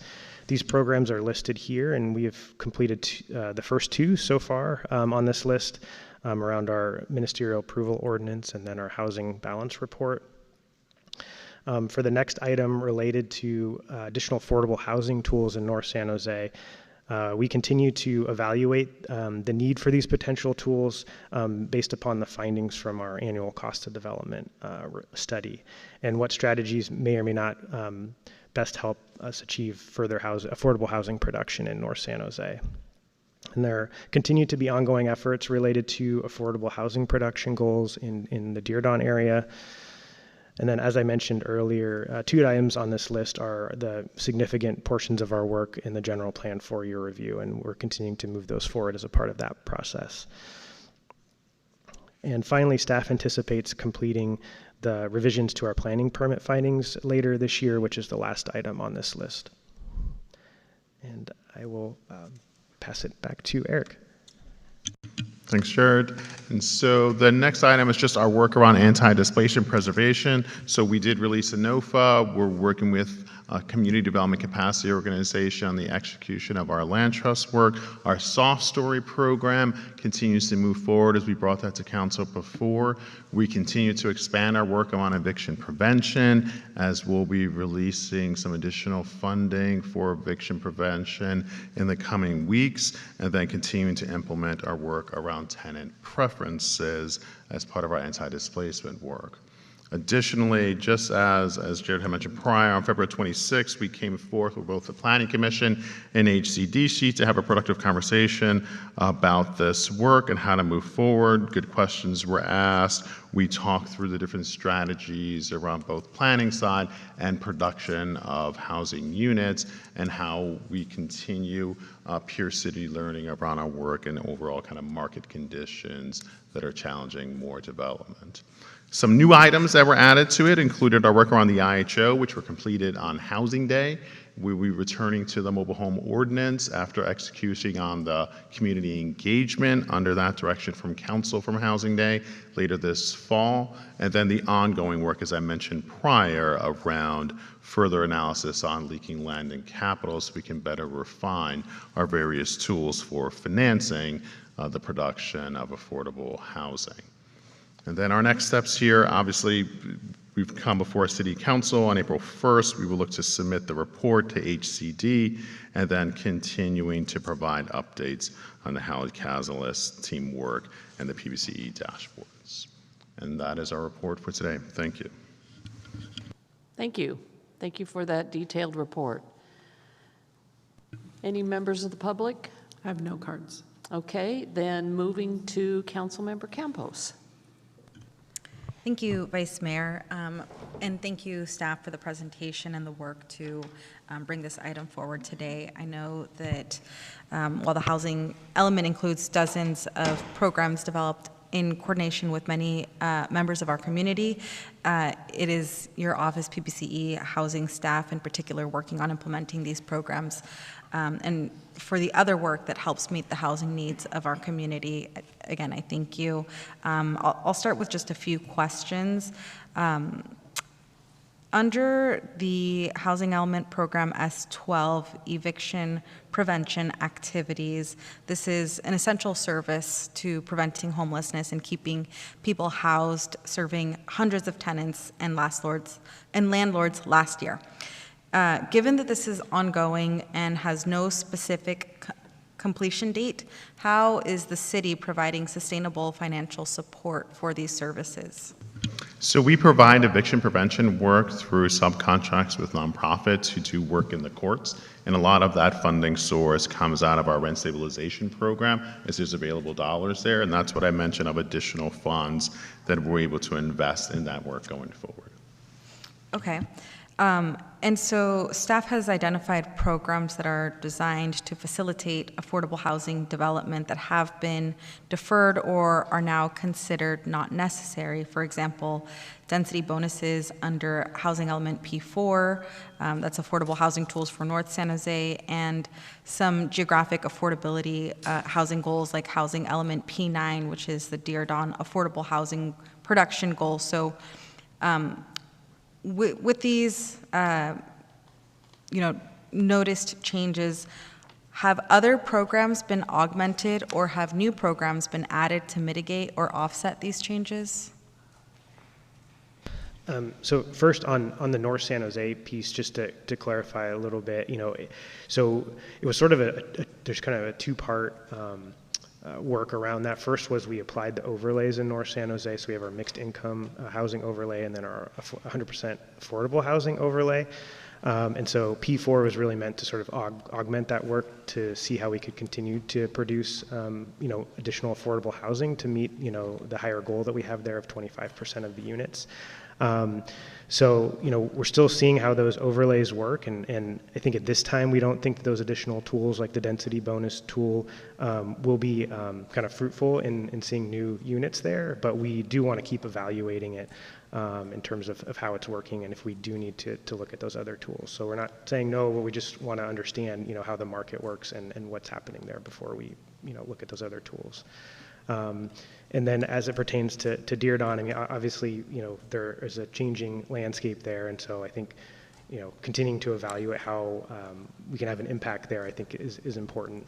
There are a number of other programs, that relate to affordable housing, and I think we continue to look at many ways in which we can deliver on units across, Manira mentioned the 130 programs. So I think it's always about all of the above and how we can continue to advance our goals, because ultimately it's about meeting our RHNA numbers, right? Yeah, absolutely. I know this council is no stranger to conversations around trade-offs, so just wanted to highlight and make sure that staff is doing the work to consider those as changes are being made.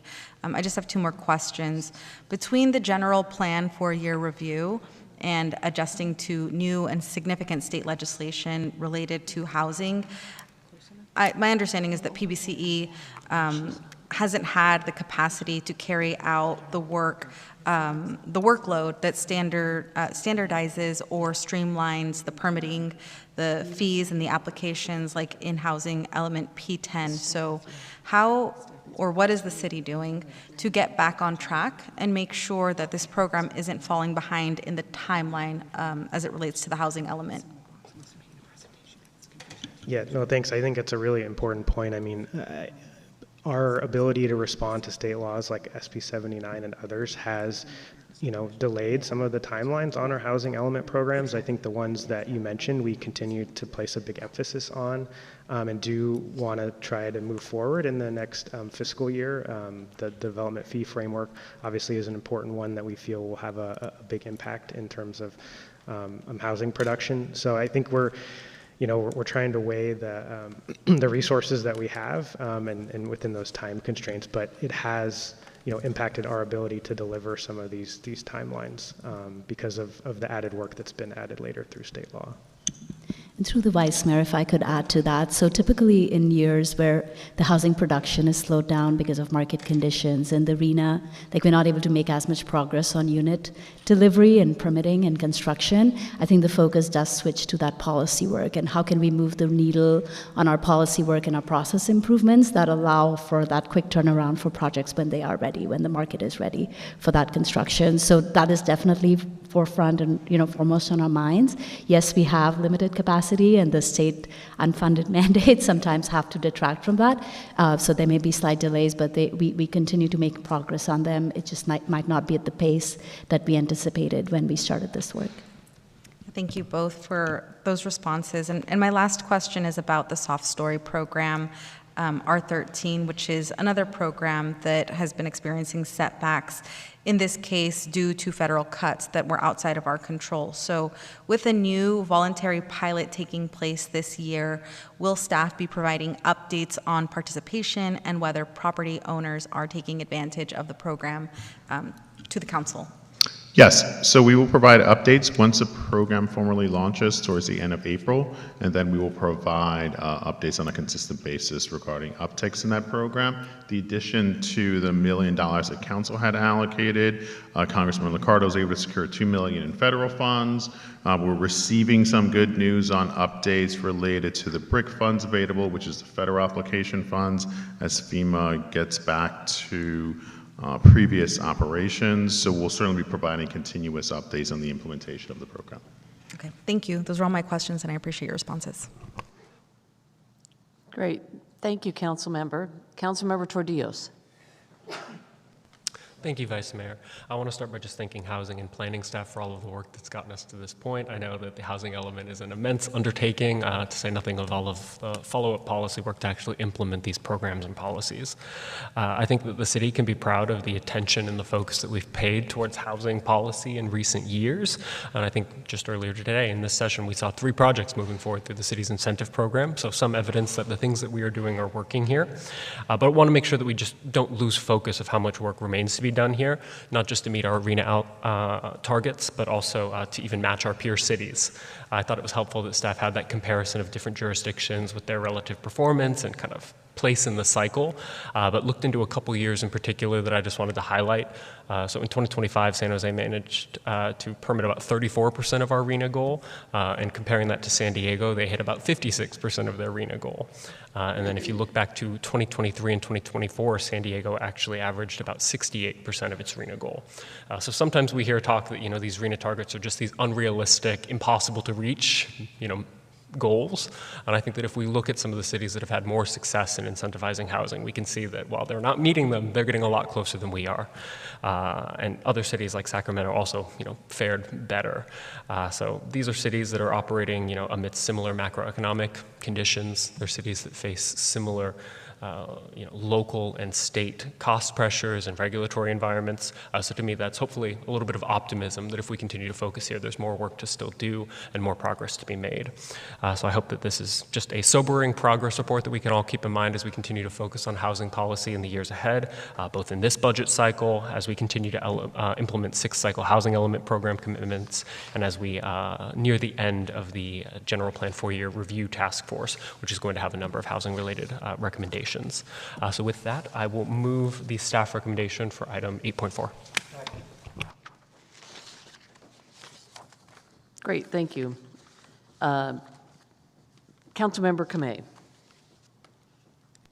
Thank you, and thank you for all your work on this. I know it's very challenging, but we have made some movement, and I think that certainly means that we're at least going in the right direction.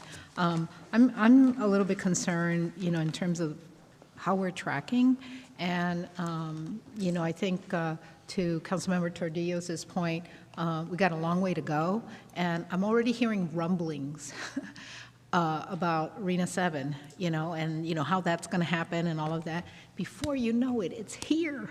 So I'm just wondering, when you look at San Diego and others who are getting to the 50% or, doing well, I know they're in different markets, but are they doing something that perhaps we can look at? Or I don't know, but I mean, I just wonder if there are other things. We've done a lot of things, and this year, the projects that came before us just a little bit ago prove that, yes, we can get something done. But I'm just wondering, have we looked at, some of the things they're doing to see if we could follow suit?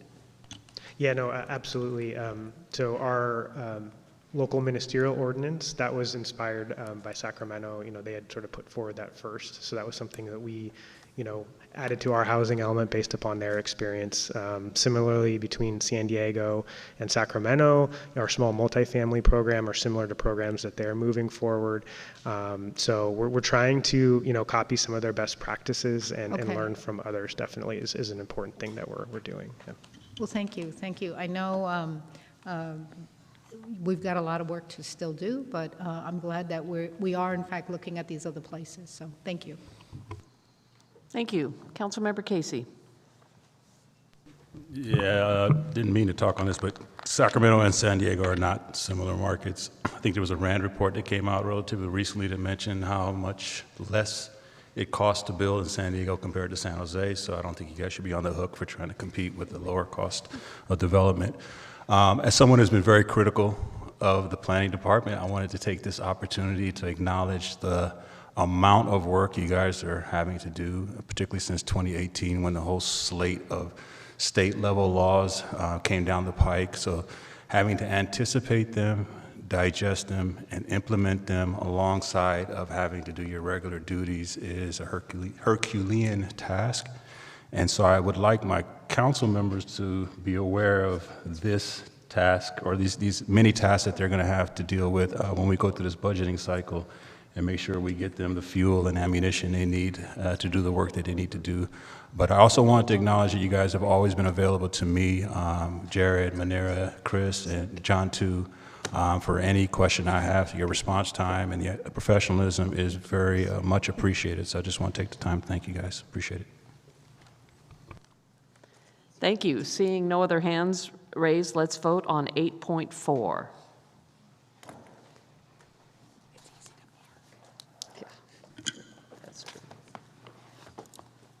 Motion passes unanimously. Thank you. Do we have a motion on 8.5?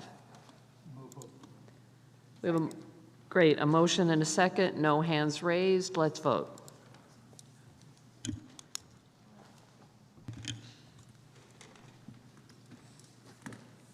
Motion passes unanimously. Okay, great. So concludes the regular session of our meeting. Now we have open forum.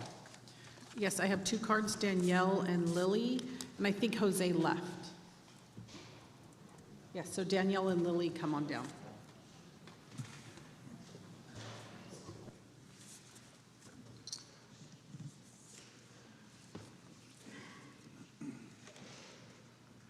Is this on? Yeah. Council members, thank you for your time. Families across San Jose have been deeply engaged in San Jose Unified's Schools of Tomorrow process, yet many feel their voices are not being heard as the district moves toward closing 5 elementary schools, all Title I schools, forcing young children to travel farther to school, across major roads, even across highways like 280 and 101.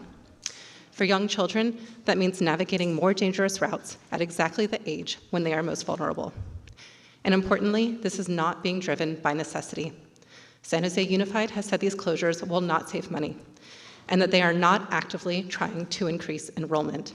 This is a choice, not a requirement. And it's a choice that puts children at risk. We appreciate this council's leadership on Vision Zero and your commitment to safe streets. And we hope you will advocate just as strongly for the safety of these children who are now being placed at greater risk. This decision may sit with... Sorry, that's your time. Next speaker, and also Lisa, come on down.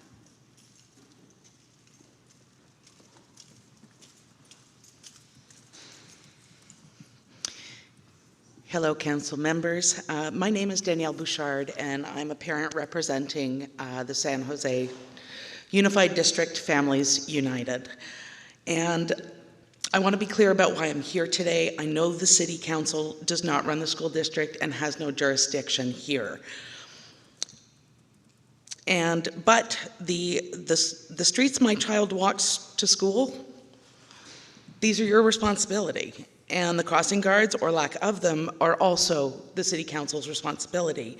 The housing strategy that brings more families into these neighborhoods, that falls on you too. So even if you can't stop this, I'm asking you to use every tool you have, because our kids are going to feel the consequences of the decisions being made right now. And 10 seconds left, so you get my introduction, and that's about it. I will email you all the other things I was going to say. Thank you. Next speaker.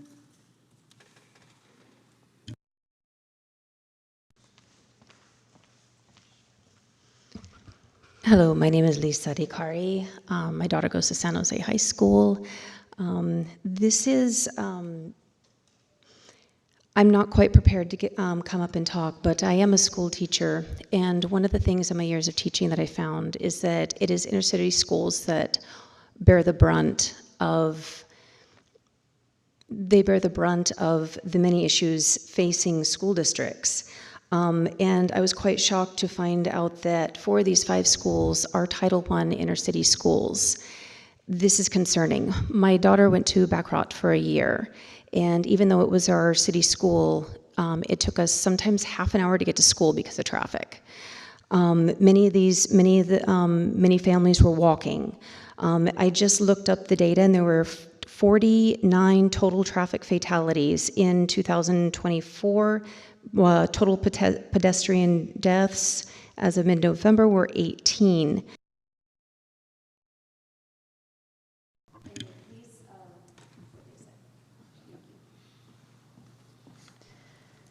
Thank you. I don't want to debate, and I don't want to get into a conversation because we don't have a back and forth, but I do want to say, as the person who led Vision Zero for so many years, I too am very concerned about the safe passages to school. 2 of those schools are in my district, so I'm very, very concerned about traffic and crossing guards and all of those things. So just want you to know it's on my radar, very much so. Back to council. Whoops, I almost forgot the final thing. We stand adjourned. Thank you.